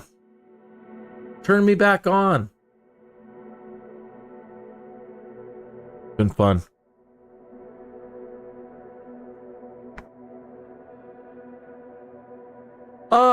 Let's reflect back. I got like 24 hours worth of live streaming in. It's been good. There are things about it I'm really looking forward to continuing doing with the career stuff. The photography stuff is interesting. Some of the options that we have now, I wasn't expecting. There's some things that make me really happy with regards to flight planning and not being able to just toggle an IFR flight and set your SIDS and stars, and being able to visualize your SIDS and stars just by scrolling through the different approaches and departures. Right now, that ability seems gone. And if that's the case, I'm very upset. That's a big hit. That's a big step backwards. Having the ability to cycle through your departures and arrivals and have it update in the world map and show you instantly the route was priceless. It's priceless in 2020. It's a feature that's worth its weight in gold. And no matter how cool the EFB is, that right there just nullifies all the goodness that the EFB. So, and I'm speaking without knowing fully, what's coming. But if that is gone, then no, that's wrong. And they need to put that one back in there.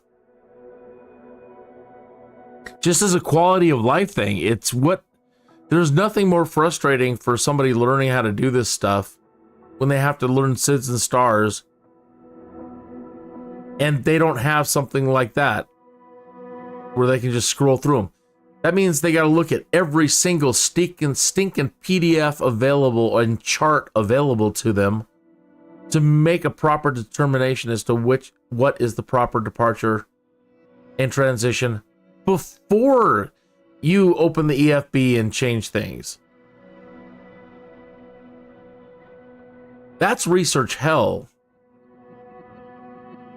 And the way it currently is, the way you set it up, you got to click through it and set them and then hit change procedure, and then it updates the route in the world map. That means you would still have to sit there and go through every choice and option and keep clicking change procedure to hopefully find the right one. Because right at the moment when you try to do an IFR flight, it just sets it direct. You're not using any of the proper departure or arrivals. Anyway, I'm hoping that gets fixed. I know there was another thing that was bothering me, but life of me, it's not really coming at the moment. What else was it? What was it?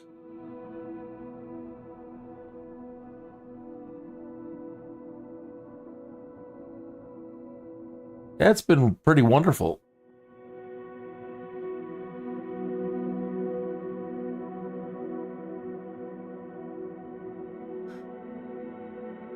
It's going to take some time getting used to the controller setup and all the different setups you can have for each plane. Not only can you have a different joystick profile for each aircraft, you can have its own mouse and keyboard profile. There's like 9 profiles it seems you have for each plane.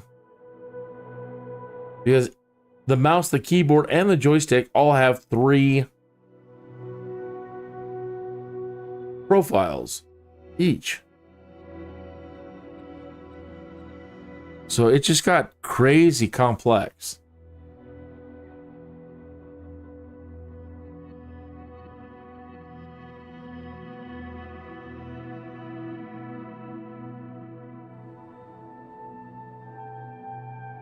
Okay, the second thing that's really bothering me, the access to our AI or lack thereof. At the top of our screen in 2020, you have an icon that is your AI assist, your co-pilot. And you can toggle on radios, you can toggle on the AI to just take over the flying. Right? Just toggle it on and the AI takes over. Well, that's not there. I couldn't find it. So, again, I might be crying before I know. I don't know if they're going to add that back in or what I would think so. But I don't know at the moment. The voice chat, them adding in voice chat, fantastic. We've all been downloading and getting Discord and trying to figure out how that's going to work so we can do multi-cockpit stuff. And then they go ahead and include voice communication. Fantastic. They've also included a universal translator. It's supposed to translate people's language into your language. That's amazing. I don't think anybody even told us that one was coming. That's out of the blue. And that's fantastic.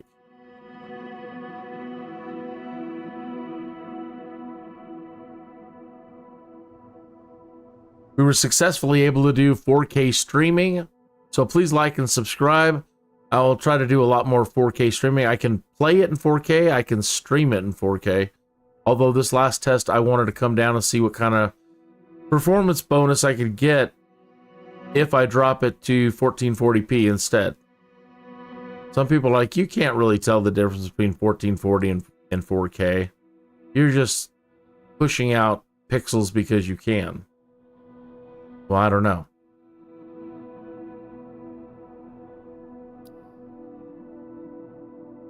Yeah.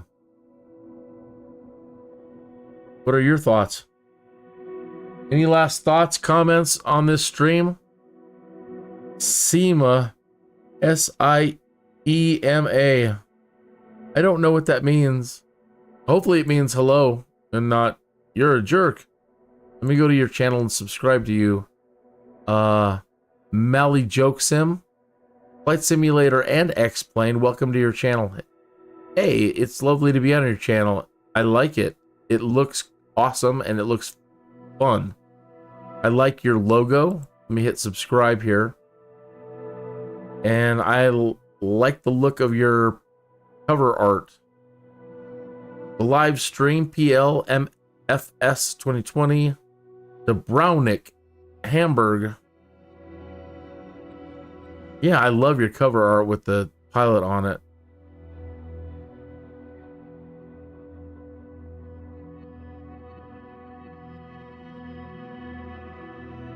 Izmir, Lisbon, Dubai, Keflavik. And then you've got some lovely shorts. I don't do enough of those. I should make a bunch of shorts with all the footage I just got this weekend. Videos. Ibiza.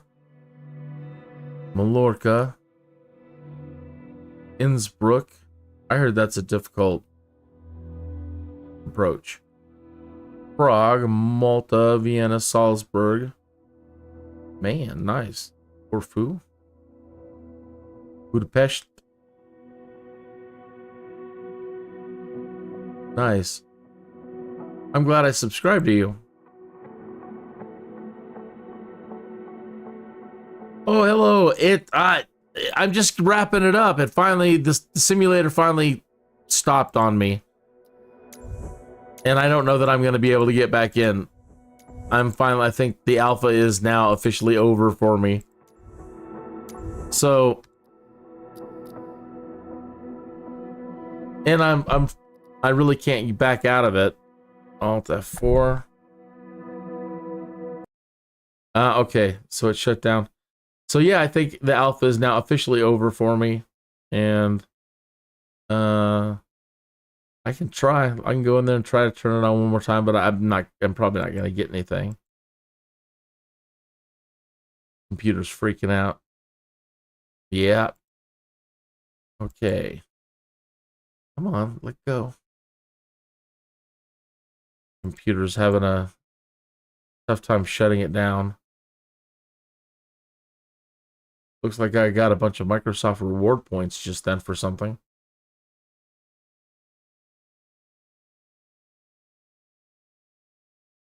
Probably for just testing it, I guess.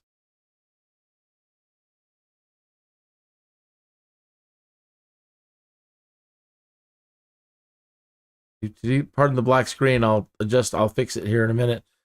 Yeah, the alpha is no longer available in the Xbox Insider.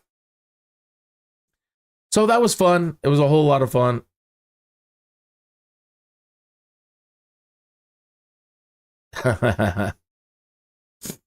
Well, it was fun while it lasted. We had a good weekend. Luca the Rex Cario. Trackside Tales and Games. Yeah. Well, hopefully they let us play with it a little bit more before it comes out. If not, it's just such a short wait now until November 19th. And it gives us a chance to say goodbye to 2020 and, you know, for some of us to put it to rest, I guess. It's still a lot of fun to be had, and then, you know, until November 19th. Once I get some rest and recuperate from this weekend, I'll be back to my normal live streaming. I don't have a regularly set schedule at the moment. Mostly mid-afternoons here in the Midwest. And I've been doing a lot of, I've got the camp out utility now. So I've been doing a lot of state parks, the lakes, and using the icon to land on the water and busting out our camp set and imagining that we're camping. Like doing some simming.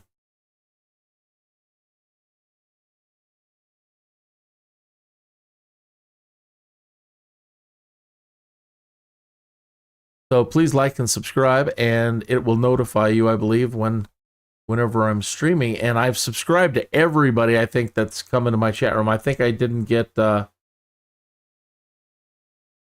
Luca the Rexcario. Let me go to the channel.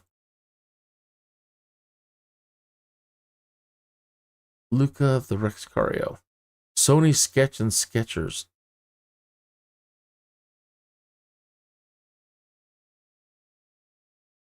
And then I see a couple of flight stuff.